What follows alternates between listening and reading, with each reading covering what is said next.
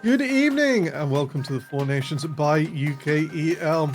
Gentlemen, it is the last night of the regular season. Welcome, Drake. Welcome, Rob.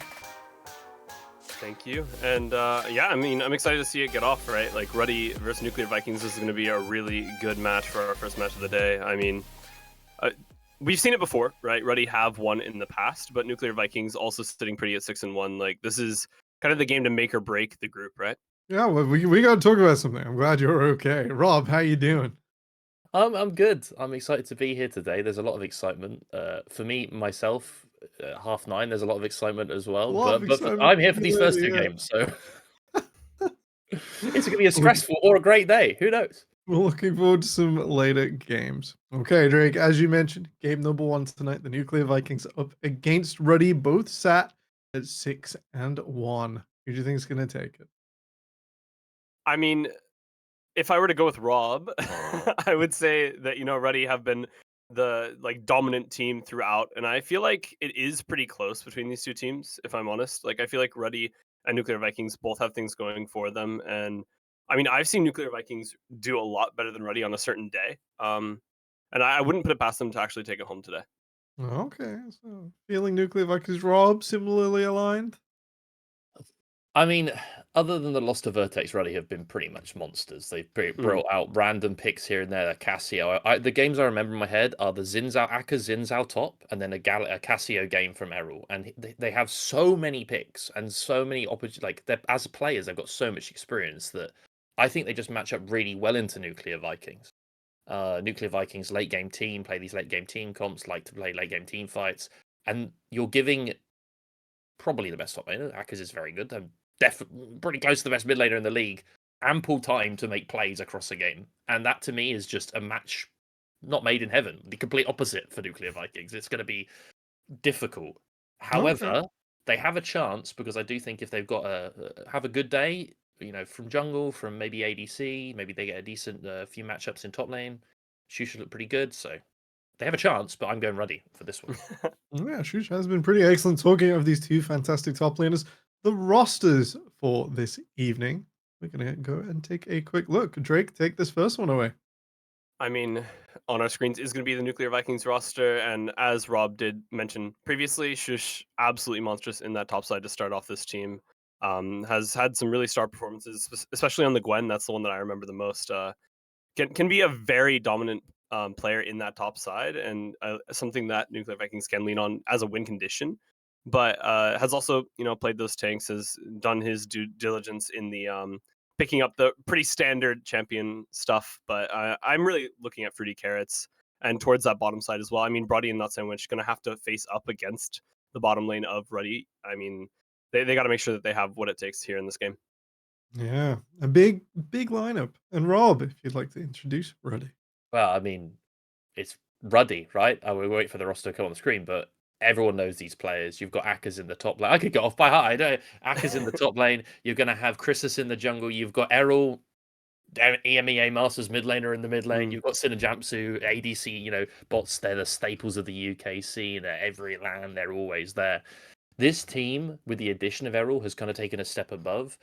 There was towards the end, I would say, of last split, Ketsuo didn't necessarily have some of the greatest games in that playoffs, and them bringing in Errol, who is a tried and tested mid laner, has kind of solidified the roster. For me, Aka's Errol are just incredible solo lanes.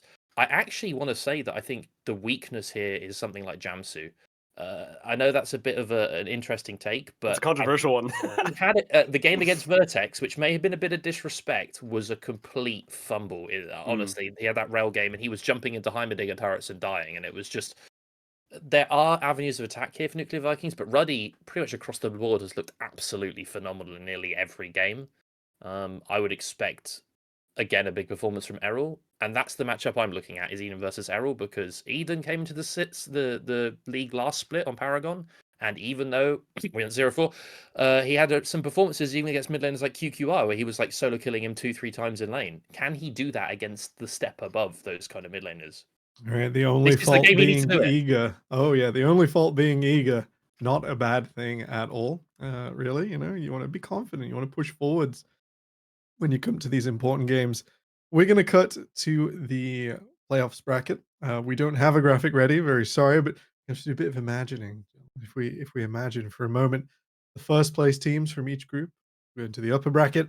Second places will go into a fight against the winner of cross group third and fourth to then proceed to the upper bracket or the lower bracket if that series is lost.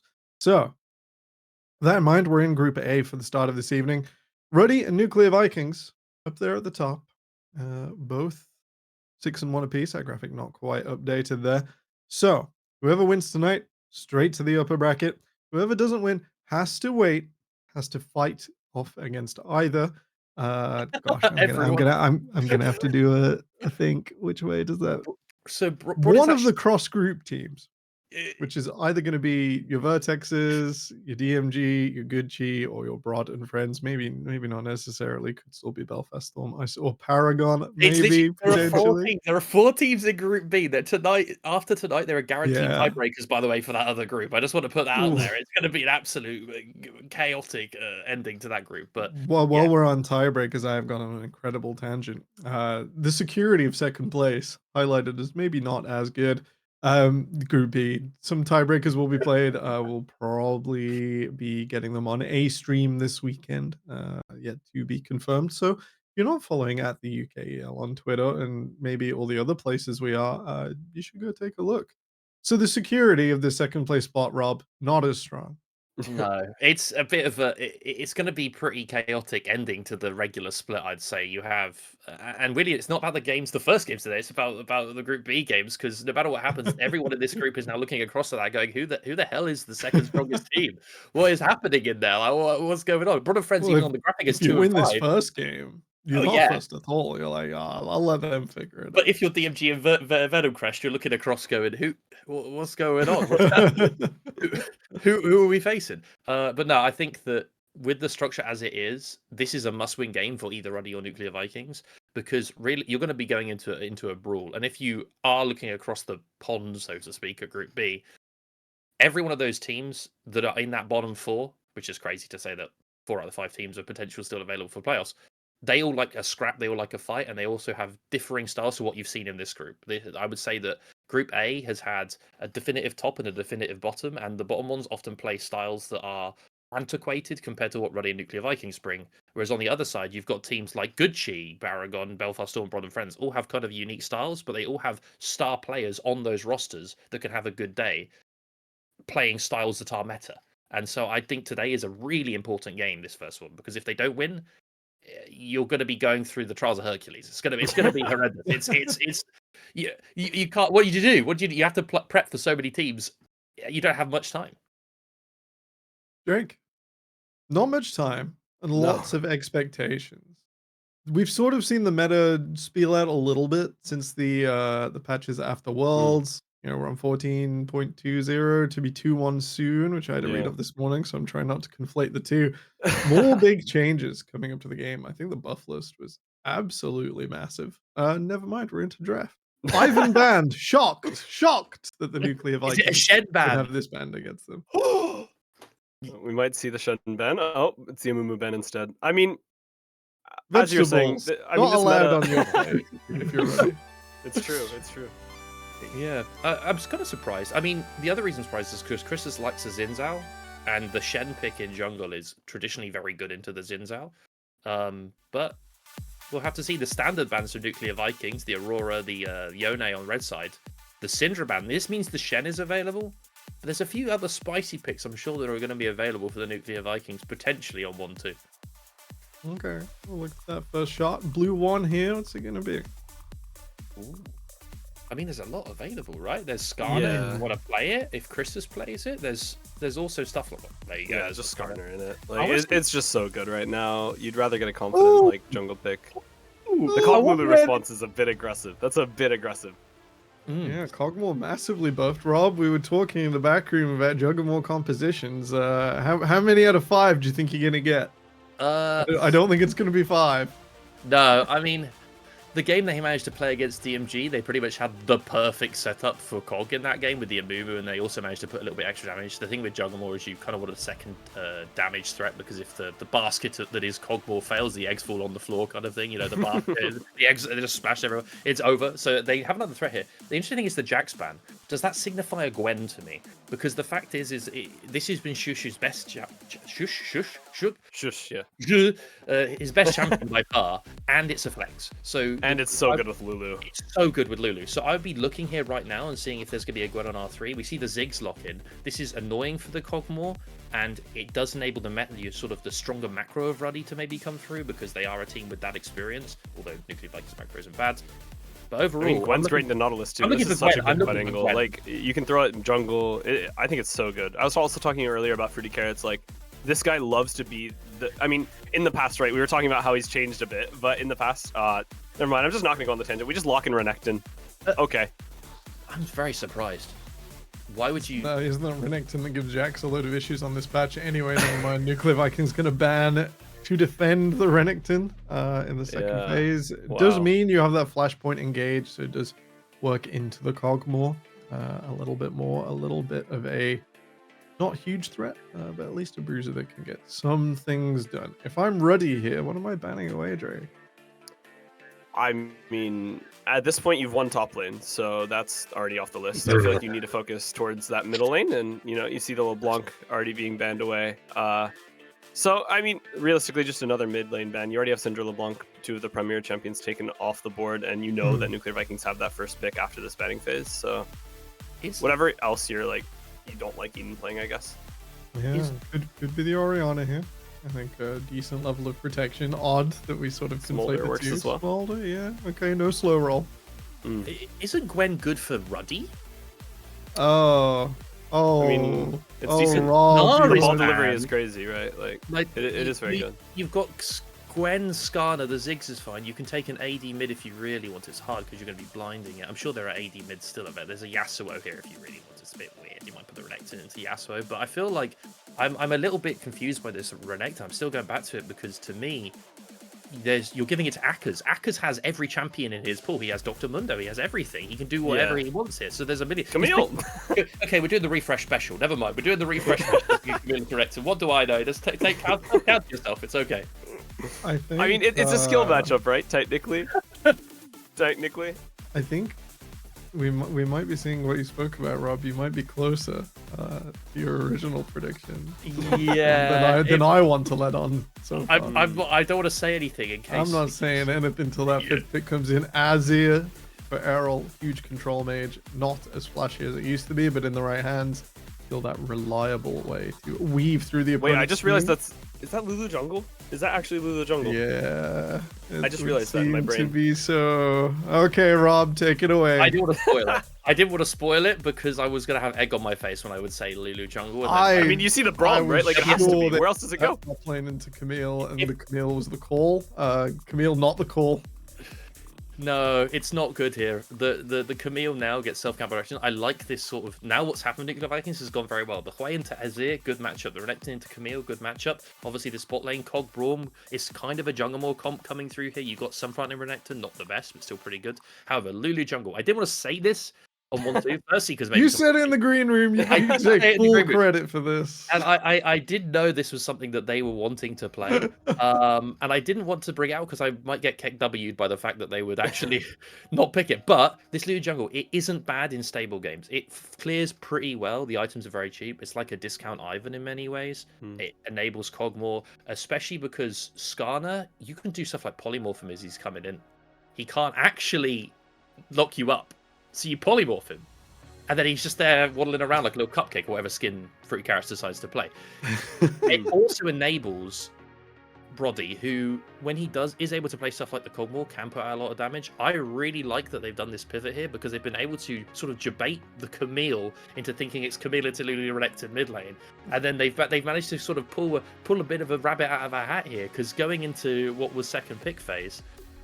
It was honestly, I was a little bit concerned. Yeah. As soon as the Braum came in, I got a feeling. I was just like, Yeah, I don't want to say it because it's one of these things where it still could have been like a Lulu mid lane, which isn't really an even style. But then Braum roaming to Lulu mid, like we've seen so many support mid synergy is now like something actually worth talking about in draft, which is crazy.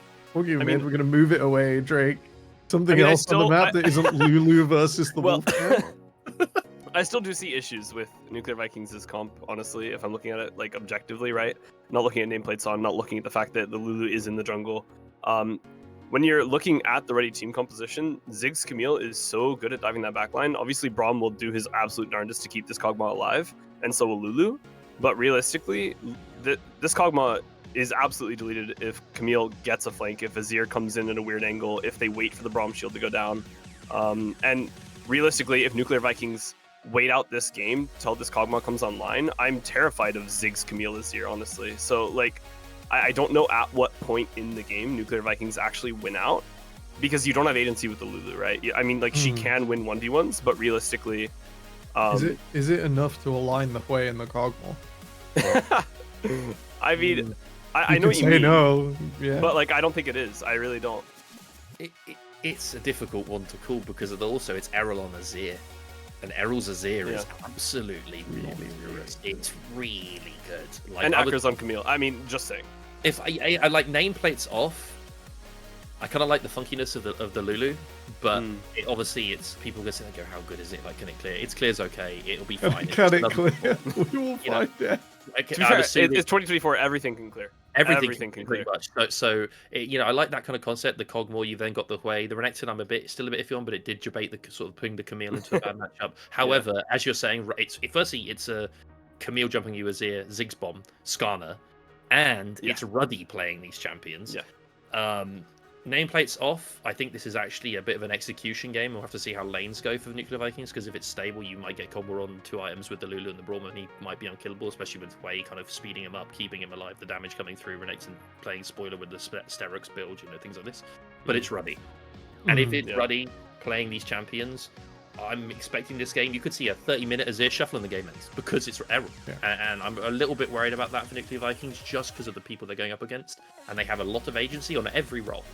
Pretty much. I think it's very fair that like the biggest critique is if Nuclear Vikings get away with this for 25 minutes and they get a fair fight where both AD carries get to right click and their AD carry right clicks real good. Ziggs don't right click real good. That's dumbing it down a bit, but if you don't have those rotations, it's a real struggle. I'm gonna push you both for a prediction. We were sort of, Drake, we were feeling the Nuclear Vikings about 5 minutes ago, and not to push you for it, but what do you think?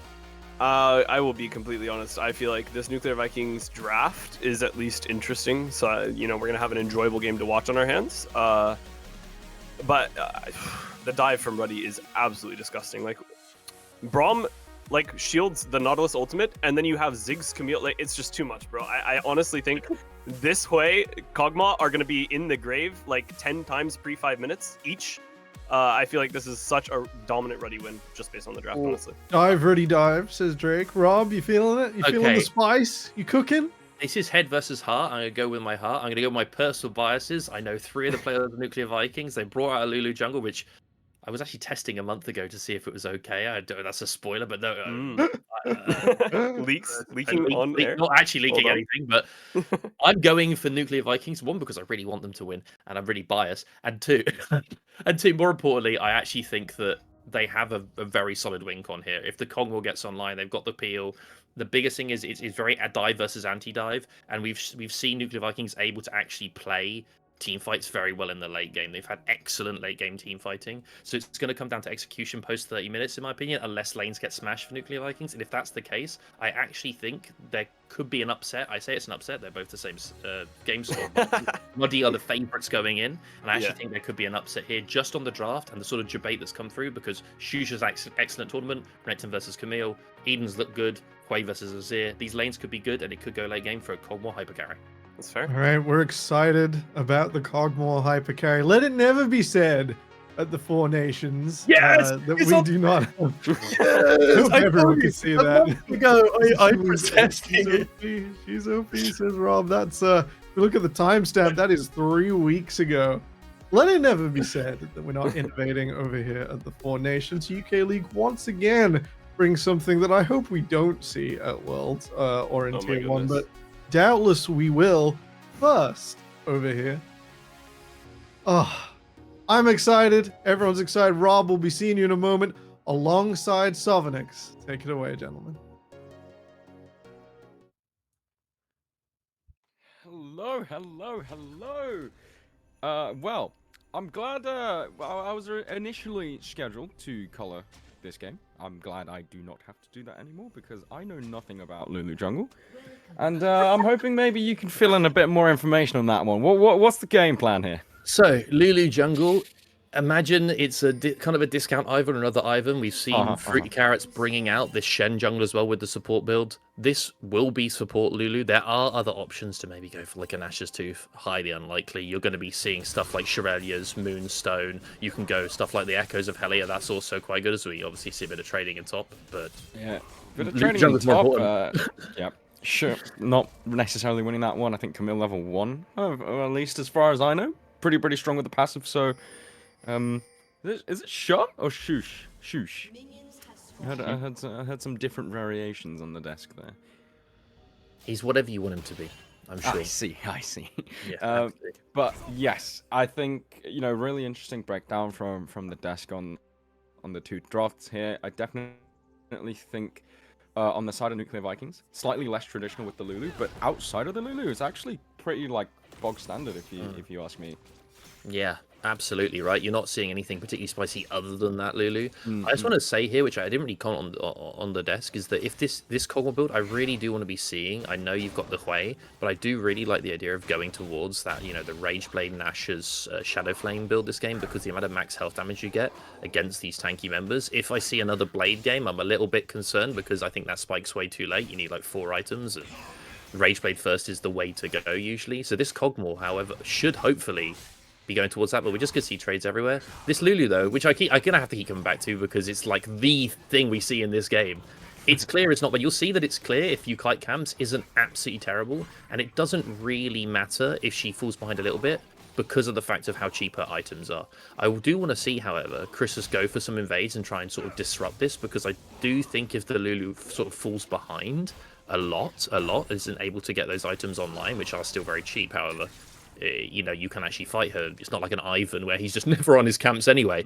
If you are able to fight her, you are going to be able to sort of dissuade the spikes that we're going to be seeing later, on the 2 support items on the Lulu, the 2 items on the Kog'Maw. So I want to be seeing a little bit of early action here from Chrisus, which is happening. 3-man mid lane. Speaking of, it looks like there's a gank in the mid lane. Kranos not opting to use the flash as Errol secures himself a kill alongside his jungle support. First blood already into the hands of the Azir.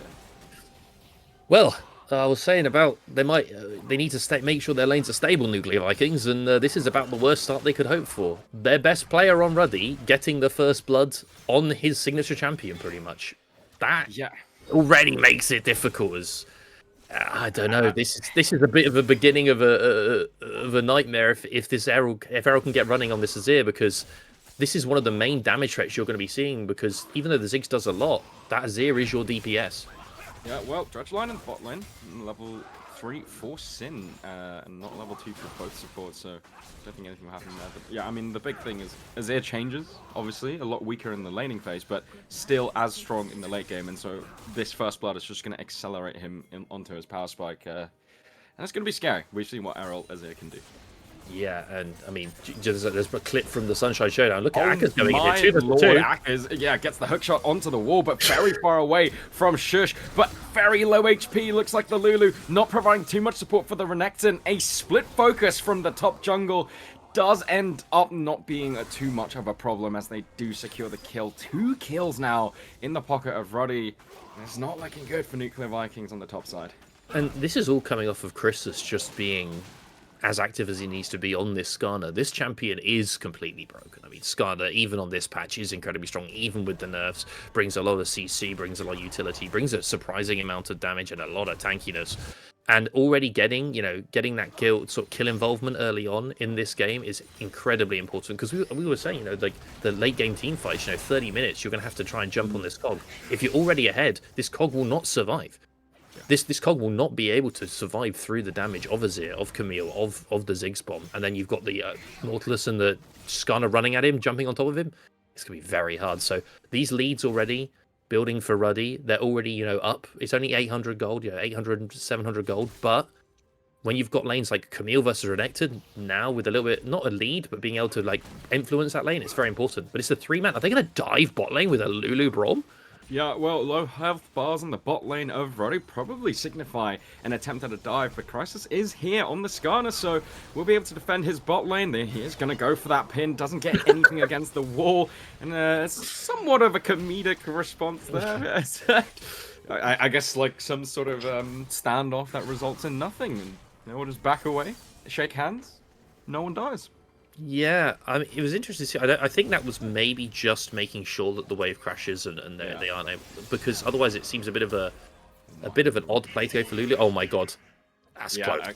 Yeah, that was very close. Errol almost getting in range for the Empress to fight. I think he knows that Akranos did not use that flash in the last gang, so didn't go for anything aggressive. But the scary thing about this is that I know Hui is a massive counter into Azir. Now on my screen, it doesn't really look like that at the current moment in time. Yeah, I would also bring up that this lane was so heavily influenced by that sort of level 3 gank, and it meant that Errol's got that kind of attention early, and they're going to need a little bit of a support here, maybe Akranos, to be able to get back into this lane, especially without having TP. You usually want to be using the TP in these lanes to get those decent resets. When you're having to use it on early gank, it feels absolutely awful because you're always going to be sort of behind in items. Just look at the item difference before any kind of base. You've got a Blasting One and a Dagger versus an Ampto, both got Doran's rings. It's not looking great. First Grubs, however, it's going over to Ruddy. That is also a huge point here where maybe they can look to pull the Juggernaut composition apart with the Camille on side lane. The Grubs gives power to that. So everything right now is going the way of Ruddy. They are currently up 1.3, 1.2, 1.3k gold. And so far, we'll have to see if Nuclear Vikings can stabilize, because this is not uncommon for the Nuclear Vikings to fall behind in games with compositions that do have good late games.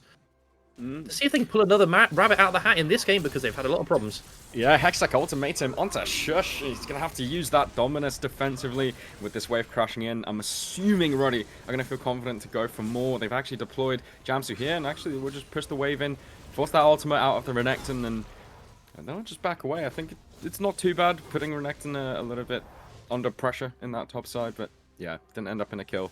Actually, I'm seeing on the top side a recall getting cancelled. Shush might actually just go for the all-in on top of Jamsu here. He doesn't have the flash. He's going to get that hook onto the wall, but Shush is going to follow with the slice and dice. The second one as well, but the aftershock from Jamsu is going to give him extra resistances to keep him alive.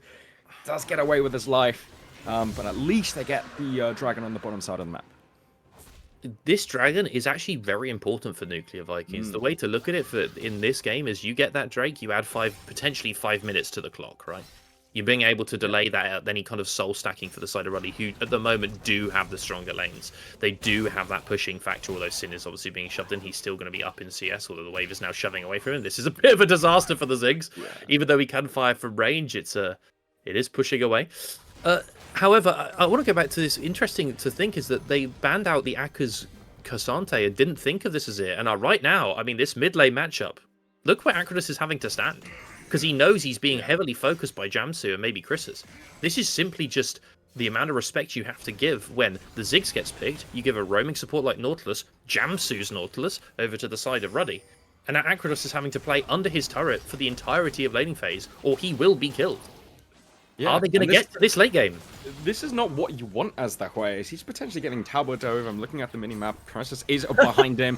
Is going to pull him closer towards that Azir, dodging away from the spiraling despair. And Errol's got 2 kills now into his pocket. And life gets even worse for the Painter in the mid lane. As top lane fighting happening as well. Shush has that Dominus coming off cooldown. Akkas is having to run away, uses the flash defensively. And then at least in the top side, Shush is putting up a good fight, but they need to start controlling this Azir. Yeah, Shush is putting up a great fight in this game against what many consider to be the best top in the UKL. He's obviously in a good matchup, so he is being able to utilize that. But despite that early gank onto him, he is still up in CS. He's pressuring the Camille. There's a dive happening top lane with the Lulu and the Renekton, and that will be a dead Akers. Akers is going to die in that 2v1 scenario, but Akranos, he just got back to the mid lane, only to die. Jamsu as well surviving again on a slither of HP. And gosh, if you're Hui here, it is that is rough. Yeah. Oh my god, he's so far behind. He's so far behind. Why? Yeah, this is also something where this is not something you'll usually discuss, but the mental effect of what is currently going on in this mid lane. You're facing what many to say is the best mid laner in UKL, had some standout performances, and now you are being 3-manned on cooldown. Well, you got 3-manned, and then you got Dove, and then you got 3-man again. And at that point, you're sitting there going, are you going to sit and look at your team and go, well, I can't do anything. This guy is already a monster on his champion, and I'm being dove, I'm being ganked repeatedly. What is going on? And this is the moment where you have to sit back, okay, we still have chance of scaling on this Kog'Maw. Even in CS, there is going to be a Blade build, which I really dislike on the Kog'Maw and Kog'Maw patch. I really think that Rage Blade is the way to go first. However, Blade of the Ruined King going to be looking to be completed first by that Kog'Maw.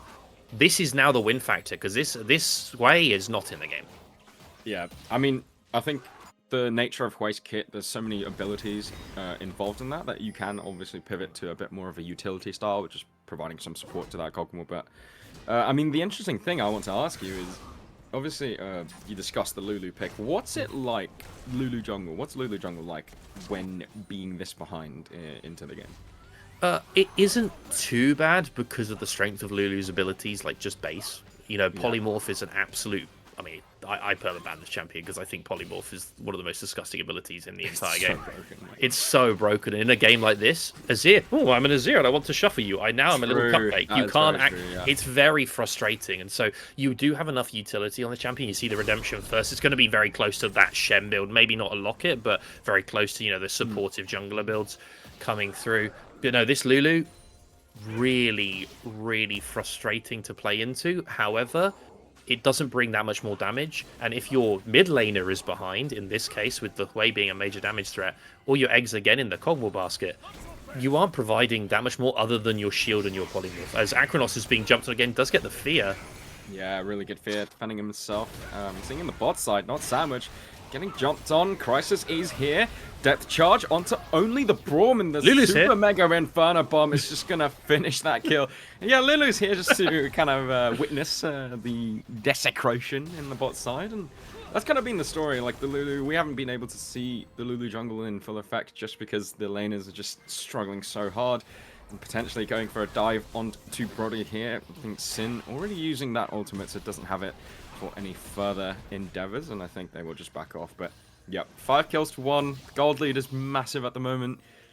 Oh, the Nuclear Vikings, they are running out of options, but they do have the scaling on their side.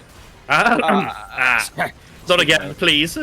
Yeah, Impale is going to come through. Errol flashes just in case, and Crisis is going to get that kill. Akranos, 0-4. Now I might be wrong, but most people would agree that this isn't the best look for the Hui. However, it's also not really his fault. He's kind of just getting camped underneath his own turret. Yeah, I mean, we might say Errol was looking great, but honestly, the MVP is Krisis, right? Krisis has looked ridiculous this game. In addition with Jamsu being able to get that kill top lane, going mid lane as well, they're now getting the second dragon here. This mountain dragon is actually very valuable for the side Nuclear Vikings. Getting those extra resistances onto the Kog'Maw gives you a lot more effective, effective HP when you've got that Lulu as well. So nice to see them being able to pick that one up. However, yeah, this has been Krisis and Jamsu, but mostly Krisis has been absolutely on point on this Skarner. Usually we see him on stuff like the Xin Zhao, but this Skarner has been an absolute monster pick for them really already. And this champ it doesn't fall off. It's not a champ you can sit there and go, oh, well, he's managed to gank us a few times, but he won't be useful in teamfights. That Impale is honestly broken, and it's going to make life hell for anyone who tries to stop them. As it's another 3-man in bot lane. Not Sandwich getting caught out. Really nice Glacial Fissure onto 3, and actually not Sandwich gonna survive off that one. A lot was used. Okay, Ziggs moment. So that turret's gone. Yeah. I have also noticed this siege coming out from Roddy's composition with the Azir and the Ziggs is unreal strong. They will get through these turrets very, very quickly, which is interesting considering that they don't actually have a marksman, which is usually what is like, you can shred through these turrets very well. yeah, but these two champions, gosh, they push very, very fast. Yeah, and just look at Ziggs right now. Look at the mid turret HP. That's another dead turret in mid. Yeah. That's dead. That might as well not be there. So that is where we're seeing this Ziggs, which honestly, as a pick, makes macro so easy as a team because you heavily push bot lane. You try and take that early turret, before plating's full, which they just missed it, but still they managed to pick that turret basically on turret plating's falling down. You then run it to mid lane, pick that turret up. You can then run it to top lane. You get all those outers down, and then the map becomes dark and full of terrors for whichever team is facing the Ziggs. Because when you've got stuff like this Skarner and this Nautilus, they're gonna be able to lock someone down into a Ziggs bomb, maybe then into a Camille jumping from a side. You then need really great vision, and that's very hard to get versus these tanky members. And then your mid jungle is a Lulu Braum. You're walking into the darkness with a Lulu Braum. That's hard. Yeah. Shush has got to outplay this somehow. I don't know how he's doing that one. Speaking of darkness, it looks like the Skarner is just going to arise from that same darkness, goes onto a killing spree, and he's really showing why Skarner is banned as often as he is when the opposition is on red side. So 6 kill participation out of 7. Pretty good result for a jungler. Really making a lot of plays happen for Roddy across the map. Yeah, I mean, and right now they're gonna go for a dive onto the support duo. No, okay, they're gonna back off. This is again, it's the Krishna show. This Skarner first pick, which I was very surprised to see it get through, just because of how strong this champion is. Just even though Worlds is a previous patch, look how strong it is at Worlds. Look how strong it is right now. It's completely broken. They need to figure out some way of stabilizing this game, Nuclear Vikings, because now they've lost mid turret. Top is being shoved in with that Lulu basing. They're going to get a bit more damage on that turret. Ziggs can rotate top, look for that gold as well. They're getting the Herald. Everything is going the way of Ruddy. They are currently 5,000 gold up at 16 minutes. It's not an absolute speed run, but it's pretty close. And right now, where is your point of pressure for Nuclear Vikings? How are you going to weather the storm? Because Azir now takes a side lane. Who is matching him on side lane? Renekton and Hwei don't want to match him on sides. Camille has to be matched by Renekton. Hwei into Azir is a disaster if the Skarner turns up. So, especially a fed Azir like this is going to be even worse. I don't know right now as Nuclear Vikings, you're going to have to either look for a miracle fight or just hope that Ruddy take their foot off the gas a little bit and just let you sort of scale, because right now they're not letting up at all. Yeah, and even the Drakes, right? Like, of course, you have 2 dragons in your pocket, but then how on earth are you going to contest the ones after this? Like, you have no means to actually do that. Every single wave is pushed in extremely deep. Shush actually winning out pretty heavily on that little duel against Akash, but it's going to be tough. I think, is there a particular power spike in terms of items on the Hwei or the Kog'Maw that you are looking for the side of Nuclear Vikings? I think if you're this Kog'Maw now, because you've gone this Blade build where you aren't going to be getting that crazy magic damage, from like the Shadow Flame third, I think you're now looking for your Rage Blade maybe into something like a Runan's third, and I think you almost need 3 items on Kog at this point to contend, which is going to be a tall task, really, with how fast this game is going. Hwei, on the other hand, honestly, with how strong the Azir is, I don't know if Hwei could build much that helps him. I think the Hwei on side, look at if this Azir decides to play aggressive, you're going to have to fear him. Hope you don't get hit by the knockback. This Azir is going to be sat on the Shadow Flame very, very, very, very soon. What you'd imagine be 90-minute 2-item Azir. You're not going to be anywhere close to that. Finishing those items is going to be harder. Shush is just taking an awful trade in top lane. Yeah, this trade not looking so good for the Renekton. Dragon is spawning on the other side, so if Akash can keep this Crocodile busy, won't be able to teleport in to supply any support to his team. As a TP is being channeled from that Azir, not Sandwich, pops the Glacial Fissure, and it's not that effective because Jamsu is going to land a Dredge line, and the Impale is tagged onto a perfect target as the Kog'Maw is now in the front line of the entire Ruddy squad, and the Emperor's Divide is going to catch 2. The third is going to drop as Errol picks up a triple kill. Might secure a Quadra in the face of a potential pentakill. He's killed Akranos over and over again, and one more kill onto him is going to secure the 5-piece. Akranos finally does get something on the board, but that team fight is already over, as it looks like Nuclear Vikings are just going to drop. Aka's going to go forward. Akranos might be dropping to the Penta. Errol lacking a little bit of damages. Akranos actually just going to donate it over. I don't know if it was in time. No, unfortunately it wasn't, but he is indeed legendary. The inhibitor is down. That team fight was as dominant as you can get. And yeah, Nuclear Vikings, if this game was not already over, I think that definitely is. Yeah.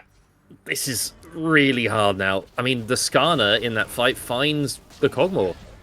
Roddy gets caught out by that Impale, dragged into the team, has to flash, they have to burn Lulu ult, burn everything on him, and Errol just turns up and cleans up the fight with an excellent shuffle. And although I gave my sort of heart analysis to Nuclear Vikings, I really like them trying stuff like this Lulu jungle. I love, Kog'Maw compositions, big fan of those.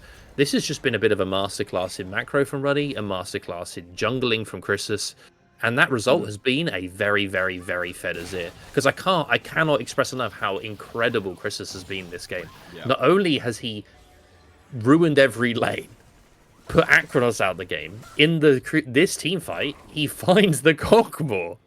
Unbelievable. I mean, this is...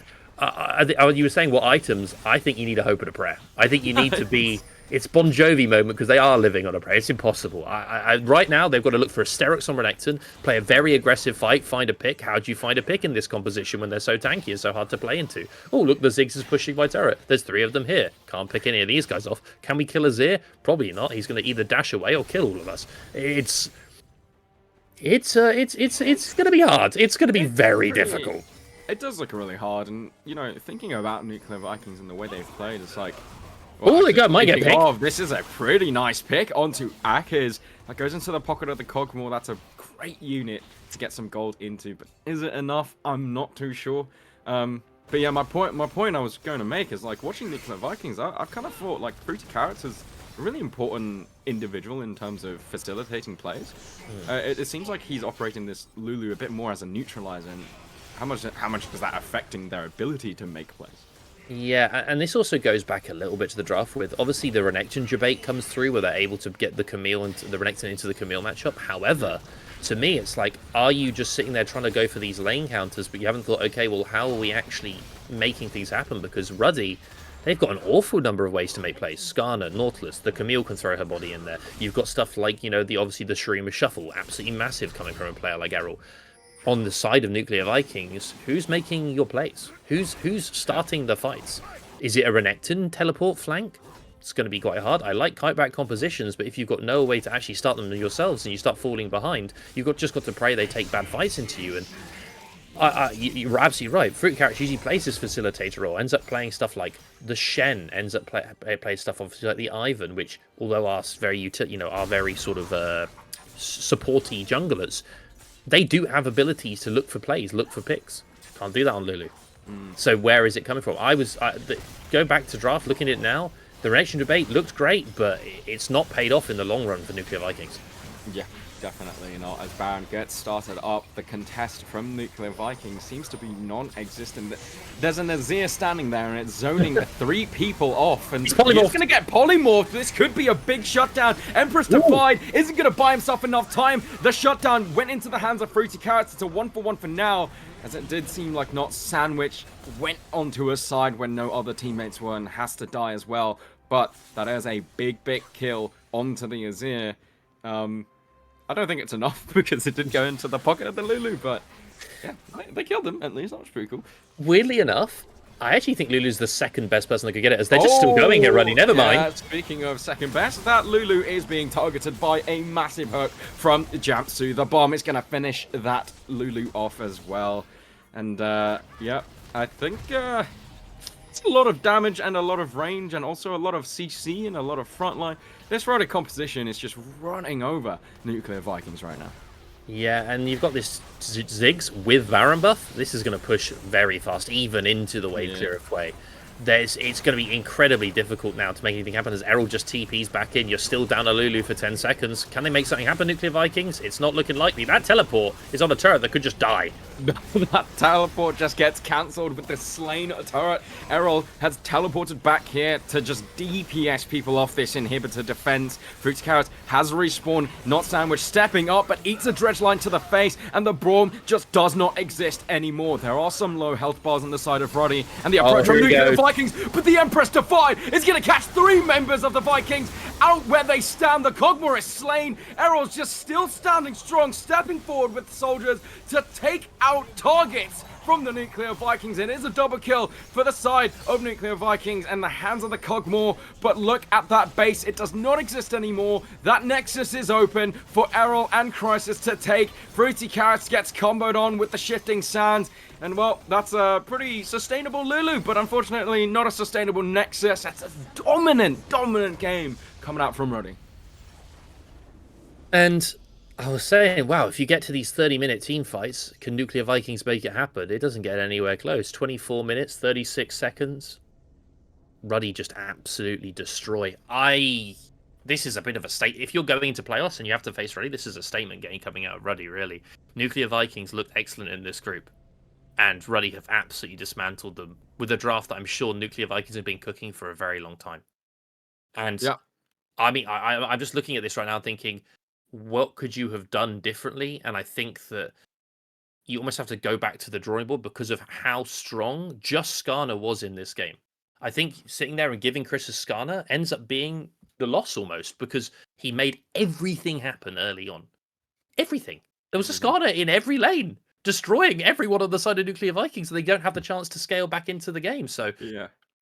A tough loss for Nuclear Vikings because it feels so awful. I mean, if you're Akranos, it feels horrible to be camped in this way. You're being towered over, that you're getting 3-man level 3, and then you're towered over again, you're 3-man again, and then you're towered over again, and you're like, okay, well, what can we do on the sides of the map? I've got Cogmore, Braum, Lulu jungle, and a Renekton top. I don't know what my team gets to do here.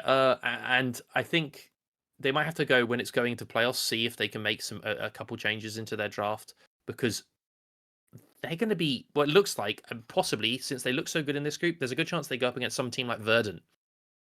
That team is also terrifying. They have different ways of playing to Ruddy, but they're very scrappy, Verdant, and they will take it to you just like you will see Verdant doing what Ruddy have done this game. So Nuclear Vikings maybe back to the drawing board a little bit. See, can they make this Lulu jungle work with a few more picks? And Ruddy, monstrous. They've got to be favourites for the whole thing at this point. One unlucky loss to Vertex. Other than that, pretty much flawless.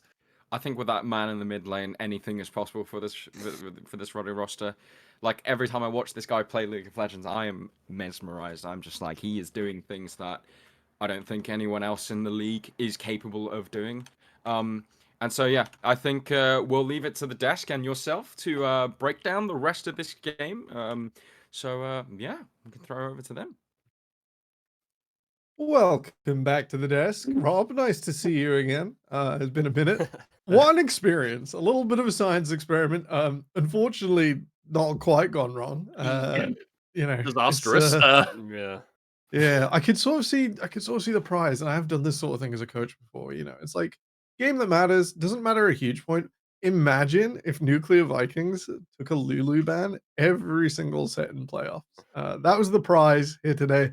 I don't think we're too worried about it. Just on concept, I think you're right. Without the utility jungler being able to actually participate in a 2v2 or, you know, set up meaningfully for a play, it left us a bit short.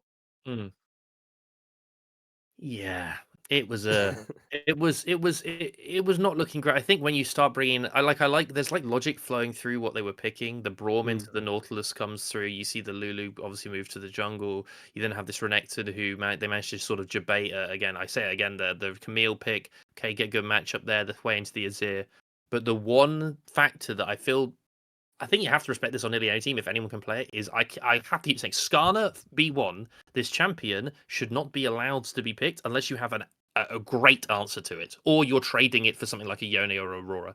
Because if you're giving over the Skarner, you've got to have a really solid game plan. And here, just think about it. What the Cogmore has to kill him at like 3 items, and the Skarner just ran this. Crisis had a statement game on Skarner. You have to now ban Skarner against this guy because he has absolutely destroyed the second place team in this group. Drake, this one got out of hand so fast. Yeah, I mean, it definitely did. We were talking about it a bit earlier. Like, I walked away for like 2 seconds. Well, what felt like 2 seconds. It was maybe close to like three or 4 minutes. But either way, I walk away from my screen to go make some food. Come back. The game is over. It's blown wide open. Like, turrets have been taken down. We're only at like 15 minutes into this game, and Ruddy have absolutely blown it open. And I saw the makings of that before I left as well, right? Like, the reality is that exactly as Rob mentioned, right? The agency for the Skarner is so high, and you're playing against something like a Lulu, which I was talking about off stream as well, is akin to playing against like a Karthus, right? This champion doesn't really have the gank prowess that you'd want from even an Ivern, right? Like the Q for Ivern is there usually, and it applies a little bit of CC and allows you to get some stuff done. But Lulu has polymorph. If she gets within range, like it's so difficult to actually influence lanes on this champion. And you Talking did of draft winning difficult to lanes. influence, Rob, something Drake I don't think saw. Yeah. Walk us through this tower dive. I mean, are we calling it I think this a is a tower dive? dive. I think this does fit the definition. Yeah. So right here, even though the Lulu has turned up for the tower dive, Renekton here pretty much can solo kill this one. But the Lulu is around to support, I would say, and this is just the Renekton versus Camille matchup. I mean, the Lulu did manage to do a couple things, but realistically, this is the extent of Lulu's impact on the game. You did see In when the the Skarner came in strictest bot of lane. definition, that was a Lulu jungle tower dive. It was. I will say you saw the logic for the Lulu into the Skarner when there was the level 4 and whatever it was around bot lane, where the Skarner ease in, you polymorph the Skarner, and the Skarner's just sat there like, well, I can't do anything. I just think you need more impact from other roles. I think you have a problem where you're basically sitting back in every other role other than top lane, and you're sat there going, well, I can't. I'm playing. I think I said in draft, Lulu loves it if in stable game states you get to that late game. But this was not a stable game. This is the antithesis of a stable by game. virtue of being there herself, opened you to the vulnerability of not an even game state. Drake, this was not long after you'd finished your dinner when you came back. Eating is important, anyone. Don't begrudge anyone the ability to eat. And this was real flashy from Ruddy's superstar mid lane. Yeah, I mean, I think I literally walked in and then this happened a minute later. Well, I mean, what else can we say? This is the Errol quadra kill. Absolutely insane. Saw this TP angle came in, and I mean, obviously, Ruddy doing a lot of work to keep everybody in position, but Errol finding this here is just magnificent, right? Just goes in, sweeps in, absolute drift master. Wipes out 3 almost instantaneously, and Akker's doing his job on the opposite side, right? The Hextech ultimatum, and this is what we were talking about a little bit as well, with just the amount of capability of this Ruddy roster and composition to be able to just run people down. You have Nautilus, you have Camille, you have the Azir as well, and I mean, technically, an unofficial pentakill here for Errol. Really insane stuff from him. Yeah, slightly too late, Akronos. Just holding the time there together. Not quite to be this time. And yeah, a bit of a shame that all in, that team fight we were looking for. Ruddy managed, they got it through. And they are first place in Group A for the Four Nations Autumn and Winter 24. We're going to play a few more games tonight, but first we're going to have a little bit of a break. After we come back, Venom Crest Serpents face off against DMG Esports UK. Try and piece out that bottom of the table. We'll see you soon. Go get that kettle on, but not too long.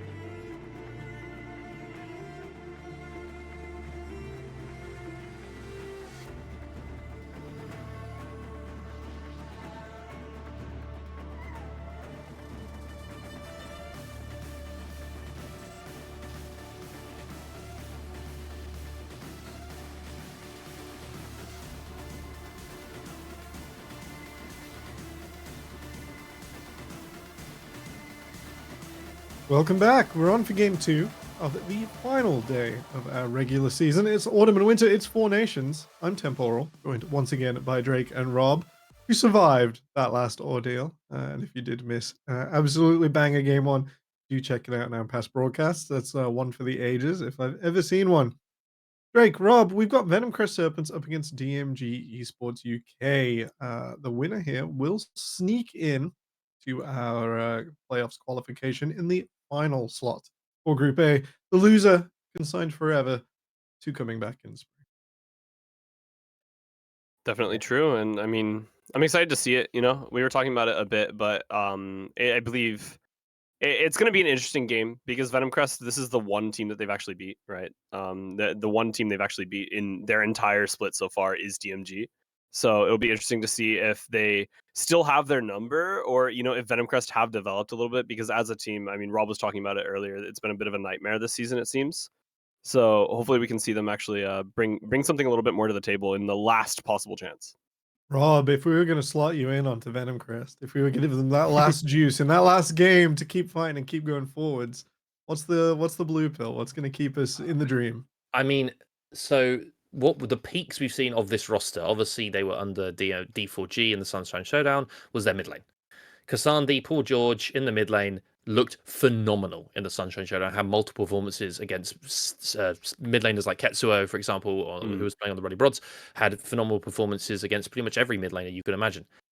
Even managed to, in the Verdant, I can't remember if they faced Verdant. I'm trying to remember now, my brain's missing, but he did manage to match pretty much every mid laner you saw. This hasn't happened this split. We've not seen the levels that Kasandi had. Also, Hazard, by the way, as an aside, had an amazing Sunshine Showdown. Yeah. Was beating out junglers like Dunlossie. It wasn't even close. He was running laps around him in jungle. That hasn't happened. Then you're seeing Reeton, who had this sort of gravity well of sucking everyone into comical Clown Fiesta team fights. That on a brawl, that hasn't happened. And so now it's almost like they've lost that sort of, even though they are the same players, they've lost that sort of secret sauce that made them really special in summer. And going into today versus DMG, they're going to have to figure something out because DMG are now back at full strength, which I believe is the next roster. Yeah, okay. If we have a look at that, Drake, the players of DMG Esports UK.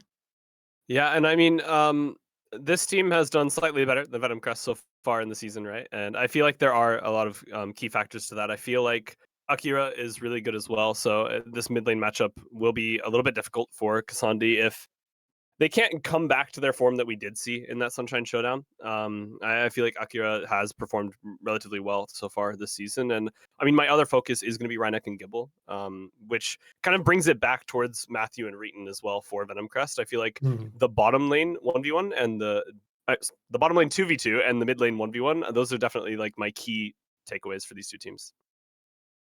Rob, you on the same page?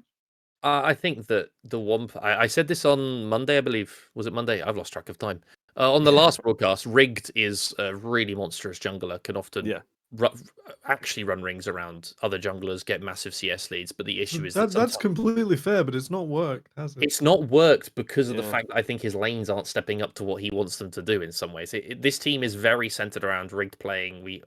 You said it on the last broadcast. It lives in our head. Freya Hecarim plays Karthus, these kind of champions, and you need laners to actually facilitate you in doing that. You can't sit there and just be like, well, I'll play. It's a bit like that Lulu game, funny enough, last game. You can't just sit there and be like, well, I'll just sit there and I'll wait for my team to do things as a jungler, because stuff that's met at Skarner is really strong. Since we've seen as a counter to Skarner, for example, it was things like this are proactive junglers. Karthus, Hecarim can kind of be, but Karthus really isn't, other than just counter jungling.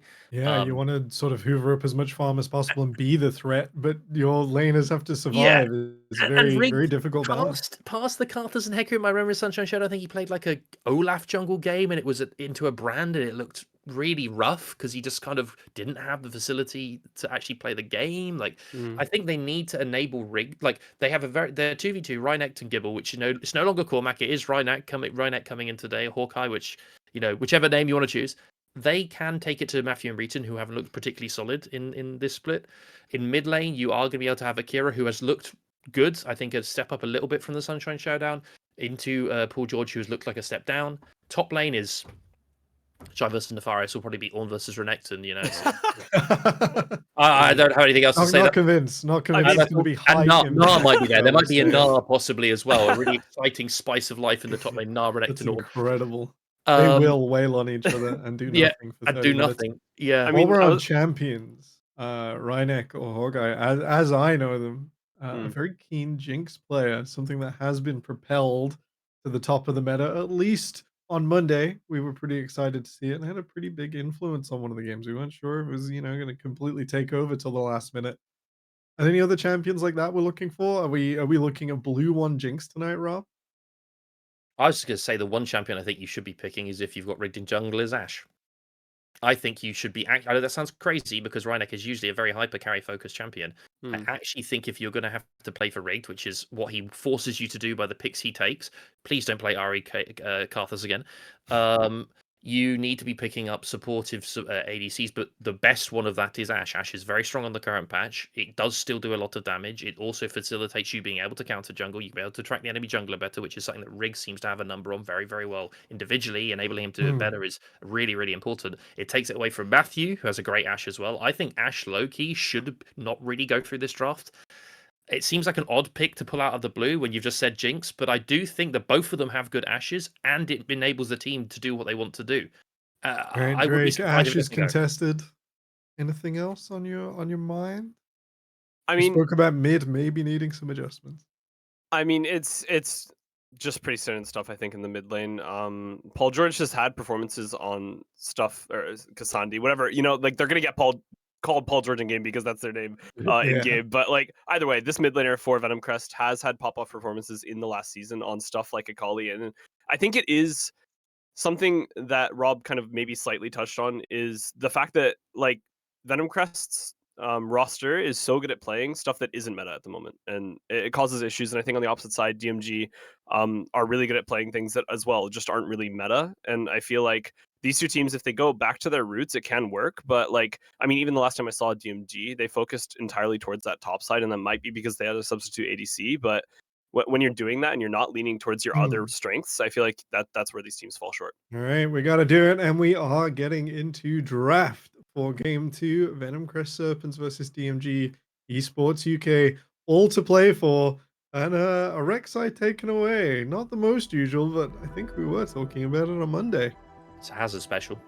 There's Hazard's the best Karthus. jam. There's the Karthus. Unsurprising. This could just be a load of jungle bans, but again, if you are against DMG Esports, I think you do look to focus out Rigged. He has been, in my opinion, the one who has stepped up the most in their wins and in their games. This is going to be 3 crazy proactive junglers against 3 Is it going to be heavy Wukong farm third for that? Because that's all Hazard's champion pool. It's Rek'Sai, Jarvan, and Wukong, and on the other side, it's like Hecarim, Karthus, Olaf, or something. And we're just going to see only jungle bans. It's going to end up being Lulu versus Ivan jungle matchup, and then it's going to be completely against everything we've just said.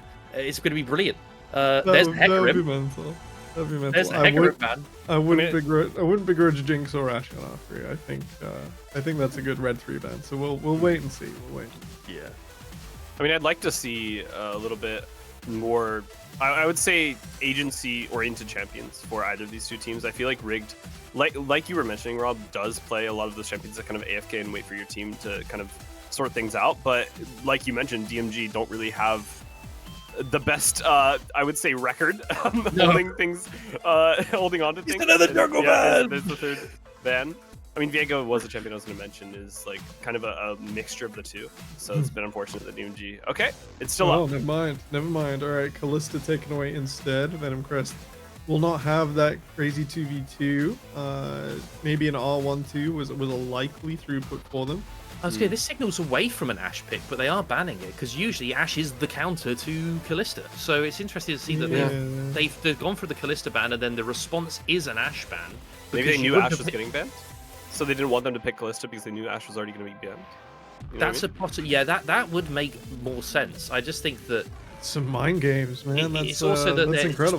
Just play the NASA support. I don't know what to tell you. With or the Kalista she can't play. I don't know what to say. But no, this Ezreal pick for DMG. I mean, I was a bit surprised that you were saying about Jinx. I actually do think Jinx is pretty strong. More of like, I would say, a Draven type character, but with the lethality build, it is a lot more about snowballing really heavily on that 2 item spike and doing a lot of damage very early. But the Ezreal picked up. this gives Venom Crest a lot of places to go here. We're not seeing any of the meta stuff being picked up. There's no Skarner, there's no Yone, there's no Aurora, there's nothing. It's just going to be their own meta, which, Drake, you were saying it, but that's how they're going to have to play this game. This is the game for both these teams. This is the game. They have to win. And I mean, maybe that's why the Ezreal got picked up as well, right? Because if we are looking back to, you know, a meta from a season ago, Ezreal can be played in the mid lane. So you have a flex pick at least for DMG right now. You don't have to play towards the ADC role. Super popular and gives you that bit of evasion. And with Xin Zhao coming through, it is another one of those impactful junglers you guys are talking about. Very impressed that it should at least be able to stay away. How are we building this for Venom Crest? I like Ziggs, actually, because it is a good champion for Matthew. Matthew's champs are like MF, Ziggs, Ashe. They're going to go for the Cassandra LeBlanc. They're just slamming it all on the table right here. Hazard is a very good Xin Zhao, along with his Wukong. It's probably the one that I would say he looked really, really good on in the past. LeBlanc is Paul George's champion. This is the one he destroyed Ruddy with in the Sunshine Showdown. And so he's sitting there going, we got to win this game, guys. I'm bringing everything out. And if you are now Akira, you can't go Ari. You want to play Ari into LeBlanc, good luck. So it's going to be interesting to see what DMG want to go for, because Akira's champ will pass that. There might be a Yone, might be a Silas, but LeBlanc makes it kind of hard to pick anything else. Where are they coming in? Well, both teams looking to dive, looking to get proactive and a little bit forward. I do like the Volibear as a response. I feel like it kind of shores up on a couple of the issues with the 2v2 already. Like, something that is so disgusting about this Xin Zhao LeBlanc pairing already is that this 2v2 mid jungle is so annoying to play against, no matter what champion you're locking in at this point. The chain of corruption almost always gets connected, and then you literally can't dodge it. It's an instant route. The W lands over by the Xin Zhao, and the Ahri gets locked in. We've just lost 2v2 immediately. I don't know. We've just decided that we don't want to win mid jungle at any stage in the game unless we get really lucky on LeBlanc Wing forward and not knowing what her keyboard does. It's really hard. This is horrendous to pick the Ahri in this spot into LeBlanc Xin Zhao. Pre-6, you're dead. Post-6, your ult gets blown every time. Volibear is a good counter to Xin Zhao, but it's a really hard 2v2. I was so sure that Ezreal was maybe coming up into mid. And there's the Kai'Sa. So hard. Kai'Sa's a counter. Kai'Sa's good into Ezreal. And Kai'Sa's so good right now, by the way. I don't know why this champion is not getting locked in. Like, I feel like maybe it's just my solo queue games, maybe it's the people I play with, but like everyone is screaming Kai'Sa is so broken right now. And this champion has not seen any play. I don't know why. And I mean, here we're going to see it. You guys will find out this champion is so strong right now. Yeah, mental into the Ezreal, the isolated damage, way too much Braum and other shore-ups for DMG will be taken away, so there will be no breaking of Venom Crest's approach. DMG on the back foot, thinking about top lane. Interesting. I'm a bit surprised, just because you're kind of banning out for what is probably going to be an R5 top, and you're kind of having to you're banning out stuff that maybe you want to play an Ornn here or a Sion or something, because the Fiora ban usually signifies maybe it could be Mordekaiser or something strange, but it's got to be something that Fiora really struggles into, and that champion is not banned very often, and especially against Shy, who is a good Fiora. He has a lot of other picks as well. He could slam an Ornn blind if he wanted to. The Jace, the Jax, never mind, I've got the wrong champion. It's now going to be Jax. I do really, Venom Crest so far can go so many different directions. Kai'Sa doesn't just have to play as an only dive champ. She can go that AP and it is able to poke out as well. So Venom Crest right now, they're kind of just rounding out what is already a great composition. On DMG, you really need to sit here and go, okay, we need to be stomping top probably. We need to be really stomping bot lane. So I think they need to be playing a very aggressive duo for this Ezreal, because Kai'Sa at some point just outranges and outscales you. Do Rel and Leona just make this go faster? Are they just instant lock here? I mean, it might be, right? Like, they're already the Rel hover, and I wouldn't be surprised, right? Like, exactly as Rob identified, I feel like the aggression for this bottom lane for DMG is important, but equally as important for Venom Crest. So there you go, the Rel, and maybe even the Leona right afterwards. But at least we know that both these teams have so much damage, right? Like, realistically, we were talking about the, maybe the draft's a little bit more Venom Crest sided right now. At least both of them have the makings of blowing each other up if one of them makes a mistake, right? This is screaming an Ornn to me, by the way, for DMG. Their bans are Camille. They need something to round it out for sure. They need something that can deal with it. Poppy support's good. Poppy support is fine. Poppy support is not as aggressive as the Leona. You probably please don't do this. You're walking into Gwen. You're literally unless you're going to go Cassandra jungle or Volibear top lane. You're walking into Gwen. You are blindly stumbling into a Gwen counter here, and Gwen is not going to have... It is fine into Poppy. It doesn't really matter. Gwen doesn't really care. She presses ult and she kills everyone on current patch. We watched that last week. We watch it exactly. We've seen it so many times. Gwen presses the R key, and then there's no more champions on the Rift. Well, It's a lot But of do fun. Venom Crest know? Do they know? Do they play it? I don't know. I haven't seen shot. There's a sign on. Oh, Cassandra. no. I mean, If this is Renekton, I think it's time Gwen's little brother. Hold on. oh, respect. All Do right, we're letting Venom Chris lead us a little. If this is Renekton, I'm very sad. By the way, I'm very sad because you've Like, left it. nah, unplayed. surely, cry. surely it's not. No. It's the answer. Yeah. You're playing around. There we go. All right, the lock-in. Eventually, you're just playing around Poppy, and then you're ulting everyone into a wall. Bit of a shame because the Volibear does do better here, but I haven't seen Cassandra take jungle clear for a hot It doesn't minute. happen. And swapping it down for Poppy to support also really doesn't work out. A little bit of madness there at the end of the draft. Are we still where we were at the end of the first phase, where Venom Crest looked slightly more impressive? Yeah, they've got every. Yeah. I mean, Gnar is an incredibly strong top laner on current patch. He is up there as one of the better champions just in general on the patch because of the fact he's able to match stuff that's kind of broken, like the Gwen, for example. He can beat the Cassante in a matchup. He's had really good matchups in top lane that are meta right now, and he's able to, he can play on side, he can play team fights. So they've got the Gnar, they've got Kai'Sa Rel in the bot lane, which means that later on they just wait until they've got you've blown everything, and Kai'Sa just dashes in and kills all of you. You're going to have a really strong mid jungle 2v2. I think there has to be a bit of maybe a game style difference from DMG, which maybe the Volibear signifies, since it's not as much of a power farming jungler.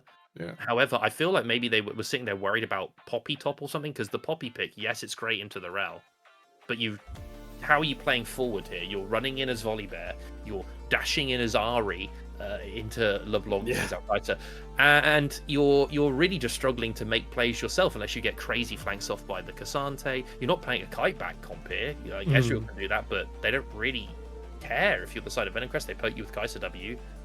LeBlanc plays in the Fog of War and then kills you. So I think this is a all Venom Crest draft, and we could see Venom Crest pull off a bit of a miracle by sneaking into playoffs, because they've had a hard time so far. All right, Drake, what are your merits for DMG's comp? Rob has completely panned them. Do you equally feel like it's not much hope and the Fiesta has to ensue for them to come out here?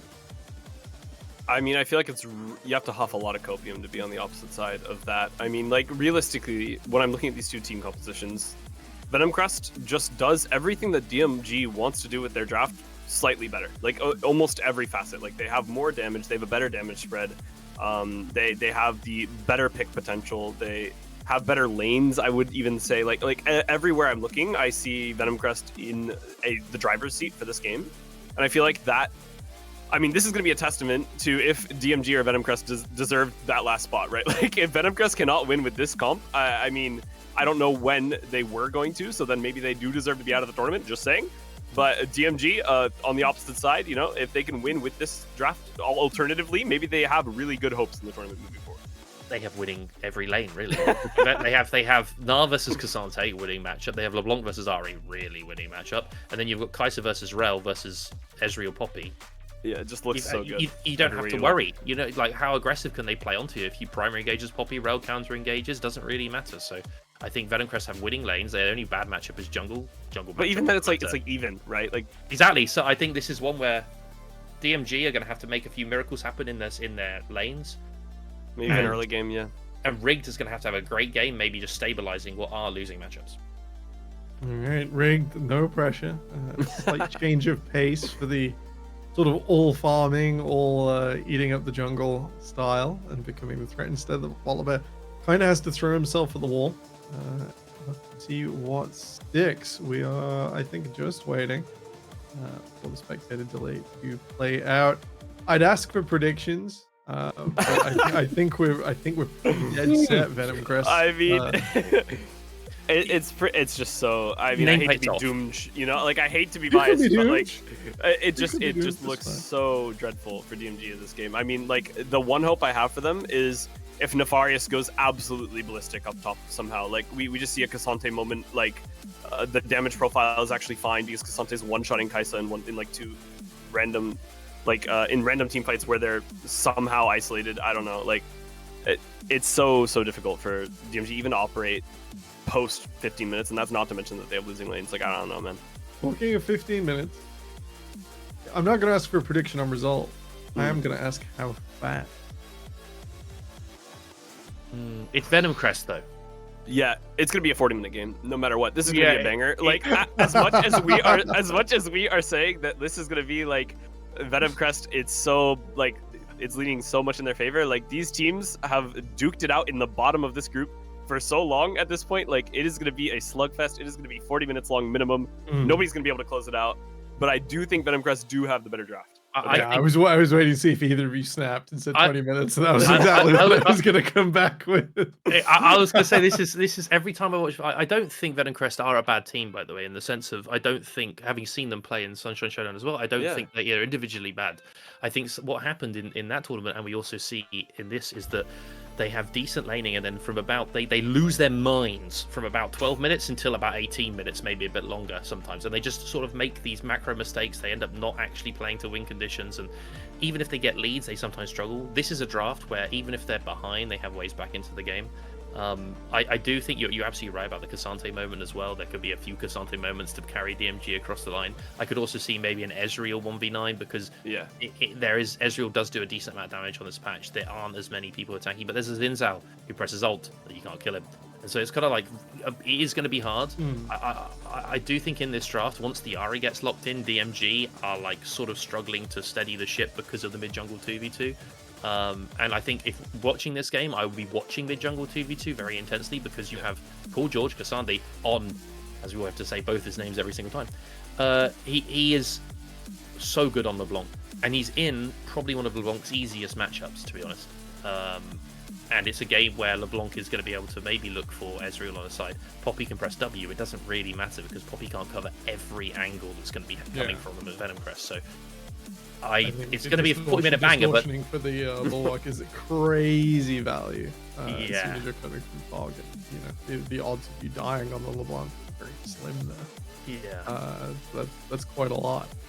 I mean, yeah. Someone is trying to get in next door. Sorry about that. So yeah, it's also, you mentioned LeBlanc's most characterized matchup. This is Victor versus Showmaker every single time. And unfortunately, Showmaker did win that matchup, and it wasn't close.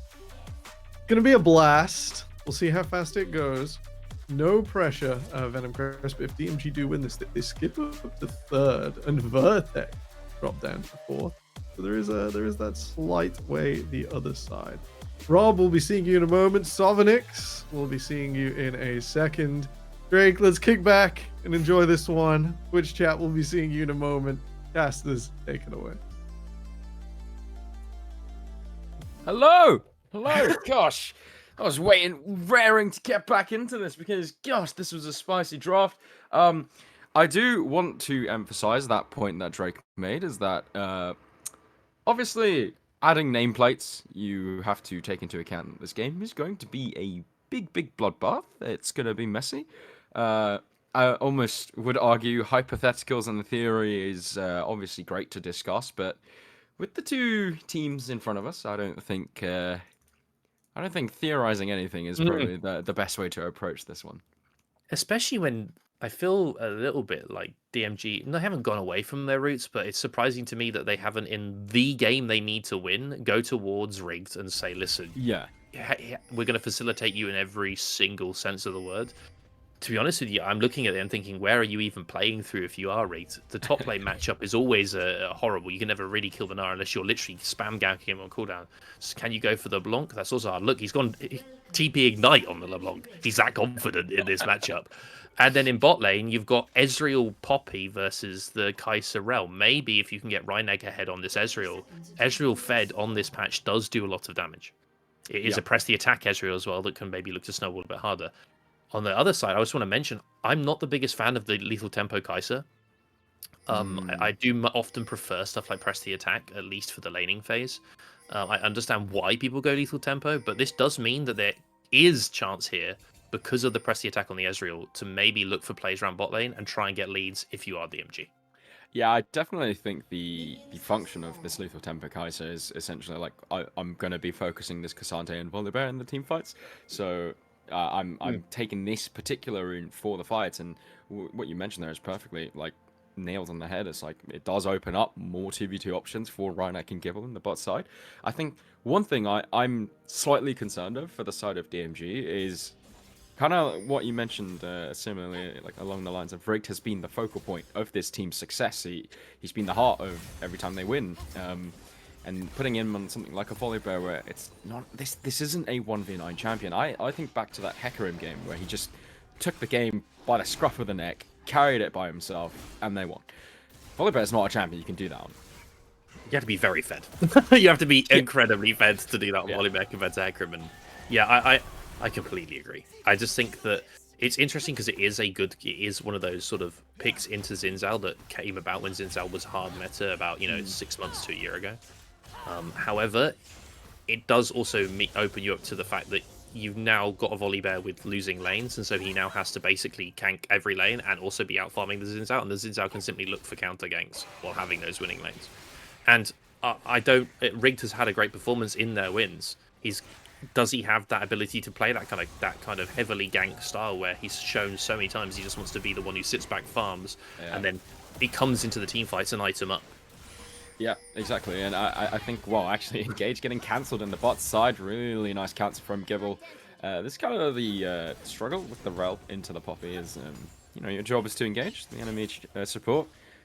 Stop set all of that from happening. So I think the key thing actually is Gible capable enough to prevent all this jumping forward from this Venom Crest team composition, because there's a lot of dashes. I mean, Poppy is a logical pick to be taking here, and if you're competent at it, it is very good. However, the way that the team from Venom Crest operate is that LeBlanc, if LeBlanc dashes forward and you aren't being able to get that Steadfast presence down, you're just going to have a hard time. But we see here, look at the Volibear looping back around. This is what he needs to be doing here, Rick. There's no vision. The flash from Gible is going to force the flash out of Tryhard Matthew, and Reason's on the other side, but no W from the Poppy, meaning he can get that crash down away. But Tryhard Matthew, you just blew your flash. Don't walk back in there, buddy, as he's just going to have to drop for first blood. Hazard arrives too late. And, well, Ezreal is going to get that first blood, a lot of gold into his pocket, and the bot side looking much, much better from DMG. Yeah, Matthew walking back in there maybe was a bit baited by the fact that Hazard was almost there in support. However, as you saw, the Volibear stun, it got interrupted, and I don't know how many people face or play Volibear. If you interrupt his Q, if you interrupt his stun, it goes back, it gets reset, and he can stun again. And everyone you face, that's why slows are good against him. Hard CC makes it a little bit harder early on, as they're fighting for this crab already. I'm loving this from Rigged. The speed he's playing, he needs to play like this the whole game. So aggressive on the Hazard. He's getting collapsed on, though. Gible has roamed up from the bottom side to provide some support to his jungler. Hazard has to just wriggle away with a slither of health. Shy pops back down into the mini-gnar and has to flash, despite being the one to support his jungler. So both flashes being blown on the top side. And DMG really, really like this look with Rigged on a facilitating champion. Speed and aggression is the name of the game for DMG. Look at that Volibear zooming in there, manages to force the flash from Hazard. Shy has to come down to support. That would have been a dead Xin Zhao. Otherwise, gets his flash burned for helping his teammate. Gible meeting up as well for his jungler. This is kind of what we haven't seen as much coming out of the UKL in general. We saw it a little bit today in the first game, is the jungle support synergies, where you're able to make plays together early on. And Gible's doing that at this point in time. Reeton now has to be conscious, okay, I can't just stay bot. I'm going to have to join these fights, because often we've seen in the whole UKL this split is sometimes a little bit of autopilot from supports where they aren't going up fast enough. Gible already roaming is a great sign for DMG in this game, and they're going to need to keep doing it, because we can't stress enough how hard this does get as it goes on for stuff like the Ahri into the LeBlanc and for like the K'Sante into the Gnar. They need to keep this pace up throughout the next 10-15 minutes, or else if they start giving up a few objectives, this game goes too long. The 40-minute Venom Crest win, which we've prophesized so far on the desk, might be possible, but so far it's looking great, DMG. It is looking good, and I'm gonna have to commend Gible for the side of Poppy. Obviously, in a game like this, it's an obvious pick, but I feel like there's a skill cap or a skill ceiling to Poppy. It's like, yeah, sure, you can neutralize all these engages from your opposition team, but can you actually go that extra step further and start creating map pressure yourself on the Poppy pick, which is exactly what he's done 6 minutes into the game. So, really like this Poppy play from Gible.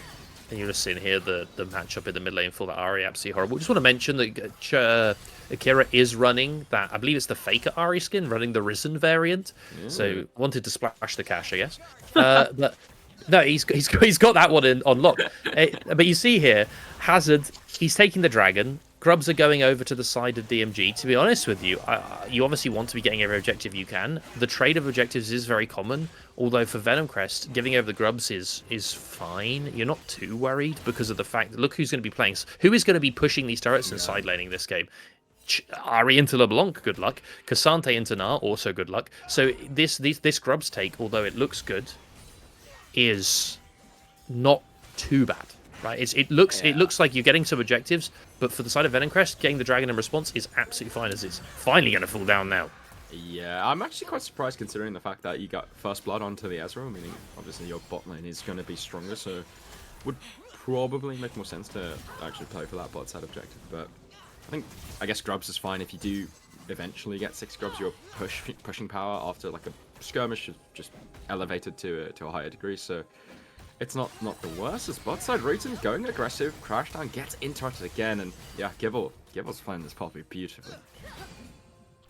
Yeah, Gibble is showing that he is comfortable on this champion, which honestly is going to be a cool part of how they are going to be able to play these sort of mid-game fights with that Steadfast presence denying a lot of what Venom Crest want to do. Later on, a little bit harder, right, because of the nature of how things go, as we see an all-in here from Paul George onto Church of Jovi. Yeah. Oh my gosh, so close. Yeah, Akira has to use the Spirit Rushes. Almost actually Spirit Rushed onto the Wolves to die. But that was the Ignite used by Paul George. And I love this Summoner spell setup. You don't have to have the Flash on the LeBlanc. Obviously, you have double Distortion for safety purposes. And you can just play hyper-aggressive, looking for kill pressure onto this Ahri. And Akira, very far behind. Look at that CF differential already. Difficult lane. Honestly, picking into it, it shows a lot of confidence, but playing against a LeBlanc specialist like Paul George is very, very hard in this matchup, as we just see a few trades top lane. The Gnar, maybe, not having the best time compared to what you expect for this matchup, but the big focus point here, if you are Venom Crest, is look how far ahead your LeBlanc is. 30 CS up. It's going to be 25 at the end when this wave crashes. She's going to be able to finish up that Ludens. She's going to be able to influence the map. And I've seen a few times Paul George take over on this champ. And if he can again, Venom Crest to go into playoffs. Yeah, he's a fantastic LeBlanc player that we have already seen. But speaking of heading to playoffs, the stakes of this game are insanely high. Talk to me a bit about how high the tension is, because from what I know of these two teams, they're explosive. They're messy. They are chaotic, but 9 minutes into the game, there's only 1 kill. You can see that people are not taking the risks, and that's how important this game is. We know the boys on the side of Venom Crest, they love a meme, and they love to brawl, and they love to fight. And the fact they're not doing that shows that they are aware this game matters to them. Yeah. Because they looked good. What, again, I want to say, Sunshine Showdown, the D4G roster that got picked up at Venom Crest, they didn't have the best time of groups. So they came into the best of 3s and, the best of 5s, and they didn't look too bad. They struggled against some of the higher tier teams. They looked good against Belfast Storm, for example. Slightly different roster now, but still, they look good against these rosters. So maybe they are closer to a best of 3 team, but they need to get there. So the fact that they're able to play a little bit more reserved is showing, a great deal of patience. There's a 3-man top lane as Nefarious is freezing the wave. They're trying to find the Gnar, who's already said, "No one's there, guys. There's no one. I'm gone. I don't really want to deal with this." Overall, however, Venom Crest, it's also possible they've recognized, listen, we've got a draft here that we've got winning lanes, winning 1v1s, winning 2v2s, and we kind of just outscale with the Kai'Sa, and the LeBlancs to be able to look for picks on later into this game. We just need to chill for a sec, get whatever objectives you can, get the farm in, and then look for these fights around 15 to 25 minutes where we're going to be able to take over the game on this LeBlanc pick, the Kai'Sa coming through as well. And you can't see DMG recognize that. Look, Gibble has been out on the map so often so far. He knows he's got to get stuff done, but Venom Crest, who usually are the ones that play into your face and make these early mistakes, they're just saying, listen, we've learned a bit from Nuclear Vikings, we learned from Ruddy, we're not going to fight you. We're just going to chill for a second and wait to see what you do. And where it gets difficult for DMG is actually when 1-3-1 starts. I'm looking at a Cassandra who obviously wants to play defensive into the Gnar. Speaking of going very aggressive onto Shy, he's going to get Mega Null though, so I don't imagine Nefarious will be able to look for anything here. But yeah, and then obviously LeBlanc to Ahri, which you've already broken down, as these Grubs possibly getting contested by DMG here. One taken Poppy away ult. from Venomcrest, as it looks Gets like cancelled. Keeper's Verdict does get cancelled, and the crashdown is going to knock onto 2. Paul George claims the first kill of this team fight. Tried hard Matthew uses the killer instinct aggressively as Shy hops away to safety in the mini form, and looks like DMG all have to go running as they make their first mistake of this game. Rhynek wasn't there to play this one out. Venom Crash, beautiful map movements to make everyone present in that fight, and they are going to get themselves the grubs. They get themselves a skirmish win, and boom, gold lead in their hands. And I mean, Matthew's there first. It's as simple as that. The Kaiser, who does still put down decent damage in these fights, is there. Gibble tries to get the Keeper's Verdict, tries to be able to get someone out of that pit, doesn't get it off, and I think held it for a little bit too long, to be honest. When you're in those situations where your Ezreal is so far away, you can't play slow if the Kaiser is coming first. You need to be able to make these, you could make it a 4v4 by just blowing it onto the Gnar, who would have Mega Gnar available. You don't need to get the jungler out of that situation, because let's be real, you're going to be fighting. You're not going to be, no, you're not smite fighting the grubs there. You are brawling to the death. So I do think it does show a little bit of a lack of understanding about the strengths, but Gibble's going in again. Hazard's right here to support. Yeah, there's loads of Venom Crest people here, and I think Gibble kind of just noticed that and was like, yeah, maybe not the best idea to fight that. Dragon does get started up, and look at the mid control that Paul George has over Akira.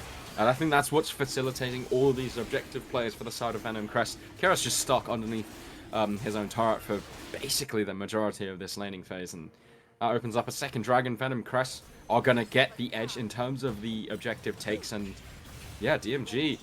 It feels like they played the first 5 minutes with a very high pace and have just hit the pause button, and nothing's really happened from their side since.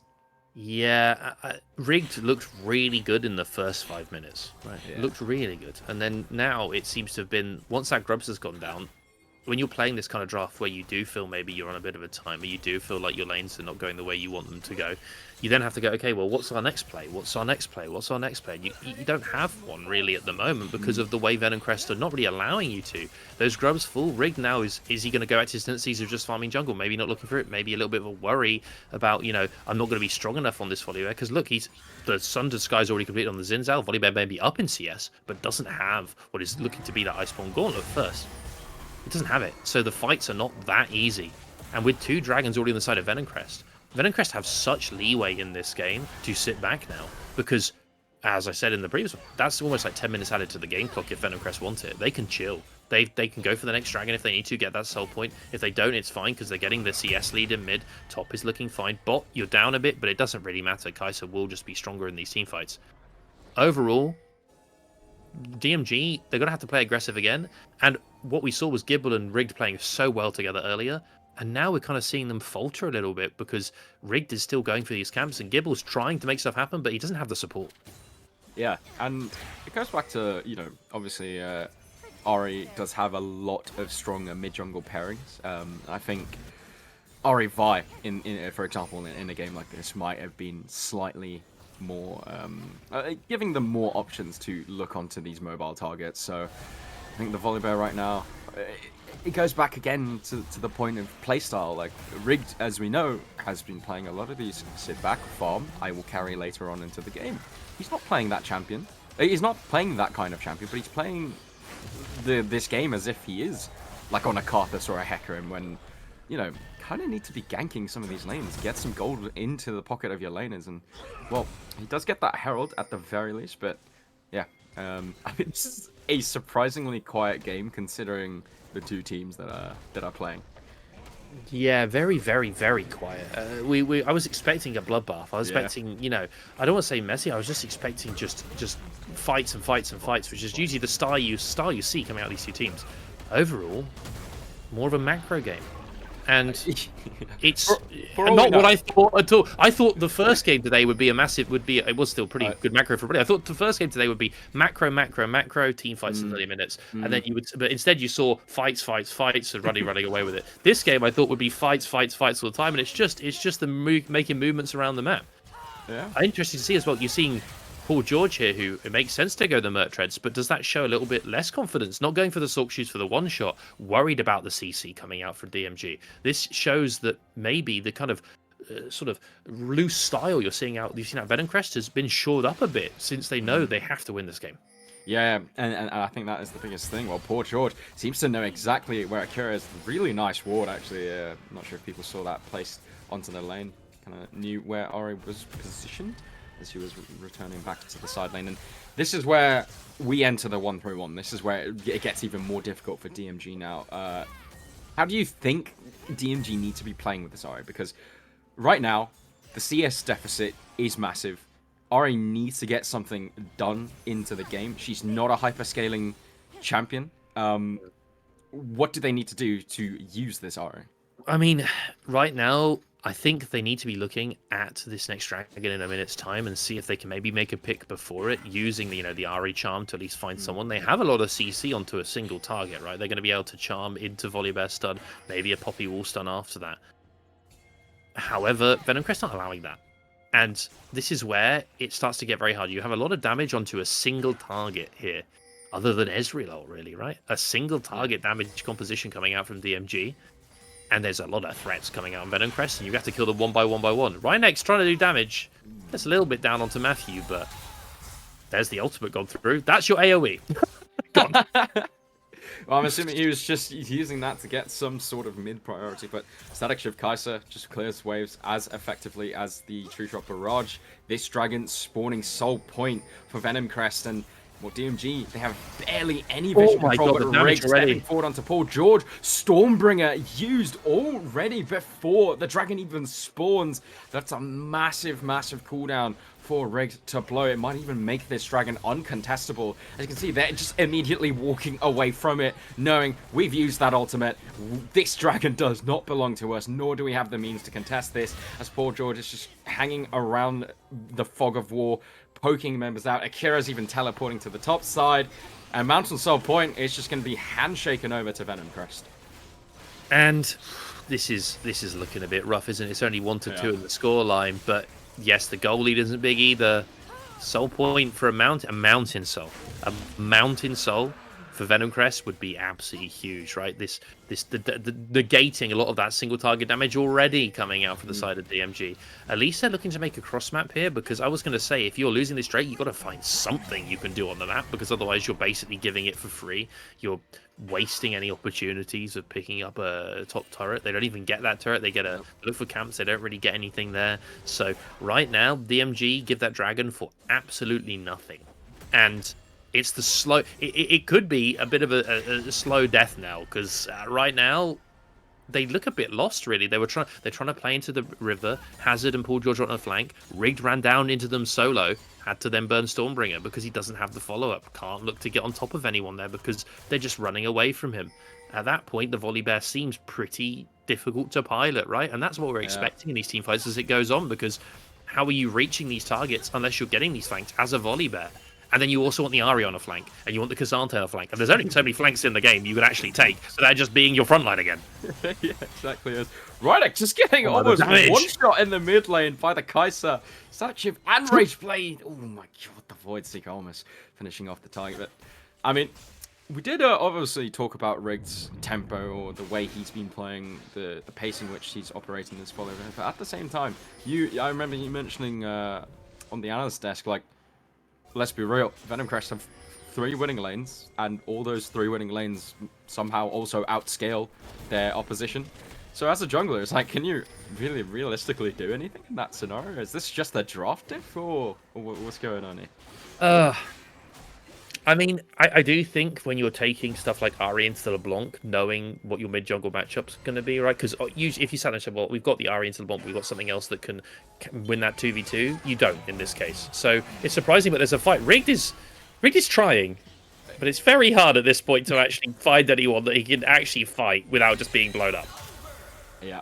Oh, Nefaris does have a decent position onto Tryhard Matthew. Akira is going to go forward with the Spirit Rushes, but Tryhard Matthew does use that Summoner spell defensively. Stormbringer underneath the turret. The Keeper's Verdict is really good, but Rooted catches everyone with the Magnet Storm into the Crashdown. Nefaris is going to go forward, does manage to pick up a kill, but here comes the rest of DMG as Rhinox is landing Mystic shots, and just like that, It looks like Venom Crest have dropped the ball and are starting to drop like flies. Shy does not have the teleport, so cannot arrive into the mid lane. Opts to just continue pushing on that side wave.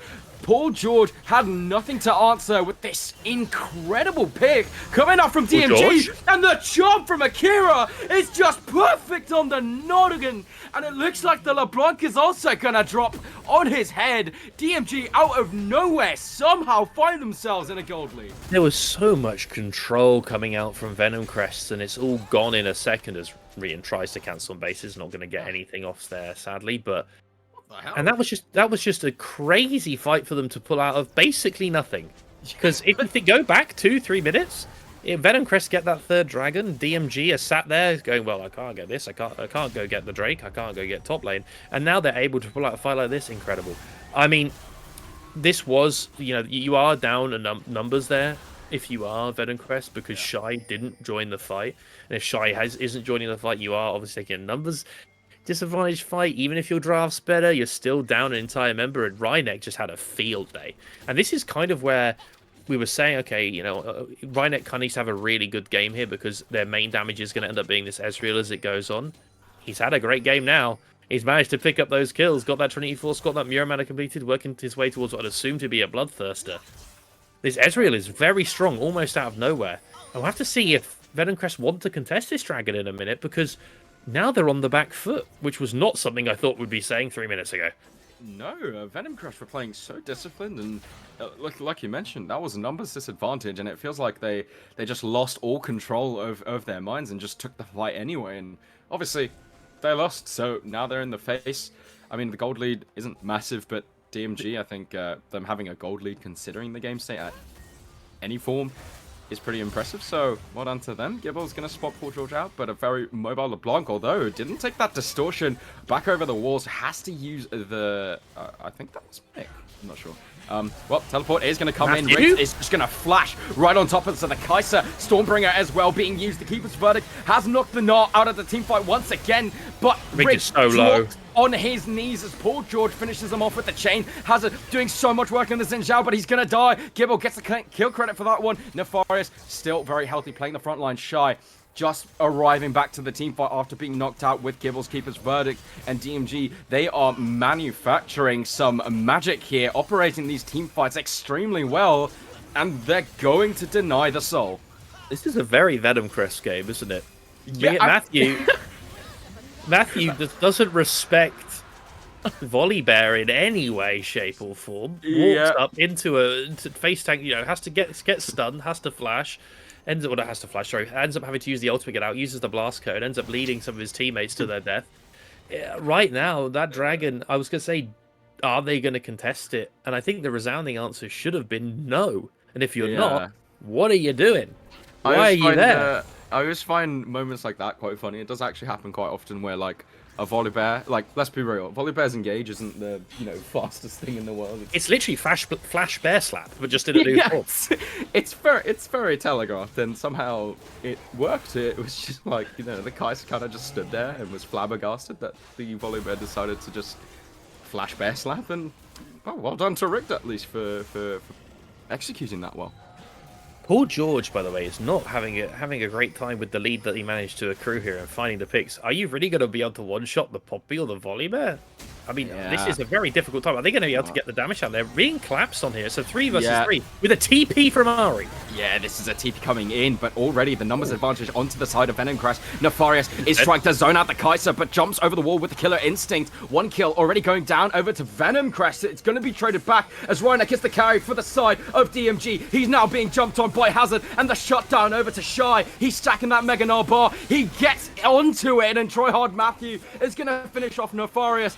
And boom, finally, it looks like DMG and Venom Crest finally realize who they are and start duking it out head-to-head with each other as a back-and-forth game so far results in favor of Venom Crest, because they will get this, Baron. We didn't really see Ahri do that much in the fight, which makes sense. They are a spy, they are 007. They're not seen anywhere. The Ahri has to go away with his tail between his legs and well, 9 tails between their legs and see if they can make another fight happen, because right there, the little sneak in for the side of Venom Crest, getting the LeBlanc, getting the Rel into the position. They managed to find a fight, which honestly at the beginning I was like, well, Ari's TPing. Are they going to get the reinforcements in time? It just all happens. The rig falls first, which is very sad. I don't know if Stormbringer was up because it's up now. And then you had Poppy then gets picked off on the bot side by Matthew, comes back into the fight. Shy joins, and Rhynek has to exhaust Shy and gets a bit lost, and there isn't really any way for Rhynek to play. And right now, if you are DMG, you had this lead, which I don't know if it was enough again for what I view as a pretty heavy comp diff, but the Ezreal was very fed. Yeah. And now the Kai'Sa is ahead in items. So Right. this Kai'Sa can just take over. If Matthew is happy on this champ, a W onto the Ezreal could result into a Kai'Sa flying into his death. Very, very hard game now for DMG. Yeah, and also to know, actually, in the recent fights, Shy wasn't there for one of them. He was split pushing bot lane. And then the one at the Dragon, he was knocked out by the Poppy ult. That was probably the first time we've seen this Gnar inside of a team fight. And it was honestly such a big difference maker. Stacked the Gnar bar towards the end of it as well. And maybe that's what Venom Crest needed in these fights, is their top laner to be present for them. And I think when you are taking these 5v5s, we were saying about miracles from Cassante, it kind of has to be, right, to drag members away, maybe a Poppy ult, making it not a 5v5. And in this case, that didn't happen. And we can kind of see the strength here of Venom Crest composition because of the fact that it got very scattered in these fights. And when it gets very scattered like this, champs like LeBlanc, champs like Kai'Sa, end up being very strong, because Kai'Sa in those 1v1s is an absolute monster, especially with this build. Will just destroy anyone, unless they're they're really, really, really fed. But in that case, chases down the Poppy and is able to make the messy fights go their way. Got to be a little bit careful though, Venom Crest or not. They're trying to make the same play happen again, this time with Hazard instead of Paul George. Paul George is coming up to support. If DMG respect this and understand that right now their bot side jungle is not their jungle, and they need to approach through mid or bot lane here to get to this Drake in time, then there's a good chance for a decent team fight for DMG. Otherwise, if they just walk in here blind, it's going to be an utter disaster. Yeah, a lot of vision control secured for the side of Venom Crest, and this Dragon extremely important for DMG to deny this Mountain Soul, is going to make their task almost impossible. They did a really, really good job denying that initial attempt. This one is going to be even more difficult because of the Baron minions pushing into the side of DMG. Looks like the approach is just going to be 3 people on the mid lane. Actually, they're just going to group 5. Screw it. Aram, love that game mode, right? As DMG are just going to start grouping up. They're actually just managing to clear out that mid wave. They're pinging towards that minion wave as Rhynek gets jumped on by Paul George, half HP on the Ezreal, all ready to start this one off. True Shot Barrage is going to take off the Celestial opposition. The Keeper's Verdict is going to knock out 2 members of Venom Crest as DMG. They are not, however, winning this one as the Volley Bear is already dead. Rhynek stepping forward to try to do some damage onto the Kai'Sa, but Tryhard Matthew is surviving for now. The Cassante is going to knock back 2 as Rhynek still staying alive. Hazard is going to take down the Cassante, and it looks like DMG, they're caught between a rock and a LeBlanc, but Gibble trying to do what he can to zone out Paul George. They're going to head over to that Dragon, and they do not want to give over their soul. Let me tell you that right now, because this is just going to make these members even more difficult to kill. But unfortunately, with a jungler dead and the Xin Zhao alive, they will just give up this Mountain Soul, and this game just got even more difficult for DMG. Very, very hard. I mean, you kind of see there this kind of scattered fight that means that the LeBlanc was kind of herding them, right? The LeBlanc was sat in mid. They were worried about walking back, and then you have the Kai'Sa in one place, and they're able to section off the Cassante and pick him up towards the end of that fight. And you just sort of see how hard it is for DMG to really make stuff happen with the comp that they've drafted. Reeton's jump doesn't get cancelled, which means that pick, which very likely would have been a kill, by the way. Oh, I'm seeing TPs though. There's so many people. The TPs. Nefarious, he's going on to Paul Typical. George. I mean, he's going to use that W pretty effectively. I was a bit confused about that TP. I saw it on the map and I was like, what's that about? There's no Drake up, so this would just be a fight off tempo, trying to make a pick happen, right? Like, you're just trying to force something because you feel like you need to. Against the Soul makes it quite hard. Right now, I mean, the Ahri, she doesn't do enough damage. The Volley Bear is going a tank build. Makes a lot of sense for competitive play, but isn't going to be your carry. Is also 0-5-5. Rigged having a bit of a difficult time being able to survive in these team fights. Ezreal might be online on 3 items, but Kai'Sa's getting towards her 4. She's got her Zhonya's as well. That's what the Seeker's Arm Guard makes it hard to pick her off. If you even manage to flash Bear Slap her again, she's just going to Zhonya's the burst afterwards. So Now they're going to have to look to see if they can actually make something happen. I also want to mention the Sterux is coming through, make this even harder, because you've essentially got another health bar. It's like a boss battle in any of those games. You kill it, and then another health bar reveals itself. It's unplayable, really, for DMG if they can't properly Sterux early, because the tankiness, the damage, the ability to play side lanes, the ability to force around objectives, the objective damage is all in the favor of Venom Crest, because it's 30 minutes time.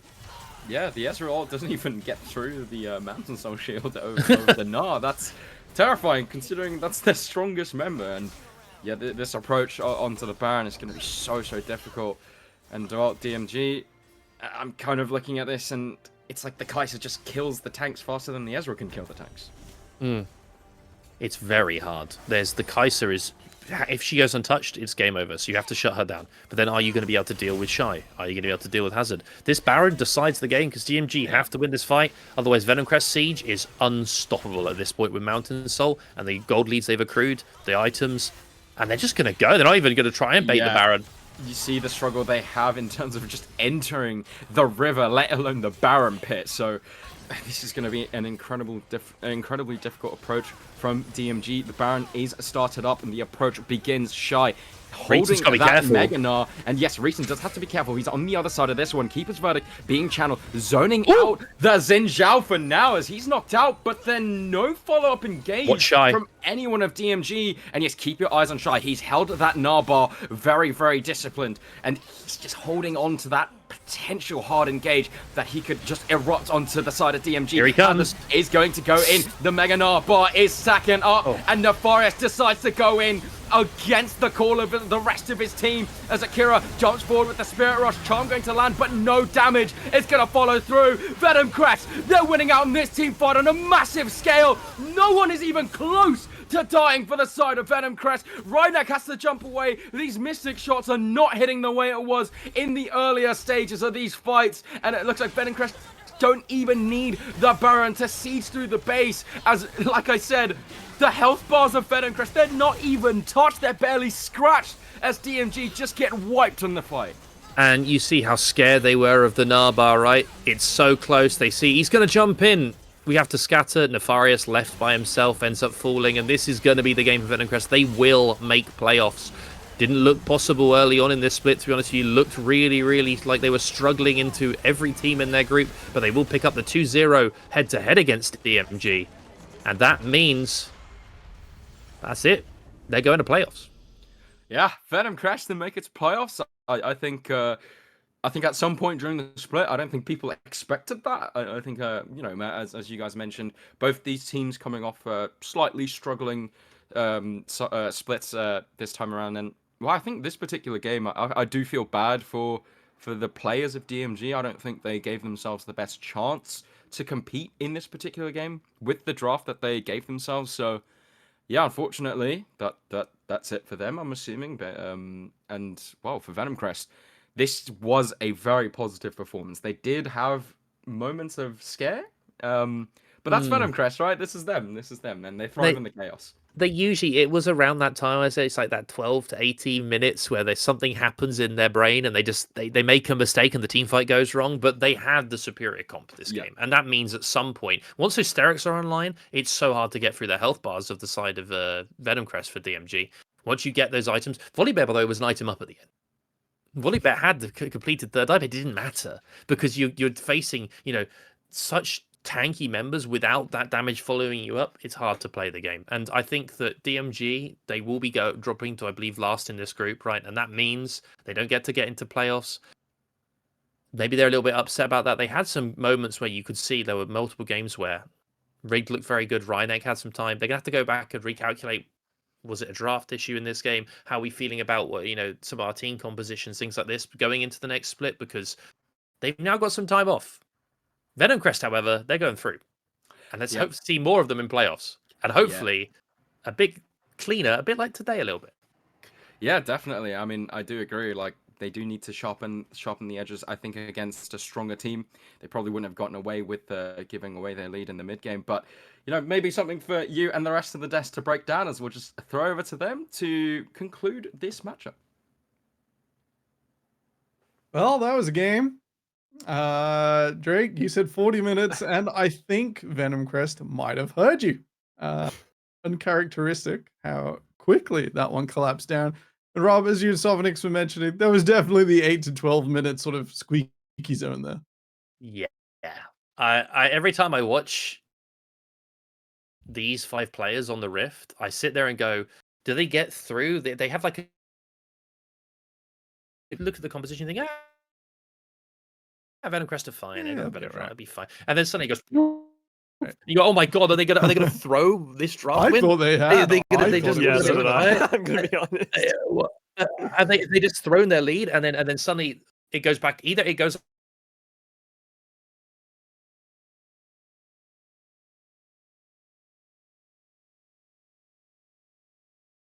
there. They looked a lot more cagey than what I've seen them in previous games. Usually they are absolutely psychotic and just, like run at you permanently, even no matter what the draft is. It didn't happen today. The games were flipped for me. I thought this would be a bloody game, and it kind of really wasn't. No, for we a long had time. the second They're gonna go second through. desk arrived during because talent do have to show up a little bit earlier than they show up on screen, and someone just turned around and was like, "Is this the LCK? Like, what's going on? No one's finding anyone."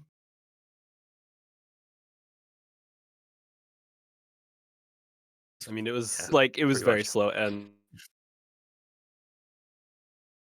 it took a while for it to actually get going. But I mean, Venom Crest seems like they were able to operate a little bit better in that style, so maybe that's something that they'll be leaning towards moving forward. I wouldn't be surprised. I mean, I feel like if you add a little bit less variance to these games, then you see a little bit less of those throws that are the monumental at the 12 to 15 minute mark, rather than the slight one where it looks slightly doomed for a bit.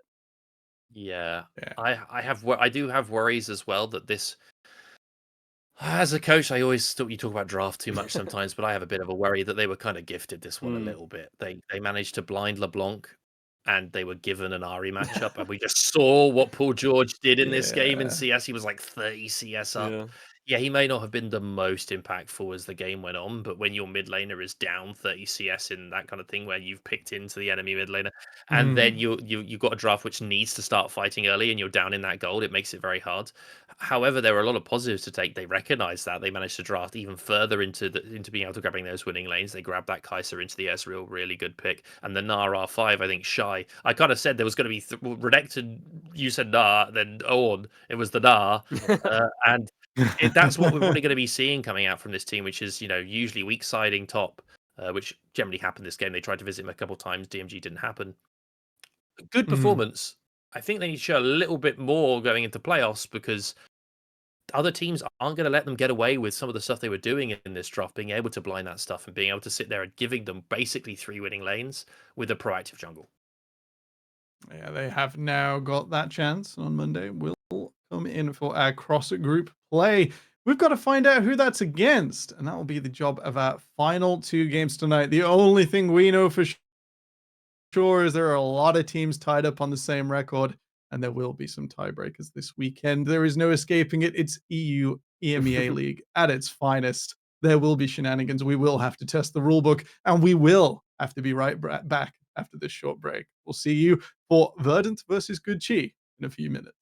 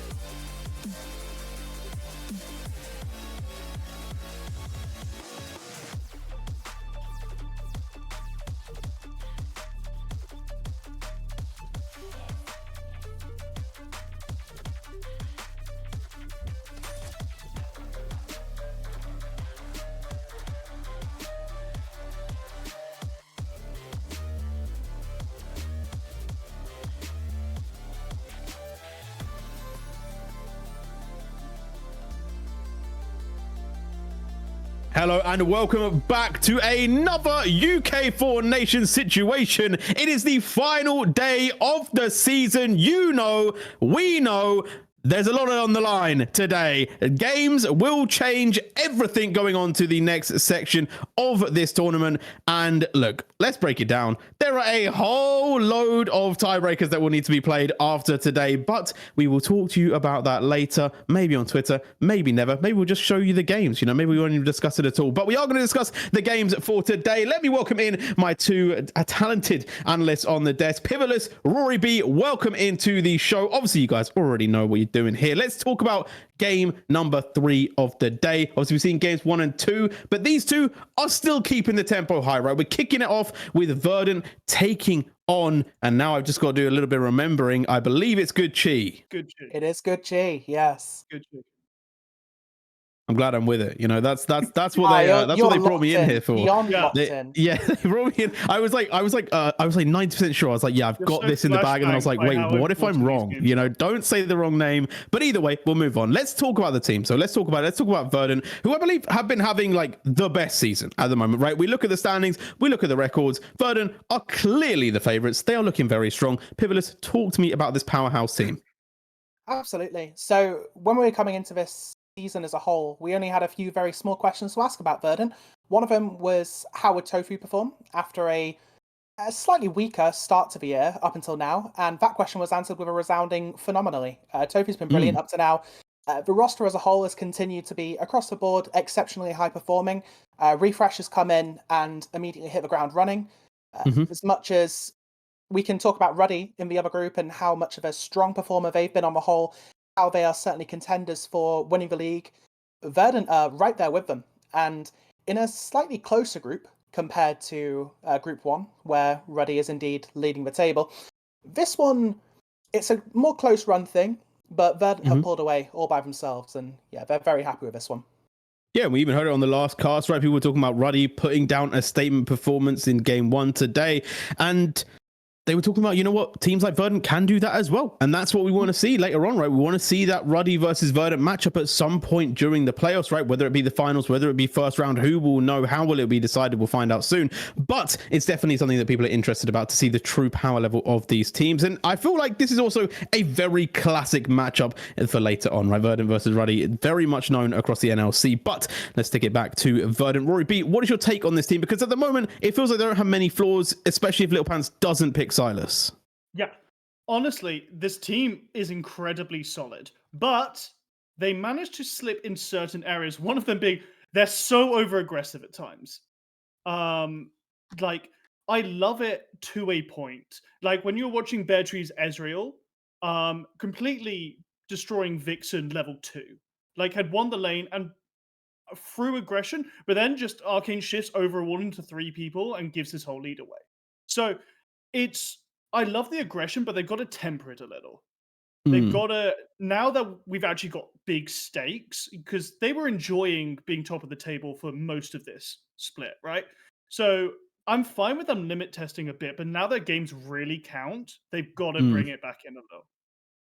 Yeah, and also there's a little bit of wiggle room for them still. Like they could lose today and it not really mean anything for them. It will mean a lot for the rest of the table, who are pretty much all neck and neck, 3 and 4 across the board, except for Broad and Friends, who are 3 and 5. So everything will literally matter today. But let's talk about who they're playing up against, right? I feel like Verdant, maybe experimentation, maybe that's what we'll see. We'll find out in a little bit. Let's go look at Good Chi. Let's bring them onto the board and have a little look at this roster, who I feel like are much lesser known coming into this season, but you know what? They've started to make a bit of a name for themselves. They're definitely not a team that is just falling over. Sitting 3 and 4, could potentially take themselves even with today. And I want to know what we should expect. Should we expect them to keep growing? Are they scaling right now, Rory? Or is it a sentiment of, you know what? They've had some good weeks, they've had some bad weeks. You know what? They've had some rough matches, but one thing I really respect about Good Chi is they just don't roll over. They keep fighting whenever, and that's utterly impressive for a player like Chova, who basically has a kick me sign on his back at all times and is a magnet for attention from jungle and supports, and still manages to survive and outplay constantly. Little bit of wiggle room in the top lane. Shin, we've seen some good performances, especially last time this team matched up against Verdant was able to completely shut down Fuyu, who had a great lead, but also, yeah, has had a few stinkers at times. Scouse, though, I think is incredibly solid and is really what's holding this team together. Okay, and Pivotless, who's the key focus for Gucci, right? Because obviously, if we do think about the past, right, a little bit, they did beat Verdant last time. I think still to this point, they've had some substitutions over the course of the split, but to this point and right from the start now, the real engine in Gucci remains Water. When Water's having a good game, when this support is allowed to get out of lane, get active on the map, and drive ahead, then yeah, it's fantastic. When Water isn't on it, when Water is having a rougher game, either isn't allowed to get outside of lane, isn't on a champion that's particularly comfortable, or the early game plays aren't working out, then yeah, these tend to be the games where Gucci are having a significantly worse time. Okay, we'll have to see it. Now, obviously, I talked about the Sylas support a little bit earlier, right? It has won, it has lost. It's got mixed opinions. Some people like it, some people don't. I personally really like it, right? Not because it's necessarily the best pick, just because it's fun. It's just a little bit different, and I feel like no one else is doing it. Why doesn't Little Patch just do it again? That's my kind of thoughts. Rory, what's your take on the pick? Do you feel like Verdant are cooking too much with it, or do you feel like it's just simmering right? So Sylas, in my opinion, is actually a great counter pick to one champion that we've seen throughout the last few patches, and that's Ashe. She's no mobility. And Enchantress Cristodaro is like one of the best support ultimates you could have. So when you pair that up, as long as you are willing to play aggressive at level 6, I'm talking tower dives with your jungler and your mid laner, and really you amp up because Sylas support falls off a cliff very late game. You're doing well, and honestly, I think there's a very decent angle for this pick in the meta. Okay. You know what? It's also really good against the Alistar as well, right? I will say there are a few other picks that I feel like it's very good into. Maybe blocks off, obviously, potentially stops the Malphites as well. Which brings me to my next point, right? Because this would be a good this would be good to pick into what I'm about to bring up next, the Malphite, which would be Yone, right? Storming Worlds. Everyone is loving it. Pivotless, do we maybe get a bit more Yone in the Four Nations? Certainly. I mean, with the changes on this patch with 1420 coming in and the buff to Yone, because 1419 was not terribly kind to the champion. He was still pickable, certainly, but certainly dropped off a little bit from that B1 level of priority, whereas just giving him that little bit of extra crit damage back, buffing out his late game damage somewhat, which many would say is not a buff that he required. Maybe the rest of his kit could have used some attention, but this is the direction we've gone. And it puts him in a spot where, yeah, he returns to being very high priority. He just doesn't have a lot of bad matchups right now, which is scary for a champion that scales so well into late game, that is so destructive on side lanes, that he is so hard to punish in lane. Yeah, no, indeed. I truly agree. Now, the last question. Where's my Echo? All right. I'm looking at you teams, okay? Verdant especially, you can lose this game. Pick the Echo jungle, right? It's going to win you the game. We're into draft, though. Let's see if they do it. Let's see if my persuasion is going to work. Haven't rolled a D20 for it yet, but maybe that's what's required. Sejuani, though, off the board. No chance of that one coming back. And the Yone, we talked about it, but Verdant said no. We're not going to have fun. We're not going to play the Yone. It's gone, Rory. Yeah, completely gone. With that early Sejuani ban as well, now coming with the Skarner, the jungle pool is really opening up. As Nocturne gone as well. And honestly, this might play into Gucci's hands quite nicely, because I know Scouse plays a lot of Taliyah. And Taliyah as like a red 1, red 2 pick is completely fine in a flex, especially if you pair it with an early champion like Renekton, who is likely getting through. We don't often see a Renekton ban. So honestly, I think Gucci very happy with all these targeting bans that aren't really targeting. Okay. Skarner, Olaf, and the Akali taken away there by Gucci, and obviously we saw the Sejuani, the Yone, and the Nocturne. So Pivotless, what's Premier right now? What are we thinking is going to be the B1s? Because I feel like a lot of picks have gone off the board immediately. Obviously, there's still some pretty safe ones that you can lock in, things like Ahri. Aurora's still open, and that surprises me somewhat. We do see Aurora as an extremely high presence pick right now, both across the B1-2s and the ban table, but Syndra being hovered, and it will be locked in. The main thing with Syndra as well, and this is something that Verdant is not unfamiliar with, this Syndra is not tied into mid lane. Fuyu is more than happy to take that one. So it's very hard for Good Chi to respond to this with a straight up just a mid lane pick or a bot lane pick, because for Syndra it is just matchable as to, well, whichever matchup suits her better. The Jax is something we've seen a lot at Worlds, is a very high presence top laner. He's been blinded quite a lot, and he does have some pretty rough matchups in the meta, or at least to the fringe of a meta. Things like the Gragas has been opened up as a potential pick into this. It will be locked in. Again, this is something that's technically flexible. It could go into the jungle, but the expectation is that this would go top. It would go into the hands of Shin, a champion that he's very comfortable on. So I'm curious to see how they round out this red side first rotation, because there are some very high priority champs still open. And they are sending it, like, as in, I don't know, maybe I stepped away from UKL too much right now, but picking solo laners first was definitely not what was happening when I was last here. Yeah, the concern is if, you know, with this Orianna blind, she's very blindable, but, I mean, Syndra doesn't have to deal with a matchup. We consider this matchup to be Orianna favoured, but Syndra can just go bot. Okay, Rory, you were gonna pivot on that one as well. What's in your mind? I'm just running through the list of like champions you're really favoring to play into Orianna here, and like immediately I'm thinking maybe Tristana we could see here as a flex either side. Now with a Sion, it will make a lot of sense, but I feel like Trist's relatively weaker early game now just means Orianna has total lane control. Yeah, Sion gonna be locked in, and I'll be honest, on draft expectations, this was not it. I'll be real. Nah. This was not what I was thinking we were going to get in the first 3 picks from either side. But you know what? We roll with it. Talking about rolling, it might be the Nunu show. It is going to be the lock-in. Okay, I mean, I love it. Yeah, It's sick. It honestly. So call me crazy. Mid lane Nunu has a really good matchup into Orianna. It's really good. It's like, yeah. This is like, I'm not opposed. Like, we talked about not cooking. And knowing Little Pants, this could very well be like a Sion Syndra bot lane for all we know. So there's so much that Verdant could throw into this draft as we enter the second phase. That Good Chi, you don't know who to ban right now because anyone could be a support and anyone could be a jungler. I do like the Poppy ban though. I feel like in a world where you don't know what's going to happen, you know, just ban away stuff that is going to be awful for you to play against. Poppy is gone. And that is completely fair. I think that's completely valid. And what I'm hearing is that Echo could still make it through for Verdant. But Pivotless, what are you expecting from these bans to come out here? What are you expecting Verdant to lock in themselves? Because at the moment, they've really just kind of left everything open. So, I mean, Verdant, I expect to probably just throw the double bans into support. Pharrell being taken off the table immediately makes a lot of sense. Lots of wombo potential with the Orianna, also a very good lane pairing for Kai'Sa.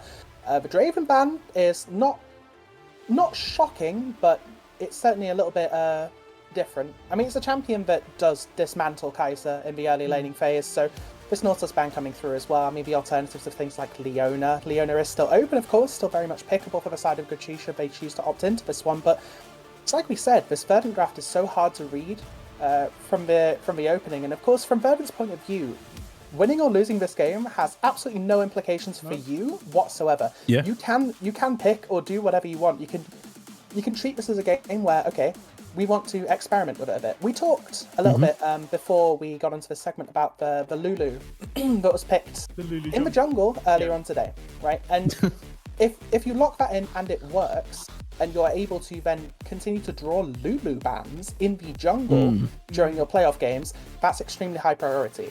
So for Verdant, you have the opportunity to pick things like this Nunu that you haven't really shown yet and say, okay, well, look, we can do this as well.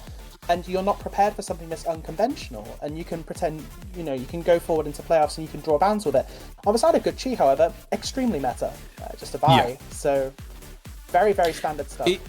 I really like it from Verdant because even though, yeah, people are like, oh, well, it's not normal, it's a bit weird, it might not work out. It's also like, Good Chi won't have been playing against the comp that we're seeing from Verdant so far. Maybe if they do end up normalizing it and going for the Xayah and maybe just a normal support, maybe it does look a little bit more as you would in solo queue.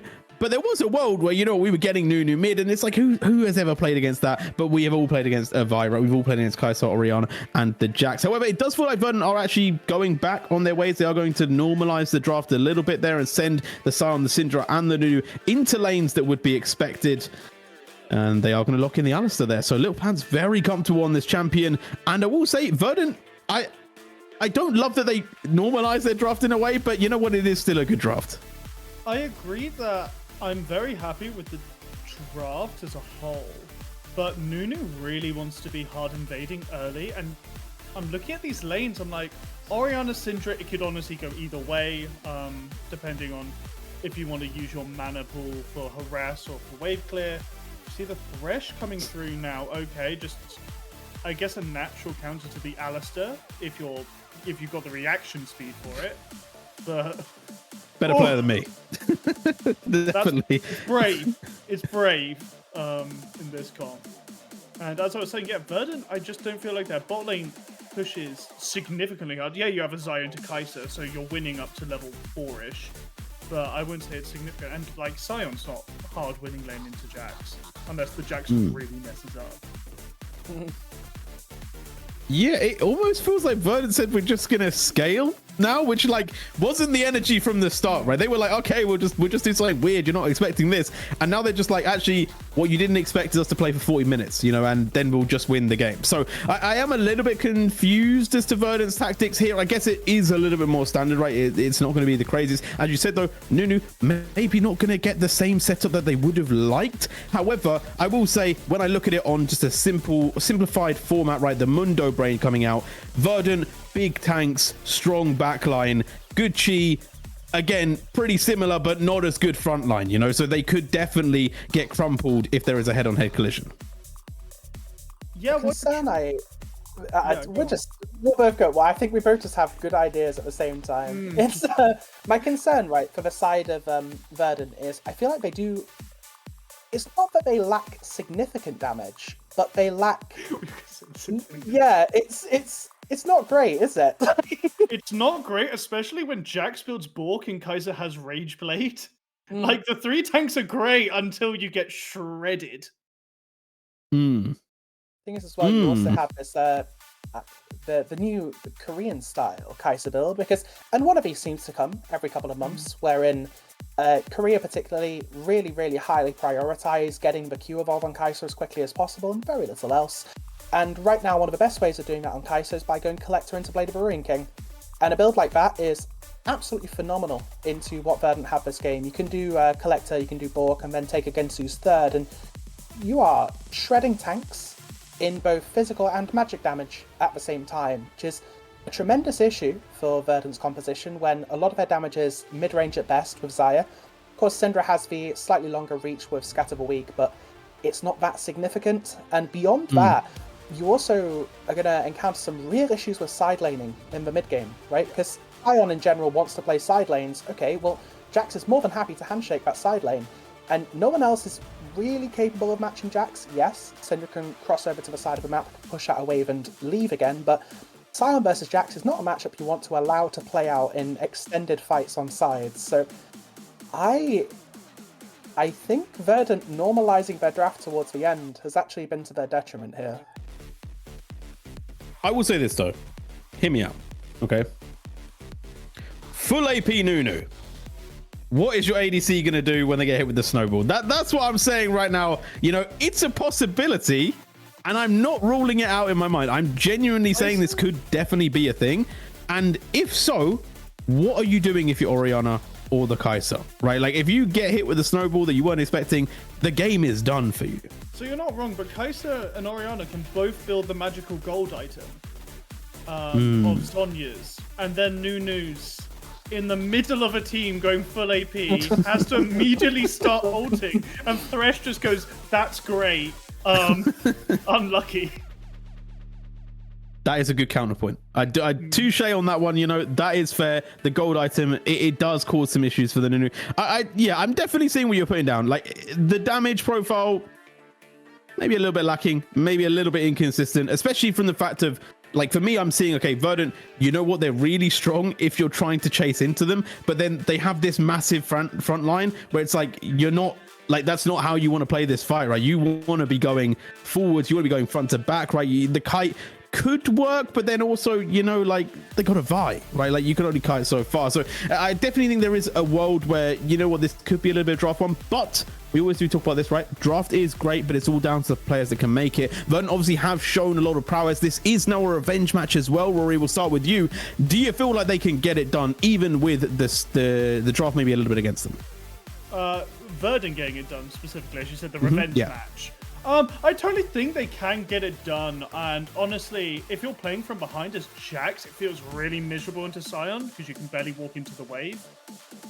So yeah, I completely understand. If Gucci just mess up that early game, they don't pay attention to the Nunu ganks, pardon the pun, but your team can really snowball out of that, and then just Baron control done. Grub control as Nunu is insane, because usually grub control comes down to some messy fight where each jungler smite away one of the grubs, and then it's just kind of a fist fight for the third one. Nunu always guarantees the third one. Okay. And then Bibulus, for you, do you feel like Verdant can get it done? Do you feel like Gucci are going to go 2-0 against the top team in this group? You know, it's always hard to bet against a team that's sat right at the top of the table, and Verdant have looked very good on the whole. But we have talked about their inconsistencies in terms of over-aggression sometimes in early game. Picking a champion like Nunu tends to feed into that playstyle, and frankly, if this Nunu falls behind in the early game, if Nunu has a rough early game, well, pardon the pun, but their odds of winning are an absolute zero. So I just realized I like it. This is probably Redemption Nunu that Inspired whipped out. Ooh. So this is going to be heavy support Nunu. Well, there's only one way to find out, and that's to get onto the Rift. We're going to quickly hand this one over to our casters, though, to break down a little bit more. It's Brackish Brit, it's Zapdos. Take us through the final games of the day. This one is the third one for today. Brackish, you're getting the news there. Yeah, so this is Snuffles, by the way, and he says that Nunu cold as hell. Great introduction. Good to be back, everybody. Brackish, they were talking about Redemption Nunu, and to be honest, I want to see Proto Bell into Redemption, into maybe Sunfire's Cape. I hear what you're putting down, although that's not, the absolute detonation build that I think Jay was more interested in seeing. Oh, he wanted to see the, I don't know, Rabadon's Death Cap first item. Rabadon, just Storm Surge, all of that sort of stuff. As we are on to the Rift. Of course, this game does not matter in the slightest if your name is Verdant. Gucci, however, they've got a bit of a rep to uphold because they are the one team that has beaten Verdant, and they're stuck in the 3 and 4 with all of those other teams, of course, outside Broad and Friends, who are stuck at 3 and 5. You do also have to remember on the side of Gucci, halfway during the season, 2 of the members have been changed out, and it has been more positive. Also, they have placed their actual people behind the scenes have changed. Of course, having Poro as their coach been very good at drafting for them. As you can see, their team got very simple to execute, trying to make it as easy as possible for this team to play. As we might be having like interesting towards this bot lane, with Sion still staying down here. The big thing we always know about Sion is when you think of a lane swap, this champion is king. So maybe he's going to stay down here, get a little bit of poke damage off, and TP back towards the top lane. Well, if Mara walks towards this brush, he's going to get a devastating surprise. Water is here and available as they now walk onto the vision of Verdant. Water is going first. I think they suspect that something might be up. Water will flash, but the flash forwards from Little Pants. There's no way out for the Thresh, and that's an easy first blood handed over to Fuyu. And the TP goes through, and that's exactly what they wanted. As of course, Alistar in the bot lane, level 1, absolutely sucks, especially against the Thresh, who does have the Flay to stop that engage. But with that first kill going over, he can easily scale up his first couple levels, so he's going to be fine. And to be honest, what can Jax do early on against the Sion? He's just going to be able to farm clear. So overall, a really good job by Verdant to get an early game lead. Absolutely, and it's just doing that thing, that little thing different that Gucci were not expecting. They will get off to a fantastic start. You just got to pause, don't you? You're just like, guys, why is there a Sion level 1 in the bot lane bush? I'm used to people going for lane swaps, but not this. And that's the innovation we need, of course. Exactly. And we've seen different iterations on this, of course, BDS especially, being the most famous of just, where is Adam? He could be literally anywhere on the Rift in the early levels, trying to get something a little bit spicy done, get something like an early advantage for his team in whatever form that might take, and then getting on back to lane and carrying on with the game, because Sion really doesn't care about who he's up against in these early levels. As you rightly said, Jax, it's going to take him a little while to actually do anything. And so, yeah, why not just get something, especially getting an advantage, getting that early kill onto your Xayah is a really nice thing to have.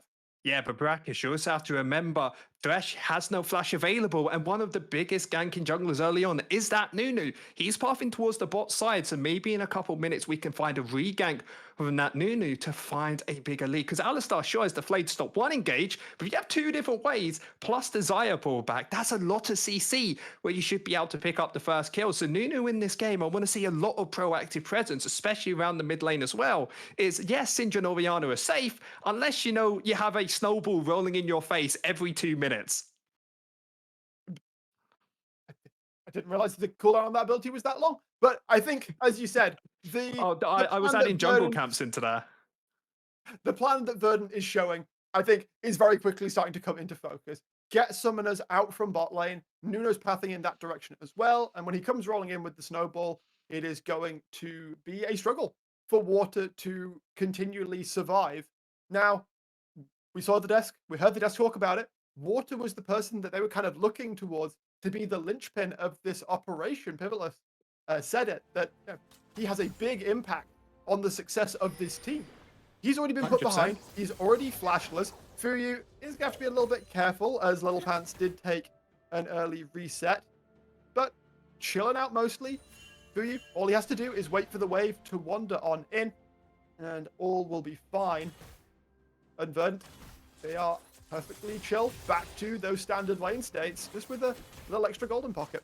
Yeah, it's going to be super hard to try and push this lane in. Alistar, of course, going for that reset as well, making sure that he's going to be healthiest enough. You can already see Nunu. I said the game plan is to gank, and they're doing it early. Chova, able to flash through Tofu. Gonna take some damage for his trouble. I'm gonna let you in on a little spoiler here. Any damage he takes when walking across a lane does not matter in the slightest, because that Devour is a fair and balanced ability. Yeah, just chomps it back, gets himself up towards It's half Chomp, HP. isn't it? I mean, It's yeah. Feast, Devour, and Chomp, and I'm just like, they I all don't even know mean the name. same It's thing. just- it makes sense to say chomp when you go for that, Yes. but already Nunu having think you some are help right. from the Alistar can go for this. And he's not even looking for it, he's just looking bot lane again. You say that, but I think he kind of expects Scouts to be here. In fact, yeah, now spotting Scouts out. Not even starting the blue buff. But what does he do? Does he go towards the bot lane and try and find a gank, or does he wait for his team to try and collapse with him?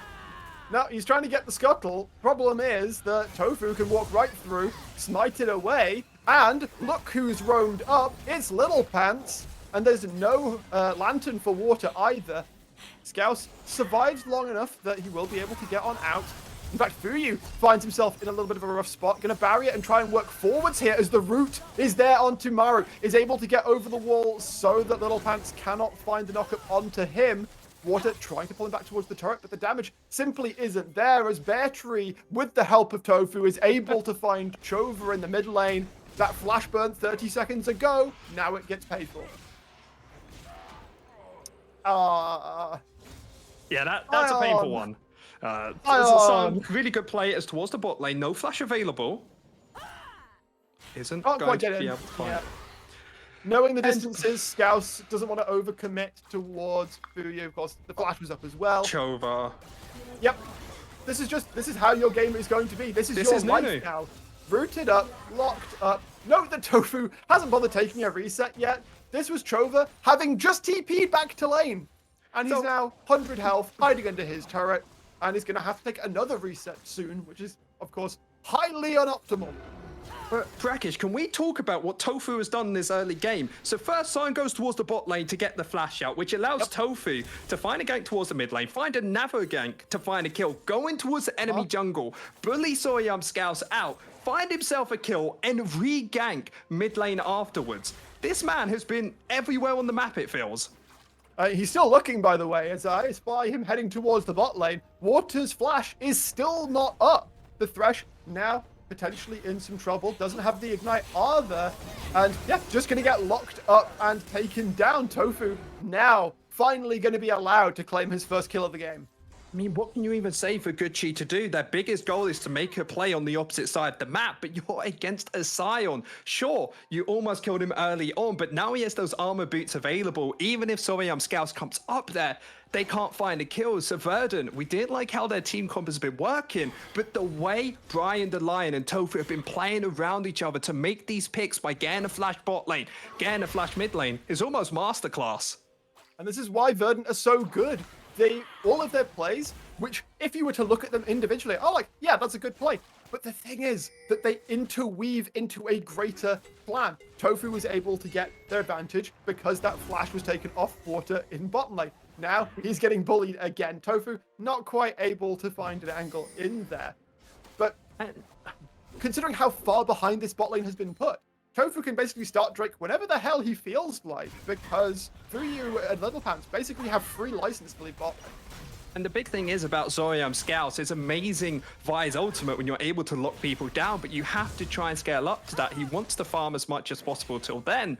But Tofu only needs level 3 to make these plays, and he has been doing that. As before, when we're talking to analysts, that's the big thing about Good Chi is the way where Wuldra is able to get onto the map, combo up with their jungler and play around Chova. That's the way they win. And systematically, Verdant has been bullying out Chova as much as possible, making sure that Wuldra can never play the game. And for benefit or worse, they're making sure Soyam Scouts can't play the game either. So the three main parts of Good Chi are super far behind.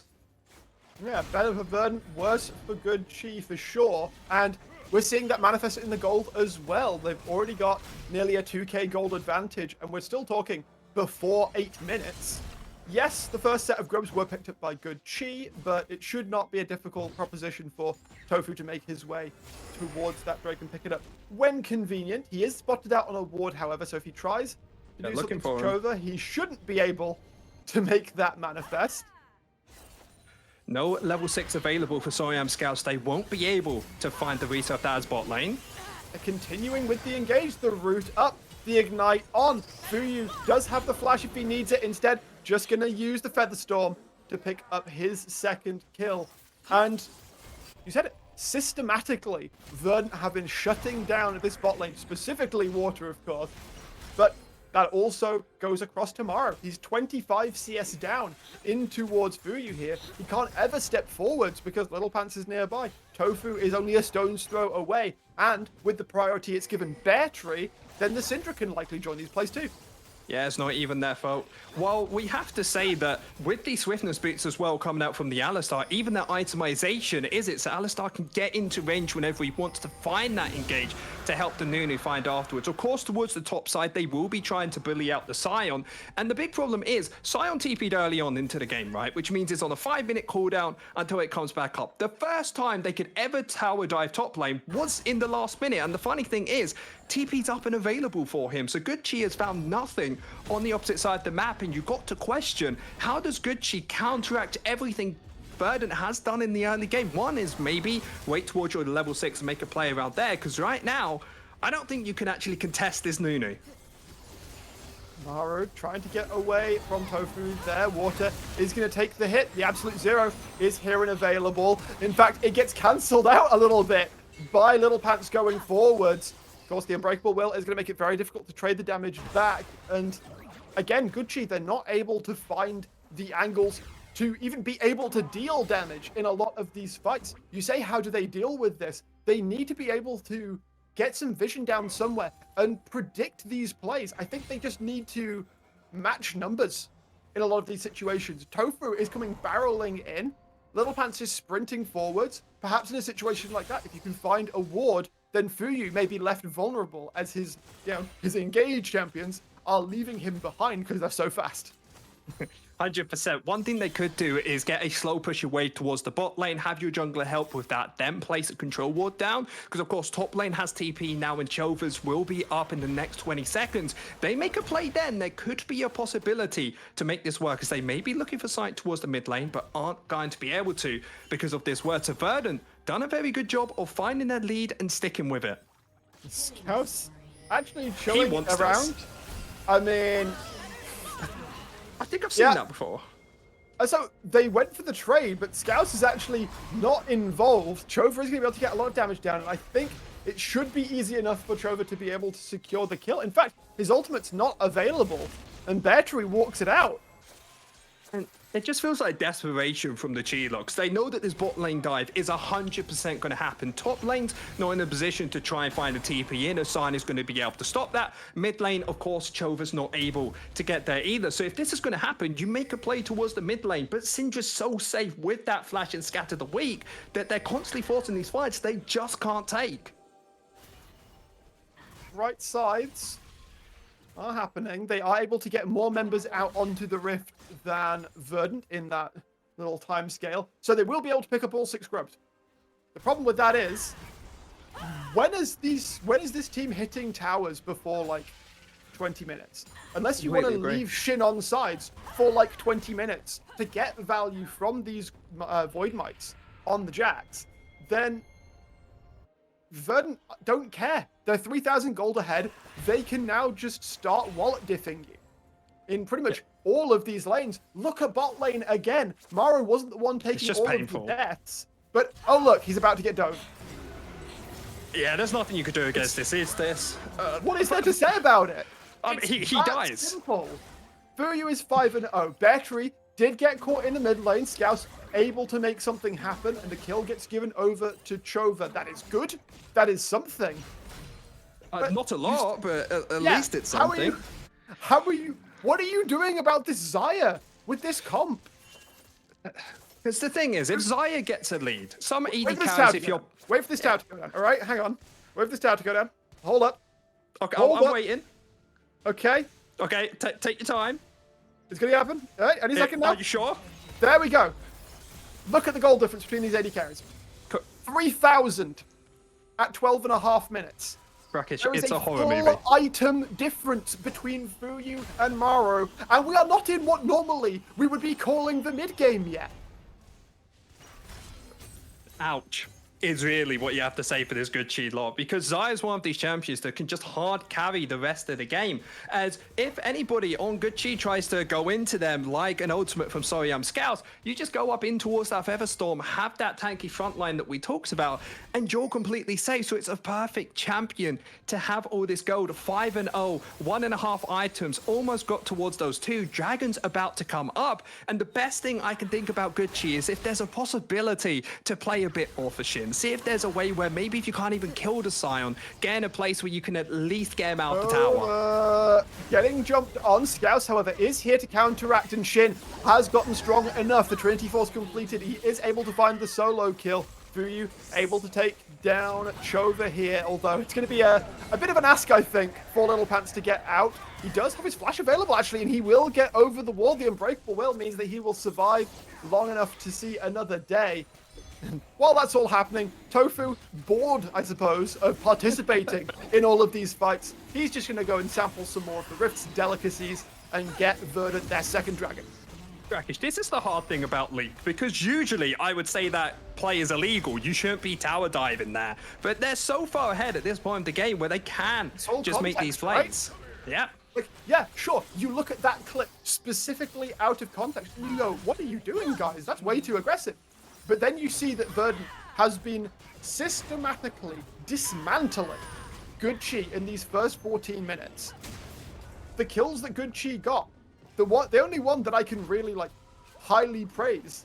Actually, no, I will praise the 2 that they got. They were able to find the play onto Beartree, picks. and Shin was able to kill Refresh. Like, those are good. Are they enough? Not even slightly. I mean, you are correct, but you have to think about it. The best they can do was those 2 picks. Found them already, and Shin has 1.5 items. Yes, San is going to still be difficult to kill and even more difficult later into the game, but keep finding these small leads. Keep finding ways back into the game. You have the Vi, you have the Orianna combo on top of that. If you ever find on the side lanes this Syndra, maybe even the Nunu themselves, there is a possibility to burst them out, as I feel like JVille's going to be happy here. Going for that Liandry's Torment. First item, of course, an item that's fantastic in towards these more tanky members. I mean, when you've got a front line this strong already with the Scion Alistair, you really need more tank in the Nunu. No, you don't. To be honest, you even need the Nunu in the game. It's done its job.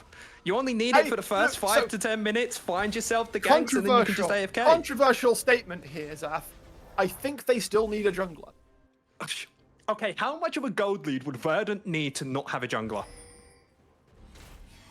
I want to say like 8 to 10k, because there is just a point where you go, we never even bother to take objectives and like never go for the smite fight.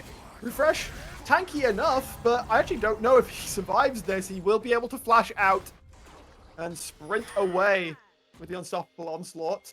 That's actually such a sad interaction that Shin had there. Whenever you try and queue on towards a champion, you actually go to the back of that champion, which means they won't be able to stop, of course, the ultimate from Refresh. Gets himself out to safety, and you just have to question, why is Refresh ever there, to be honest? If this guy... Because evidently he can get away with it. I mean, he shouldn't be. That's just illegal to do. Your whole entire goal on Sion is holding the... Drakish. Still, you need to play good League of Legends, and that was not it. Sion cannot be away from his second time. I don't care how far you have your lead. You need to play correctly. Boy. Okay. Water finds a hook, but immediately gets half health by Fuyu. You saw that Little Pants was coming in, and so they will have to abscond. Tofu has actually found himself at a level disadvantage. Scouse trying to get out, but he goes straight onto the decimating smash of Refresh. Shin coming down to try and support his jungler. The flash will get Scouse out as a fight is breaking out elsewhere. TP coming in from the Syndra. Bear Tree on the outside gets the kill onto Chova. He's jumped on by Scouse, but there's nobody to follow up the damage. Maro, however, is able to open up somewhat, get some of the kills down. Meanwhile, it's Shin on the Jax. He's taken down Fuyu along with Scouse now. I don't think they have the damage left. The carries are gone. It's a triple for the Jax, and Refresh is trying to hit on a Vi that is too hard, too fast for him to hit. He can just get walked down here. The unstoppable onslaught will get him out for a moment, but guess what? Shin's still chasing. He's nearly got the flash up if he wants to find it. Scouse looking for the smite, will be able to drop it. There's no flash, no hope, or there shouldn't be any for Refresh here. Shin still trying to make the way in. He's actually able to get out as Brian the Lion now on the respawn trying to make it happen. Refresh now going to try and turn it back around on his opposite number. A ward hop should be enough to get Shin out, although Little Pants is not wanting him to get out easy. Going to continue to chase this one forward, make sure that recalls are as delayed as they possibly can be. This is so aggressive, but it delays Gucci's tempo by so much that it is absolutely worth it. Especially with Dragon coming up in 30 seconds, at least one of them is going to be late for this. TP coming in. Tofu, remember, he takes real damage at this point in the game, but Water also takes a heck of a lot of damage. Solstice Lay not going to keep you alive all that well. And Gucci are going to be staring down the barrel, I think, of a Dragon Soul at the pre-20-minute mark. Shin, as strong as he may be, needs to play this one out carefully. Tofu was trying to get the snowball in towards mid lane. He's not able to do it. Shin has to flash out. Doesn't get locked up by Fuyu just yet. Is able to play off to the side. Bear Tree getting good damage down. Shin continuing to avoid so much hurt. The healing coming through as well. Scouse playing towards the front line now. It's all averted. They have the advantage of numbers. Refresh trying to find an angle in. Chova doesn't have a flash. This Orianna will drop down. Shin spots that Bear Tree has split out on his lonesome, however, and may be able to find something in. Shin, another ward hop, will be able to get him out. Maru throwing across the Void Seeker, won't find anybody, and I think Verdant should just give up and take the Drake as their prize. Never mind, Little Pants is going to continue being annoying. I actually don't know if he survives this. Bear Tree gonna need to get over there quickly, as he will get just hopped straight into the waiting arms of Fuyu. It took so much work to take Shin down, and in fact, this fight is going the opposite direction. Again, the damage is just not quite there. Water and Maro able to take down Refresh. Tofu is not that tanky, as Gucci have come back out onto the Rift. Ultimate is available for Scouse if he wants to use it, but they could just shepherd Verdant away, and they will do so, denying the Dragon stacking and giving themselves 5 more minutes to become relevant. Yeah, Riftel plays towards the mid lane. Verdant are trying to keep up the tempo in the mid lane, but this might be a little bit too much from the Alistar here. Little Pants, you don't have an ult up, my guy. You're not getting out of this one. Chova will take that one down. They don't even get the turret. That's Shelly's so not quite depressing. able to do the work. 66 health. And Good Chi are suddenly looking actually kind of Gucci in this game. Yeah, it's so ironic how we make the joke about the bot lane tower, and that's the exact thing that happens towards the mid lane. But out of everything that was able to happen, Good Chi is able to pick themselves up another 6 kills. And when we look at this itemization, most importantly, first items across the board for Good Chi are finished. Second item, of course, for the Kai'Sa now, and most importantly, Shin with those 2 items. Fantastic gameplay. This man has been showing up this game. I remember when we talked about on the analyst deck saying that he can have a great game and he can have a pretty bad one as well. And this game, he has really been showing up. So if they want to keep this pushing and giving Good Chi a chance in this game, it has to be Shin on this side lane trying to open up the map more by either winning a 1v1 or looking to use that prio to find a flank on towards the enemy. Because you saw how much damage Shin deals when he gets towards the backline. Even more importantly, though, he's done very well so far this game. He needs to make sure that he doesn't suddenly become a player with a massive target painted on his back, because he is now looking to play the side lane. If he disrespects, he's going to get 2-3 members and just realistically not be able to survive that. I don't care how strong you are in this situation. Verdant still hold a 3k gold lead. And so Shin, much as I will praise how he has played thus far, and rightly so, he needs to keep a level head. Yep. He needs to keep that high level of execution there, and needs to be very, very mindful of what Verdant are doing across the rift. You're gonna know what you have to be mindful of. The AD carry Xayah, even with everything that has happened, has those 3 items completed and is an absolute monster in the team fights. Because the big issue with these last fights where Good Chi have had an opportunity back into the game is because it's been so sloppy, been so messy. They haven't played this front to back. So Xayah has used that ultimate to stop the Jax from engaging, has to constantly run back, running away from them, not giving themselves an opportunity to play the team fights where they can hit. They have started up the Baron here. There is no Good Chi vision here. I think Scouse is very much suspicious of it and will be able to spot it out now. Shin, I think, has a little bit of golden pockets. He's getting a refall off as he can. They're trying to get the damage down here. Will it happen? It is Tofu who will be able to secure it. Scouse, a valiant effort, but not quite able to do it. And with Shin on the reset, it was a really awkward timing. Like, even with the TP, he was never going to arrive in time.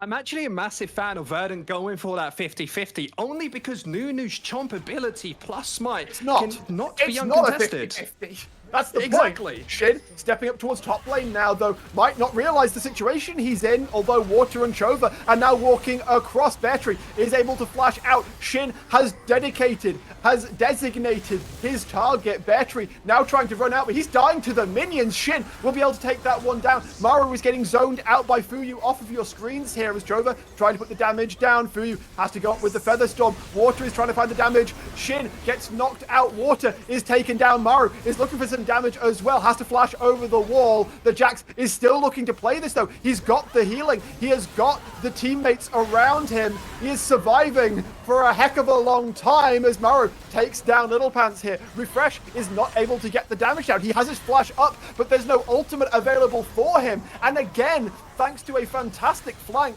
with Shin holding them in place, Good Chi take yet another fight win. And it's just another issue with Verdant overextended. Their biggest issue this whole season is when they make a good play, they don't stop and reset. Instead, they make another play. Because of this overextension, Good Chi is able to win this and maybe stealing away the dragon. And they just haven't been playing these team fights correctly. You need to play around Fuyu, but every time you start a fight, he seems to be somewhere else. And by the time he gets there, he has to use his ultimate into a different vicinity, allowing Jax to find the counter-strike onto the back of them. So if Verdant don't look themselves in, there's very much a chance where Good Chi can win this game. Verdant's Baron advantage is all but gone now. Beartree gets caught up by the cease and desist. He doesn't have flash, trying to get over the blast cone. Not going to be able to do it though. Maru takes that one down, and considering how awful an early game this Kai'Sa has had, he's really coming to life. Water continuing to step forwards. Good Chi are vitalized as they want to turn this one around. Refresh drops the devastating smash. It lands onto nobody. As Good Chi turn around and want to start up the dragon here. Chova can control that choke point. 25 seconds until Bear Tree comes back onto the Rift. Tofu is charging up a snowball. He's got a long way to go with it. Will be able to Tokyo drift it through. Water is going to be the target. The Thresh will almost certainly die, but it's the fight after that matters. Chova is caught in the absolute zero and will get taken down. This time, Fuyu is where he needs to be. Shin has dropped. Scouse trying to get out Maro too. They will not be able to do it as the shutdown's coming through. Soul Point secured. Ace secured. And Verdant, that's a bit more like it.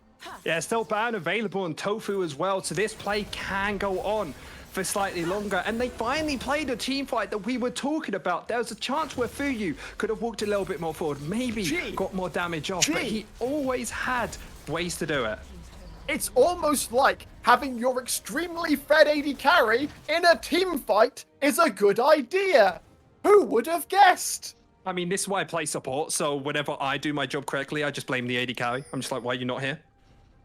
That's kind of the thing that Werner has done this whole game. Is like, we're going for this team fight.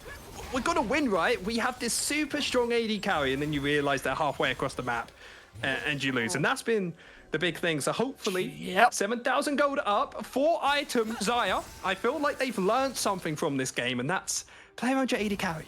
Guys, everybody at home, give your AD carries a chance like Fuyu, and they might carry you. Just don't do it if your AD carries me. It's not worth it. Brackish, I'll let you. I'll let you play. I'll play Thresh so you have a lantern. I mean, to be fair, as an Ashe Caitlyn 2 trick, I'd be up for that. Hear me out. I'll play my Bard for you. I'll just put you into stasis if you ever make a mistake.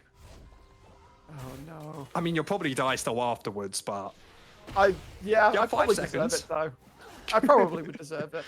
I mean, Chi doesn't deserve the early game of what happened towards them. It was absolutely devastating. And we have to say, fantastic job from the Chi side to get themselves back into the game. Because to be honest, 15 minutes in, Yuumi just kind of looked at each other and said, this is over. This game, it's not playable. GG, go next. But they keep finding ways back into it. And that's what everybody said about this Chi roster is, yes, maybe they don't make the smartest plays, but they always try their best back into the game. Yeah, it's tropey as hell, but power of friendship in League of Legends is real. Like, you gotta do it. You've gotta trust each other. You've gotta hold, together as that squad. There was that the adage of it's better for 5 people to commit to a bad play than multiple people be like, oh no, but this is the correct play. I would prefer a few people didn't go for the play, so at least instead of losing like 1,000 gold, we only lose like 300. But if all 5 people commit to a bad play and the enemy team isn't just doing the objectively correct thing, you might win on that play because you're up in numbers. That's a testament to what they've done so far, being able to find these fights that don't seem perfect for them, but because they're always locked in together, they're able to find a way out of it.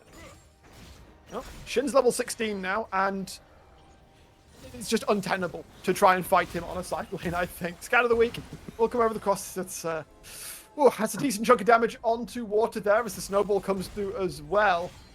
Has actually opted to go a little bit tankier this game. I think Tofu realizing that their front line maybe isn't actually quite enough as the Baron again being started up by the side of Verdant. Gotta watch out though, because again, Good Chi don't have any vision onto this. All that Little Pants needs to do is keep them out. The TP now coming through. TP was also there. Oh, that was a recall actually from Shin. He's now TPing in towards the play. Refresh is on his lonesome, but the rest of the team are quickly coming in. Shin looking to find his damage. Little Pants taking most of it here as Scouse trying to occupy as much attention as possible. He will go down. This is an incredibly crowded area though. An absolute zero will rip through. It's double kill for Fuyu as they continue to chase forwards. Maro with the barrier will be able to survive. So the 3 carries of Good Chi are still alive, but so many cooldowns are gone. Chova can now be chased down. The snowball coming through as the flash has already been expended. Shin, Chova, they will hold the line for now. Maro is coming out from the base as well, but the inhibitor turret will already drop. The inhibitor shall fall in short order if Verdant want. They can look to try and end out the game though. 5 seconds on Scouts, 5 seconds on Water. Good Chi will be able to try and find a fight here if they wish it. Verdant, they relent now, realizing that they will not get the fight that they want. Instead, they're looking towards the next Drake in 30 seconds time, or are they? Scouse nearly dies out. His refresh is the one who gets left out to dry by his team there. Taken down and will be a bit of a roadblock. What is this? It's just I don't know. repeated Fnatic death brushes. You don't even have your Scion here.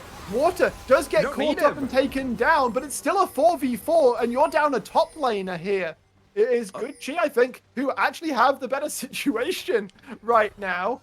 As Maro can keep eyes on the enemy team. Tofu coming through with the snowballs. Fuyu is going to be the one who starts up the dragon here. Let's look at the ultimates that are available. Absolute Zero has just come back up. Unleashed Power is there as well. Featherstorm is there. Scouse was looking for an angle towards the backline. He'll find it, but gets absolutely detonated in the process. Tofu looking forwards to the Absolute Zero is charged. Chova trying to get out. Maro will not be able to survive the Unleashed Power.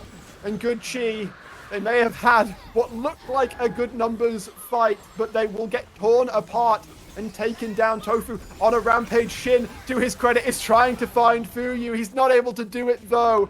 15-2 on the Xayah, and the respawns are looking dreadfully far away. The Nexus turrets do stand strong for now as Water is trying to hold the wave away from them as long as he can. Verdant walking on into the base now. 5 members strong. There is the ace, and it should be a simple matter of knocking these turrets down. Scouse is up. It's 10 seconds for Maru, 20 for Chova. It's not going to be enough. The Nexus turrets are falling. Verdant say, we are not losing another game to you, Good Chi. They will close out the group stage 7-1, and Good Chi will remain in the pack at 3 and 5. Verdant really coming out on top, huh? Brackish, the power of friendship we saw at the end, or the power of Death Rush, whatever you want to call it there. But Verdant very clearly top of the bracket, top team coming out of this division. And I don't think there was really a chance of Good Chi. Even though they found a couple good fights, it was looking good in between. Whenever we just got back to going for these simple team fights, they just kind of took over. How much of the fights that Good Chi won were Verdant being disrespectful? We talked about it, that a couple of the fights that they lost, it was simply because Fuyu was either just not there or in a really suboptimal position where Shin was able to basically just pick him off. And so once they got their act together a little bit, yeah, I mean, they just tried to cheat tempo, didn't they? There was an opportunity where they were like, guys, let's go for this player. It looks great. Then they say, you know what? We can go psych a little bit more. Let's go for 2 plays back to back. And then they go for 3. And 3's meant to be a good number. Not really here. Get themselves picked off. Give over a few kills. And there was an opportunity for maybe Shin on the side lanes to get maybe a little bit more done. Maybe a possibility for Scouse to find a way to get bot lane, a way to place down a ward, to find a TP flank. There's a lot of ifs and buts, but Verdant were just better on the day. They were. And I think the side lane strategy would have been just fine if Good Chi weren't so far behind. Even after the fights they won, they were still considerably far behind in gold. They were never, ever realistically going to win a straight-up 4v4 fight, which meant that Shin was needed to be at those fights and thus couldn't commit as much time to the side lane. But we've still got one more game to come, so let's not delay any longer than we have to. We're going to throw it to a break, after which the Dest will get us ready for the final game, sans tiebreakers, of our autumn season regular split.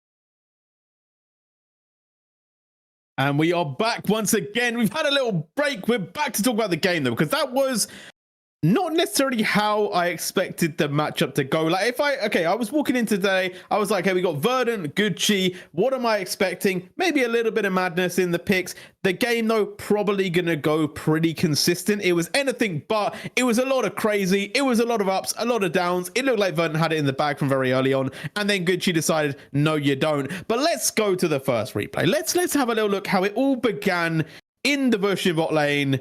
And Pivotless, you can talk us through this one. We see this happen from Scions quite regularly in solo queue, right? I'm going to pitch a tent in Bush 1, and we'll see how it goes.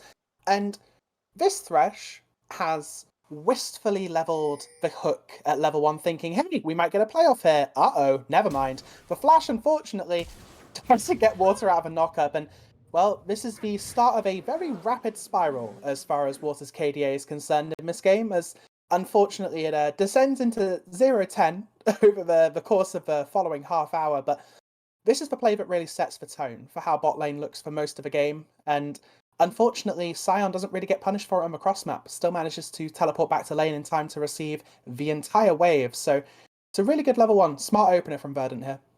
Yeah, it was, and I feel like Verdant off the rip, like they were 4-0 at one point. I think they maybe even went to 7-0. Like they were looking really good from the outset, and it was kind of like, oh, okay, well, we talked about Jax late game versus 3 tanks. He won't have the damage. Well, it won't matter if we don't get to the late game. But things did start to turn around. So let's bring up replay number 2. Let's roll that VT. Rory, talk to me about this, because this is where Gucci started to show a little bit of power.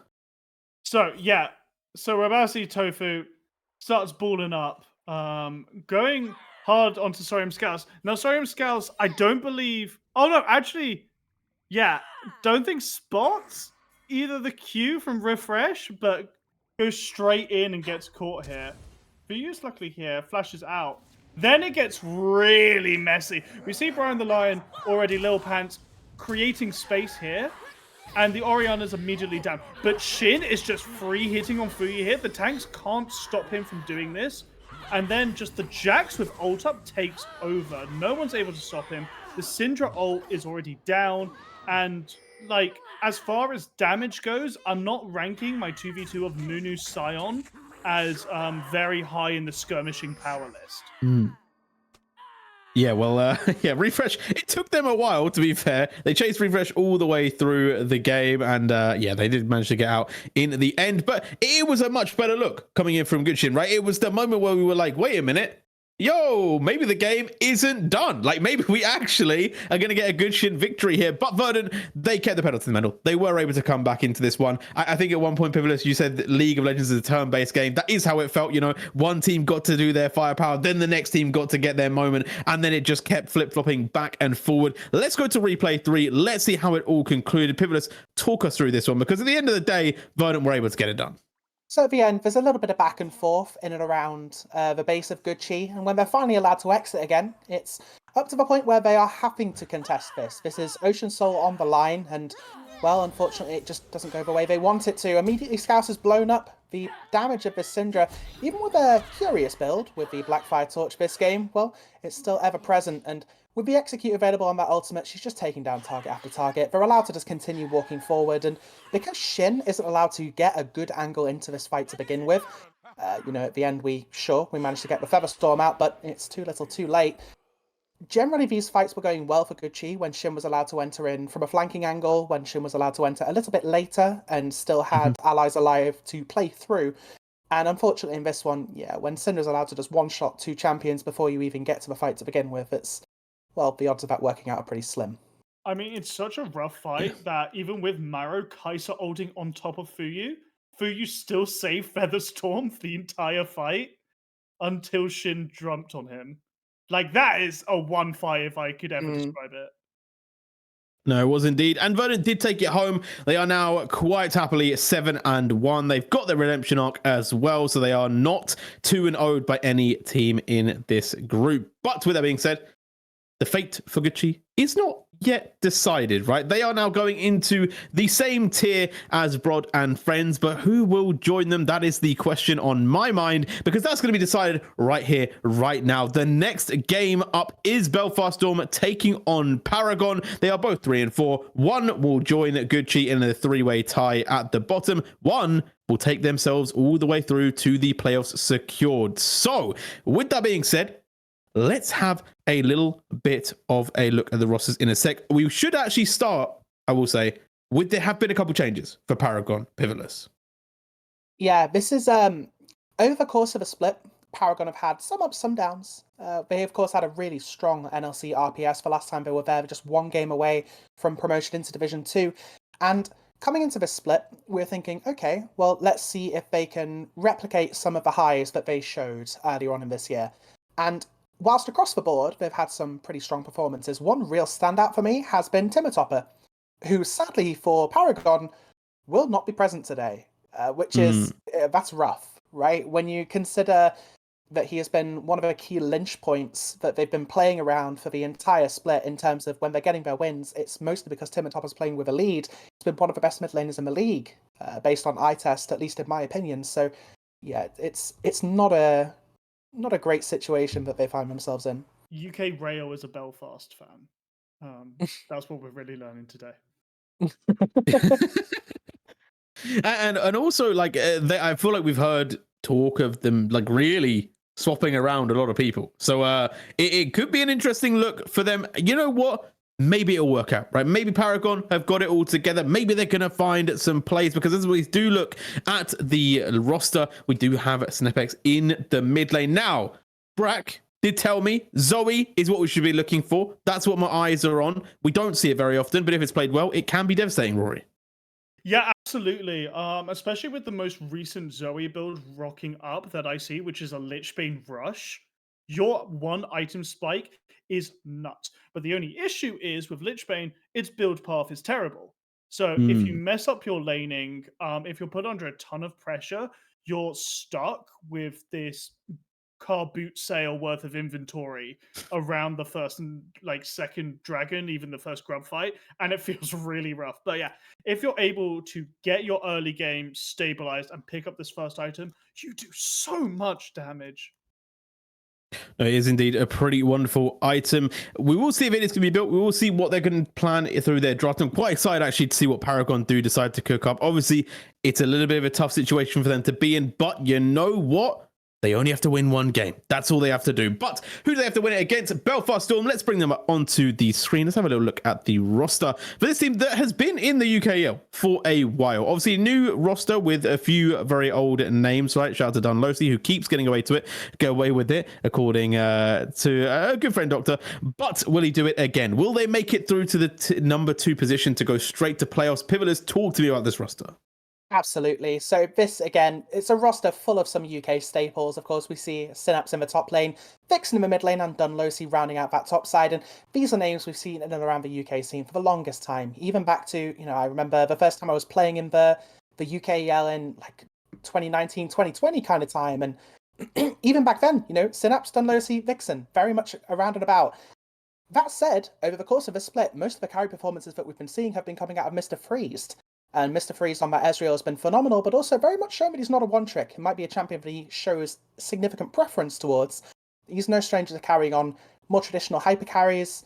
Also, these champions like the Ziggs, the Jhin are available and very much pickable for the team. So when Mr. Freeze is online, they look fantastic. The main issue that Belfast Storm has been having has actually been with the other half of that lane, and the fact that Varren and Dunlosey have not been linking up terribly well. You tend to think that teams want to play through jungle and support, getting access onto the map together, getting some deep vision, and being able to play around objectives that way. Whereas for Belfast Storm, this has been a consistent issue.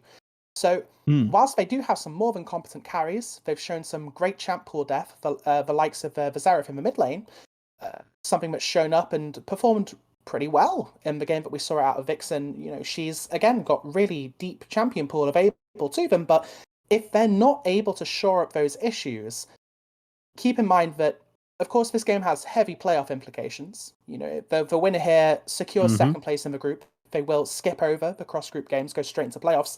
But the loser is going to be caught in that 3-way tiebreaker.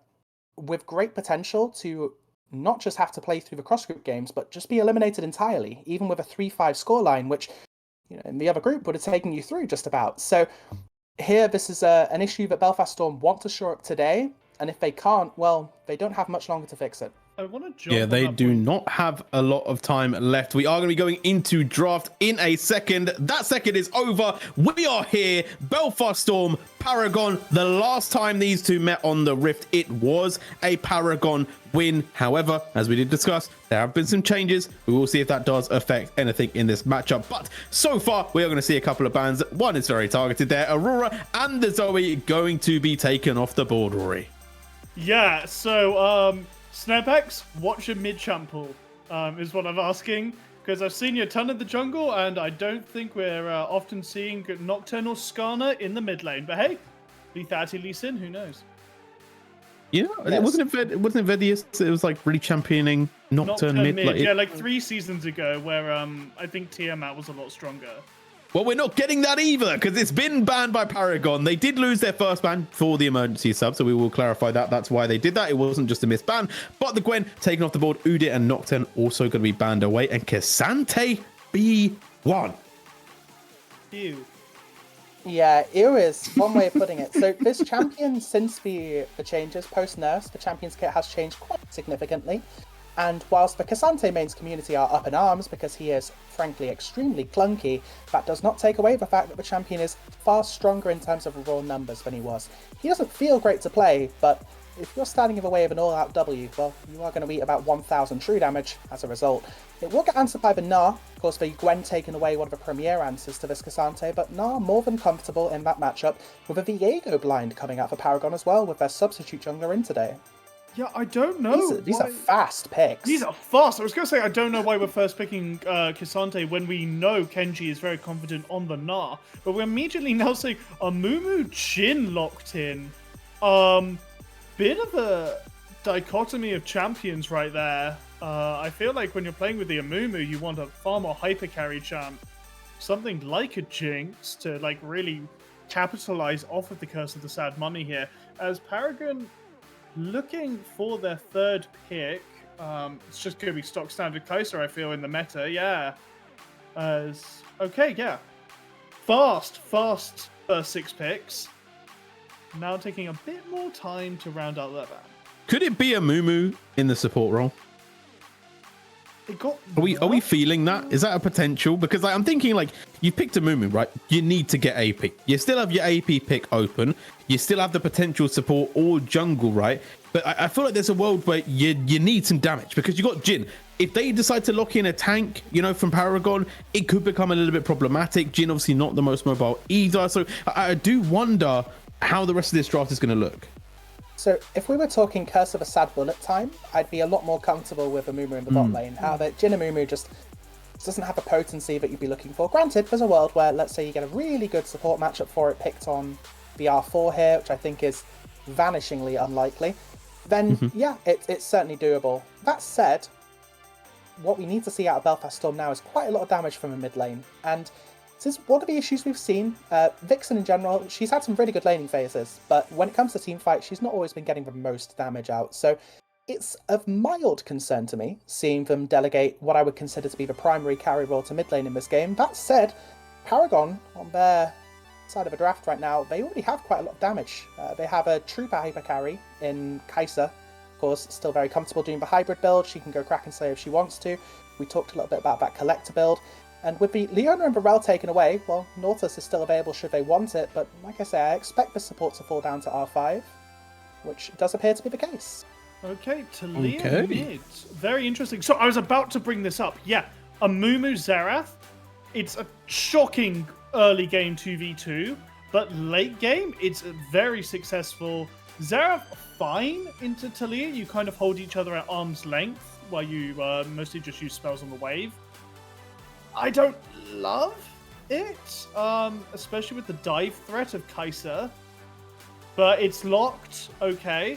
So most likely we're seeing a Amumu Xerath, and then just another, stock standard tank to round it all out. I feel like playing Alistar into Taliyah, though, is not going to be too fun. a pretty naughty Poppy angle on R5 if they want it. I don't like Belfast Storm's draft, I'll be honest. Nope. Like, it's not egregious, but like, I know we talked about damage in the last one, but like, now we really got to talk about damage. Like, where's the damage coming from? Like, I'm not really too sure from it yet. We'll see what Paragon do decide to lock in as there are 5. The Brom is going to be the choice. I feel like, yeah, I feel like Poppy would have maybe gone a bit better there, but you know what? Like, because I don't think you can block Xerath. You can't. So- Yeah, you can't block No. Xerath. Their Yeah. beam abilities. Well, you can block his E, I suppose, but But you Yeah. can do that by standing in the way anyway. yeah, absolutely. So Belfast Storm. If you were looking for a poke comp like a Jhin Xerath, are you telling me Synapse can't play? Jace. No, yeah, Jace. I think that's what that signals. But, oh boy, Or It's a- Nidalee as it's a- well. Like, it's a bit messy, and I feel at this point you're better off just B1ing Alistair more than Cassante. Like, that's how little I like the B1 I mean, Cassante. that's bold. The It's thing with bold, Cassante, yeah, right, but the so thing is with Buzzman Cassante- Cassante into a power player. Like, this champion in general, yeah, thematically he is a warden. He's very good at peeling for his carries. When you're playing with Jhin Xerath, granted, yeah, they're very low mobility, but they tend to be playing about 4 screens away from the actual fight. So there's not really any necessity for a warden to be peeling for them. The enemy team shouldn't have a great deal of access anyway, aside from Kai'Sa, who in this game doesn't have a dive buddy. So I don't see the need for Cassante when we're not playing a hyper carry for the Cassante to be peeling. It's I an think- odd draft direction to take. I think my biggest concern as well is like, okay, we talk about Viego, right? As a champion, often you're just like, okay, well, when Viego jumps in, just kill him and then you're fine. But I'm a little bit like, wait, do Belfast even have the damage to just kill him? Like, I feel like the opportunity for resets is really high here. And I'll be real, I feel like Paragon have a massive advantage going into this game, right? I think that their team fighting is going to be a lot more, like, not only consistent, but a lot more dangerous, right? If the Gnar comes in, gets a slam against even 1, maybe 2 people, it's like you're setting themselves up to get hit with Viego. Talia can get off a lot of damage pretty much for free because who's going to challenge them, right? You try dash in, you're going to get stunned. And then, okay, you could say, well, yeah, J-Rule, they can just fire from 3 miles away. It's like, yeah, but when? Like, when is the damage going to be enough for that to actually be a problem and that you can take out multiple carries in one situation? Or maybe I'm losing my mind. Tell me, Rory. No, I mean, The you're thing not is, wrong. we're both silent because we're like, yeah, you said the point excellently. There's so little I can give there. Like, Static Shift Jhin does no damage. You pick it because your wave clear is terrible, and crit items are so expensive that it's so... The problem I'm Rough. having with it as well is like, okay, let's say, for sake of argument, we take a team fight and we get a couple kills off it, and Belfast Storm are approaching an objective on a, I don't know, 5 versus 3 game state. Your objective take is so egregiously slow with this composition in terms of the sheer lack of damage per second. To Leandri's mages. a moo-moo. Oh, now we're talking. Oh, he's thank you very one-shotting much. Nash as we speak. It did at one point. It did at one point, if you remember that one patch where Moomoo's ratios were nuts. Yeah, Baron is going to be painful. Please let's not pan. If we ever get a 5-0 team fight and Belfast Storm on Baron, let's just watch something else in the Rift. Because I'll be honest, that's going to take ages. You know, like, no one wants to see that. Yeah. Yeah, we'll go hunting for all the little ducks around the rift. Go on a little trip down river, One thing as opposed to watching the slowest Nash of all time. One thing I would also like to poke in is how great this Talia pick is into your only 2 carries being immobile.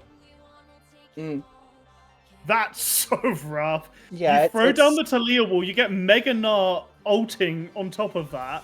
I was like, oh, sorry, I know you're trying to play from a screen away, but we are in your face. Now, there is a devil's advocate here, right? Like, there is a world where Belfast Storm will win again, right? It's not completely doomed. We obviously don't like the draft. We are wondering about the lack of damage, but you know what? It can go their way. I think there is a world where if they get off the start running, there is a time where they can actually just outpace the other team. They can outpace Paragon and then basically just take them all the way to the Nexus before they get into that scaling mode. There is also the other end of the spectrum where maybe if we go really, really late game, Xerath and Jhin do actually just one-shot people from a mile away and there isn't too much to go for. But that middle game, which is the majority of when you would end the game, does seem to favor Paragon a lot. And I am just very interested to see how Belfast Storm play this, because I feel like this is also a comp that you wouldn't just draft randomly. This has to be something that they've played before. Yeah, for sure. You've played it before, but I know they're very comfortable on these champs. I know Vixen's very comfortable on the Xerath. It's just, in terms of early skirmishing, I feel like it's going to be really difficult. We know how much Dunlosi puts priority in ganking bot lane specifically. I think about 80% of his total ganks are bot lane, which is a nut stat on a Jarvan and Poppy player. But I know Amumu isn't as bad in the early game as he used to be. Like, he did get some buffs. Even still, like, trying to get this bot lane ahead and, like, get them priority for a dragon take is Herculean, and you're going to be sacking so much farming time to do so. Any more to add on that one? I mean, okay, let's look at it this way, right? I think if Jhin were to opt out of a Shiv build entirely, which I do think is more or less mandatory this game. So you said Shiv, right? You have seen, yeah, if we opt out of that Shiv and we look towards the buffed collector on this patch, right? They took a bit of AD away, but it is cheaper, which is important for your early game itemization. If Jhin is allowed to go into this collector build and just build for raw damage and completely eschew the wave clear factor, then Jhin can be a little bit more of a threat. But as soon as we see static come out on Jhin, I would be worried. Okay, well, for the final time in the regular season, for our scheduled games, we are going to throw this one over to the casters. It is time. Brackish Brit, Zapdos, break down what we have seen and take us through this final game.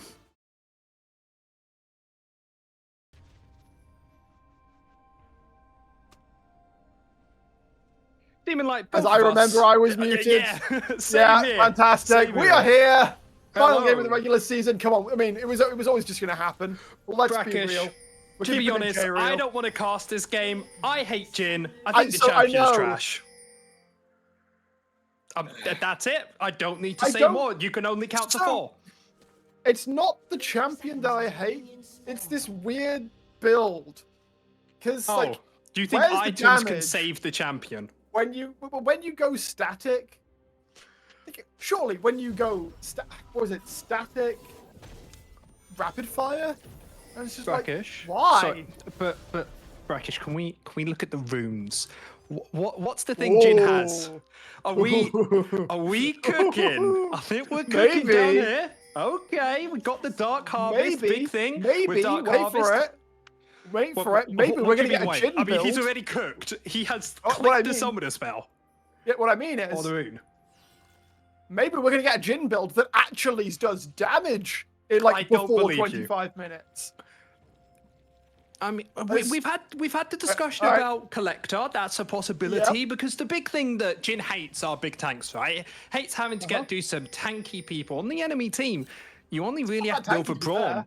who's Yeah. a major tank. So maybe if they can finally do this Dark Harvest, get him a lot of damage early on the Amumu ganks, and on top of that, Xerath has an ultimate where he can farm towards the mid lane and just press an R down bot lane to help with that. So there is plenty of opportunities to get this bot lane ahead, but you have to question, do they have enough damage to get through this Braum E?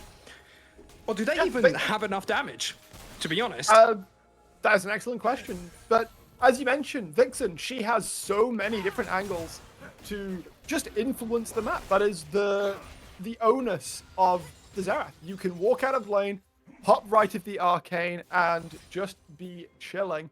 Obviously, it does require her to be stood in some degree of safety, but with Dunlosi on the Amumu, I can certainly expect that a little bit. Early push in from Mr. Freeze and Varyn, but I mean, not that much to say about it. Jhin, of course, clears out waves very nicely at the early stages of the game. It'll take a little moment for Lasp to catch up.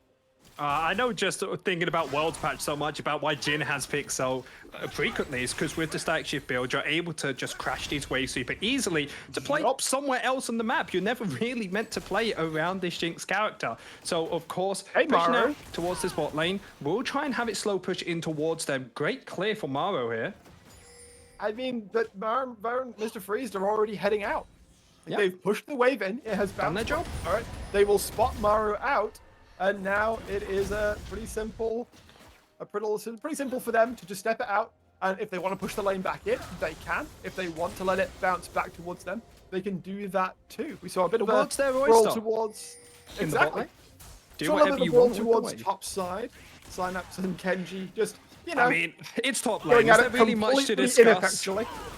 Stuff's going to happen there. Not going to be too important. It's down towards the bot lane. Damage going down onto Lasp though. Stunned up. The barrier is used. Unfortunately, though, that's actually a bit of anti-synergy because the barrier went up at the same time as the Unbreakable. Meanwhile, Dunlosi has been found in the river by Maro, has to flash, goes into the Harrowed Path, is looking to find the stun still, but the lockup, the knockup, gets taken down. It's first blood for Mr. Freeze. You could potentially flash forwards on the Jhin. Sack gets the dancing grenade, and the Jhin will be dancing on his grave. Varyn stepping forwards, looking to take the tower aggro. Doesn't have the flash, might die for his trouble. It's 3 kills for Mr. Freeze and Belfast Storm. They are brewing already. Rakish, I've been saying this all along. Everybody's been saying about how bad Jhin is, but what other champion could have done that? Every other one. Hang on. No. Hang on. You literally, as we came to the rift, I don't understand. You hated I don't know Jhin what as a you're champion. No. I am great. We have the transcript. He's got a high noon skin. It's cool. Oh, it is as well. Mr. Freeze, please do it to him. I would love to see the Collector coming out. We were talking about it, or the desk was certainly. Where is this damage coming from Belfast Storm? From a 3-0 Jhin that's building lethality, apparently. I'm going to laugh so hard if Mr. Freeze just gets everybody on the analyst desk and us to like this champion just because of one game he's having here with the Collector. You know what I'd find even funnier? He gets the serrated Dirk just for the memes and then goes the standard Jhin build anyway. I don't think I could cast the game if he didn't. I would actually just cry. I'm like, you're doing an amazing job, you know, this innovation from the UKL. Strike! If he builds Static Shiv, I don't want to do this job anymore. I don't know. I don't hate the Shiv. Oh no, the thing with Shiv, you kind of need it. I do hate it. I was thinking about potentially getting its second item to help with the wave clear that would be lacking. But you kind of want the damage. I mean, you just need to keep going. To be honest, literally just port the Caitlyn build. Just go collect the IE and kill everyone. You don't need more than 4 shots because everyone's dead by the time you've dropped the last. Hear me out. Just go, Caitlyn. But no, we'll stop joking about this. Paragon going to be able to pick themselves up the dragon. Very comfortable indeed. Are going to be around about 1,000 gold behind. Not too much towards this early game, but this Jhin is becoming an absolute monster. Of course, when he gets to Collector, that is going to be a huge power spike, and I'm really going to be looking forward towards the level 6 that has just been reached by Vixen towards the mid lane. So, of course, that ultimate can be used at any point in time to affect this bot lane, so whenever they want to go for a go button, they can. Meanwhile, Dunlosi taking the grubs up towards the top side. The trade is old as, well, January. Yeah. Off go. Seen it a few times in our lives, haven't we, Brackish? It's either the dragon or the Void Grubs. Of course, a Void Grub's much more useful on the side of Paragon because they have Gnar for the split push. They got Talia for split push as well, compared to Belfast Storm, where their comp doesn't really have a great split pusher except for the Cassante, but doesn't win that matchup either. So it's more to negate the enemy team, or maybe this is their master plan to get Jhin a lead. They get these Void Grubs so he can get more tower plates. You know, Jhin, the champion, known for getting tower plates. Sure. I will claim to go along with that. Alternatively, with the advantage they have, they can put Synapse on the side lane, as you say, to be the mitigating factor on this Cassante. And then they can just deathball the remaining 4 champions. Because if Jhin and Xerath are close enough together, we heard it talked about, that if CC lands, you're getting a Deadly Flourish. you're getting Right of the Arcane being dropped on your head. And this is not the tankiest team that Paragon have presented us with. The only thing that could survive that, realistically, is probably Mega Gnar. You do have a Braum in the bot lane, of course. That's going to be able to Then I survive question it. And the thing is, we want to find this lead from Belfast Storm, of course, on the Jhin towards the bot lane, have the help from the Xerath ultimate.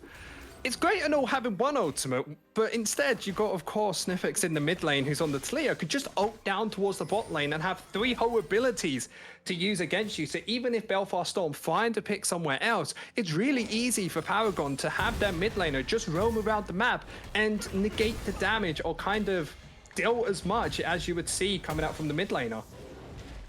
Engine Synapse still just slapping each other back and forth. I do like the call Gnar has a call. From Kenji. Yeah, he's just like, all right, we're mostly going to be farming. You're not going to kill me.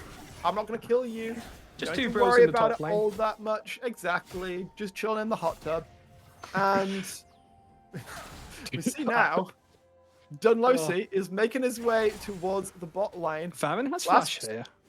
Last splash is not back up yet. If he can find the angle, there it is.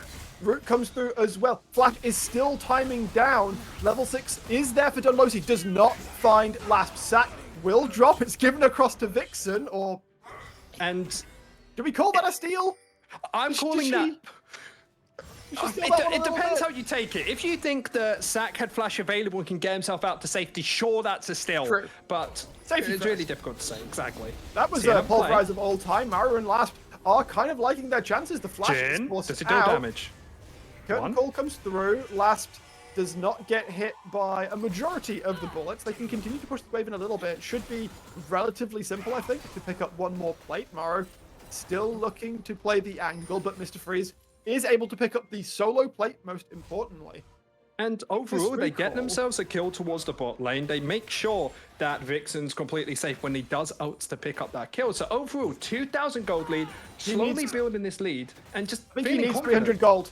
I think he needs 300 gold to finish off his item, as there will be the catch on to last. I don't care where your flash goes, Mr. Freeze will lock it down and take it down for a rampage.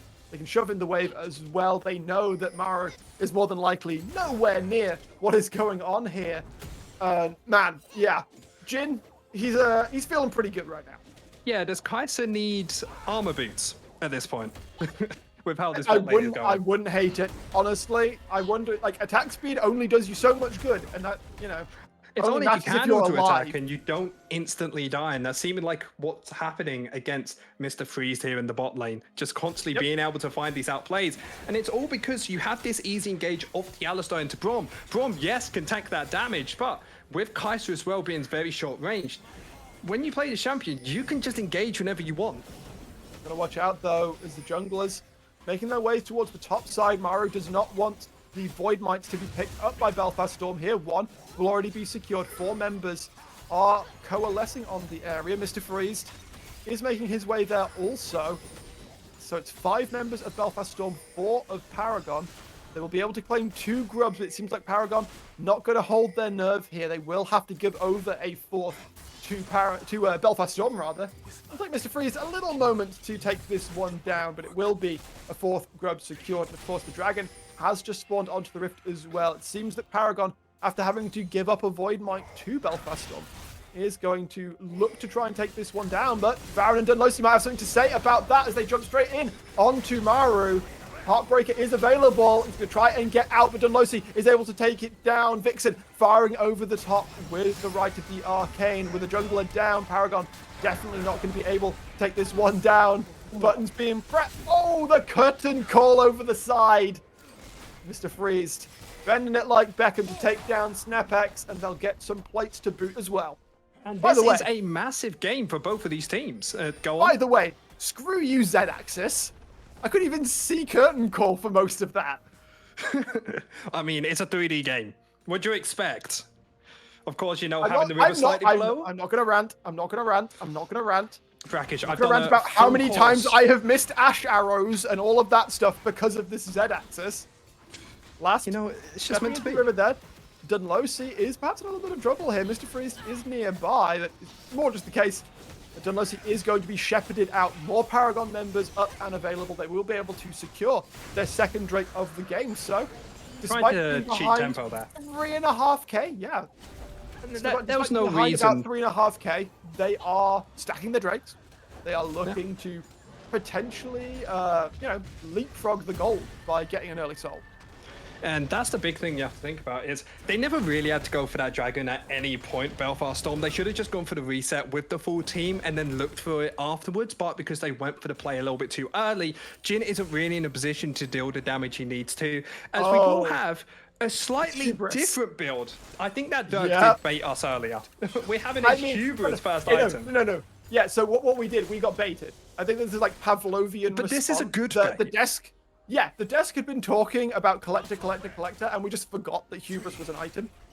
I mean, there's another Dirk in inventory as well. Mr. Freeze could absolutely turn that into a collector. I mean, the synergy between those two items is definitely present. The extra ability to execute low health champions, keep that Hubris AD up. I mean, it's 13.5 minutes and we're already looking at 250 AD on this Jhin. Last is caught, no flash barrier. Might keep you alive for a moment, but Dunlosy is on a killing spree. And Varyn decides to get in on the action as well, picking up one for himself. And just to boot, the bot lane tower will also fall. And there's nothing Viego could do against this. Of course, being on the opposite side of the map, should be able to pick himself up the last couple Rift Heralds that are available, or maybe even the Rift Herald itself. But towards the bot lane, even if Viego was there, there's not much you can do. So the question is, what does Paragon do to get themselves back into the game? You have the Taliyah, who usually has the ultimate available, to make a play down towards the bot lane, but it always feels like mid lane has the push pressure they need to make it where Taliyah can't even go towards the bot lane. Vixen firing the right of the arcane in towards Snepex, forces the flash out. Rift Herald will be secured here. Sign-up Sprinter trying to make something happen, not quite able to find the angle on towards Mara. So Paragon will mostly be able to get away with that one. But as you said, like, Taliyah is meant to sort of make things happen on her own time. But when have you seen one Taliyah ult around the map? That's how Well, difficult this so- game has been. Exactly. Snepex actually last used Weaver's Wall to get back to lane, so it was just a pseudo teleport. Meanwhile, Exactly. Vixen, she's been shoving in waves throughout this game. It does it considerably quicker at the moment than Snepex is able to do, and so that means that the Taliyah is on notice. You know exactly where she is likely to be. Mr. Freeze has to flash out there. Varyn looking all the way forwards as the damage comes through. Mr. Freeze dominating. One more hit onto Last Power would do it, shot. but the barrier is able to keep Last alive. It's Sack who picks up the kill as a result of the ignite. Snepex coming through. Varyn, no flash, can get taken down as well. Last looking for an angle in, perhaps does still have the killer instinct if he wants to make it happen. Maru going to be able to find the catch. Vixen, she's not very mobile on this Xerath, and Lasp will be given the kill. And it's just an overextension from Belfast Storm, something that we've been seeing all day. They make a great play towards the mid lane where they find the pick-off, but Jhin just overstepping slightly, gets killed off, and we can see the after effect. Rift Herald that was taken earlier is able to be placed, and they get that tower. Weaver's Wall comes through. Dunlosy not able to be in a position where he can actually land because the sad money onto his targets. Did force the flash out from Last, though. Bit of oversight on the part of Paragon. They saw Dunlosy was taking the chickens on a ward, but he was still able to walk on towards mid lane and put that, get rid of that summoner spell off of Last. Down for 5 minutes. Both summoners down for a good while. So this is a potentially very scared Kai'Sa. There's a lot of things that very much would like to know her location. Jhin ult. Firing on through.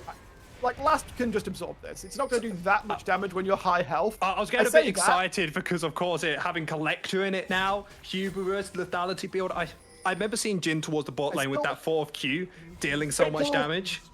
Wait till Mr. Freeze completes Eye Edge, which I assume is going to be his next item. I mean, I don't even know, going for such a unique build this game. But Belfast Storm, in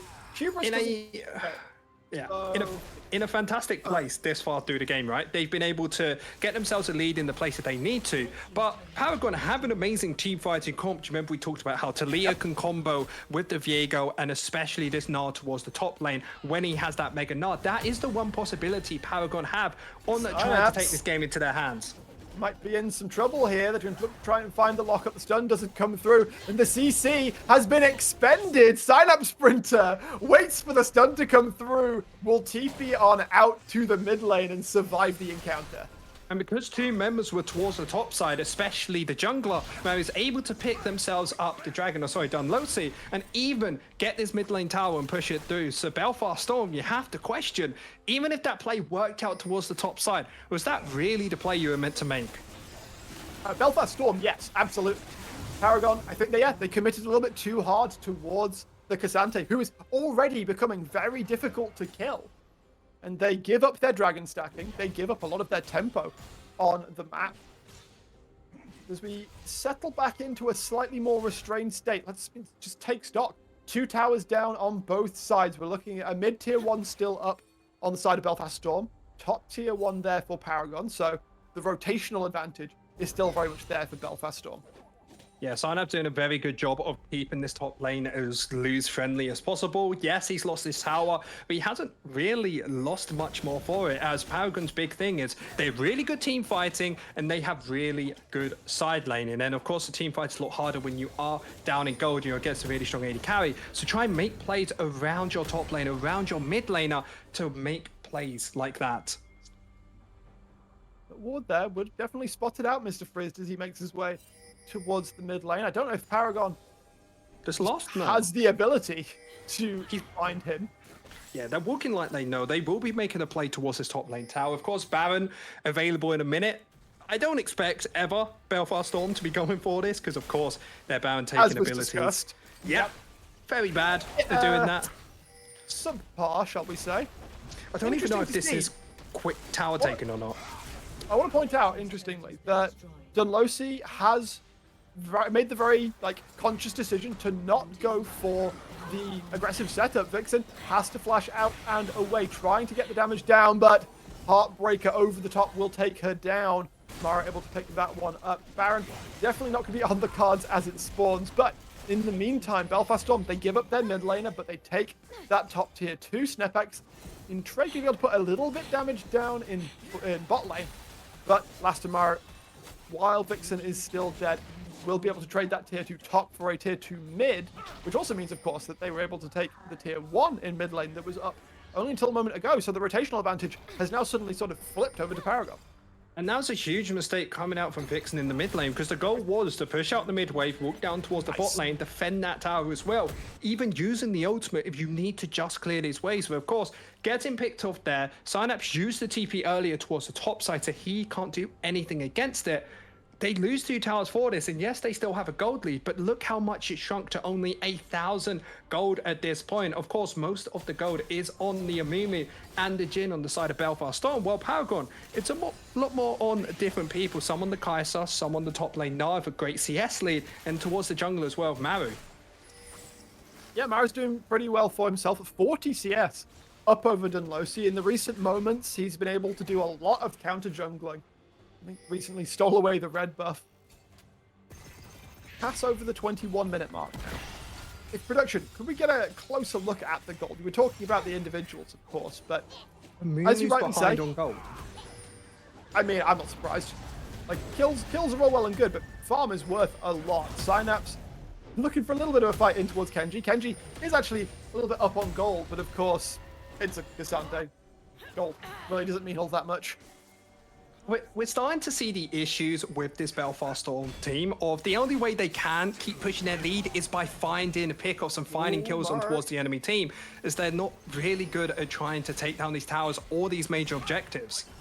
So if Paragon could stop them from engaging on them, they can happily just scale into the game where the gold deficit doesn't matter and your Gnar becomes an absolute demon on the side lane. So the best thing for Paragon is just don't fight, because they're not going to be taking Baron. Yeah. Just chill for the most part. Make sure that you have Belfast Storm on notice and do pretty much what you're doing. Have Kenji on a side lane. If you can send Snepex top lane safely, then that's also pretty good. But conversely, this is kind of what I expected to see from Belfast Storm as the game went longer. 4-man unit staying strong. Mr. Freeze, So scary. Be careful. I was very worried for a second there. 100% Viego could have maybe tried to find some Course Dragon up in 30 seconds. No Infinity Edge, importantly, going to be finished for that Jhin, so not as strong as you would want him at this point of the game. Of course, has a massive gold lead over their opponents, so they're just trying to look for Prio, trying to see if they can find anything. No TP flank wards, though, for Paragon. No, it's very, very dark on the Rift right They now give it for him. Paragon. They've got a wave over towards the top side, pushing in. Kenji is going to be the one sent splitting. I mean, they don't necessarily need to contest this dragon, right? They can just use and leverage the advantage, that extra 5 minutes of game time. They don't need Soul right now. They're in no huge rush to get it. It's Cloud Soul. So you're not worrying too much. Never mind, it's Chemtech. Thanks, Spectator. It's also, you know, one of those souls you don't care a huge amount about. So while they're taking Dragon, look towards Baron. You can actually threaten it, as they are going to do just that. K'Sante making the way across Vixen is going to give vision with the right to the Arcane. Baron not able to walk in, as Snepex taking quite a lot of damage here. Baron was looking to try and find the lockdown onto Snepex, as they now look to leverage the pressure in towards mid lane. Snepex needs to be protected. Sack will be able to keep him alive. Mid lane tier 2 will get taken down here. It looks like Paragon are trying to find the angle. Kenji comes out of Mega though. He's not able to land the nod. And Losi drops down as Silent Sprinter TP's in. Mara trying to get out, will be able to do so with the Heartbreaker. Synax is getting melted down.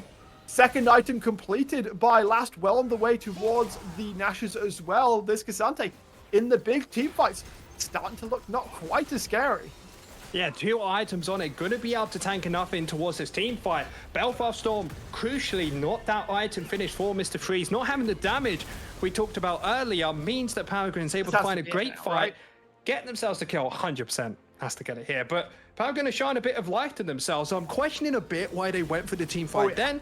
Because you gave over Dragon, you got priority towards the top side. Don't you want to force them into a place where they don't have vision so you can find a flank? So this is a big if, and obviously that is something that you need to really be accounting for, is if Kenji's Mega Gnar lasts half a second longer, he gnaws like 2 or 3 members of Belfast Storm into a wall. And that fight goes very, very differently. But it's that half second, exactly, that makes all the difference. I was just going to say, it's more like, do you want to go for the risky play? Because if you play it perfectly, almost any team fight is winnable. But for example, you talk about the Mega Gnar, but the game's winnable if you just don't fight and make plays on the opposite side of the map, especially around that last dragon. This top lane tower for Belfast Storm should be down. They should be able to maybe look to have the Kai'Sa ultimate, Taliyah to rush in there, maybe get a pick off, or just look for something using their cross-map ultimates. But so far, Paragon have just gone for these basic team fights where, yes, every member's there, good. They haven't even had Taliyah push out a side wave, then ult into it. And for them having such amazing 1-3-1 style champions, they haven't effectively played around in this game.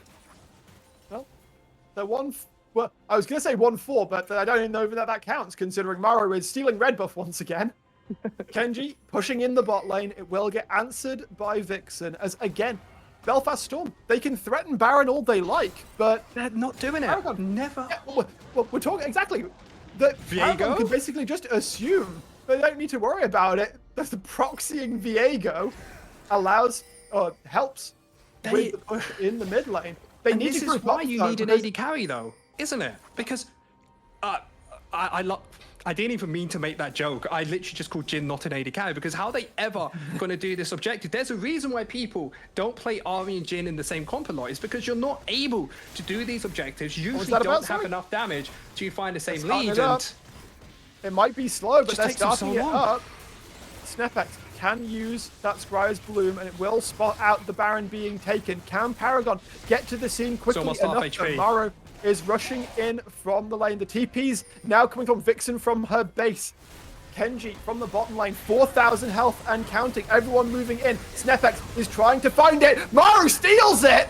As Sack trying to find the angle in towards the back line. Kenji is putting down the damage. Yet to go Mega, but knocks 2 into the wall. Mr. Freeze is one of them. The Jhin is down. Not only is the carry gone, but Paragon steal the Baron. Baron is going to be made into mincemeat by Maru. I don't care about your blast cones. I don't care about your aftershocks. I don't care about anything, say Paragon, as Last and Sack push down the this mid game? lane. It's an ace. There are 15-20 seconds until members come back up. Paragon potentially could end here. Instead, they could look to spread this goal across the map. We've still got that tier 2 in top lane. They're looking to hit in. The wave is quite sparse, though. Dunlosi about to respawn. Mr. Freeze about to respawn the Nexus turret. One is already down. Dunlosi looking to go in. Finds the angle onto last, but the follow-up is not there. Mr. Freeze cannot do anything to help as his Amumu is taken down, as the Nexus turret is taken down. Maru now just keeping him on notice while the rest of Paragon knock down the Nexus. And in a back and forth game that went side to side every which way, it's Paragon who stand up at the end after a fantastic Baron fight and claim the win. They won one team fight and they win the game. That's League of Legends, baby. That's all it needs to be. And it was just an overextension coming out from Belfast Storm. They had an incredible early game lead, get themselves around the last major objectives, but it's just too little too late because of how slow their Baron taking is.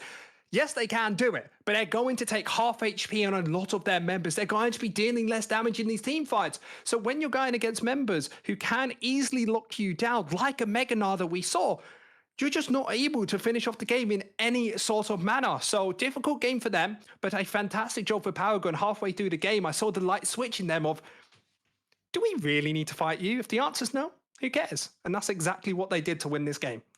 We can do everything we want, Zathos, to do justice to that game, but realistically, we got people standing by to do that. Let's throw it right on back to the desk where Jreal and co can really get into the meat of how that game went down. Woo! Yeah, not swaying at all about my prediction. Yeah, definitely knew what was going to happen from the get-go, and that is what we planned. Immediately, we did say it. We didn't like the comp. It came to fruition, but Belfast Storm made the best out of a bad situation for sure. They put them against the ropes, and they were swinging, but they could never find the knockout, right? It never landed. They never could finish Paragon off, and, well, we'll talk about the ending of that game in a little bit, but let's start it off. Let's start it off early. Let's kick it back into 3 minutes into the game, right? Way back when times were simpler. Pivotless, talk to us about this early game. Yeah, so this was the first of what we would presume to be many technical knockouts over the course of this game, but just never quite came to be. Got a really nice 2v2 going on here. Mr. Freeze is getting a lot of damage out, and Lasp is forced to burn the barrier. But what I want you to keep your eyes on here is the skirmish happening in River between Dunlosi and Maru, because with no prio in that bot lane, well, Jhin and Alistar are always going to be there first. And while the flash to dodge out of the deadly flourish is there, unfortunately, the fight afterwards is absolutely not.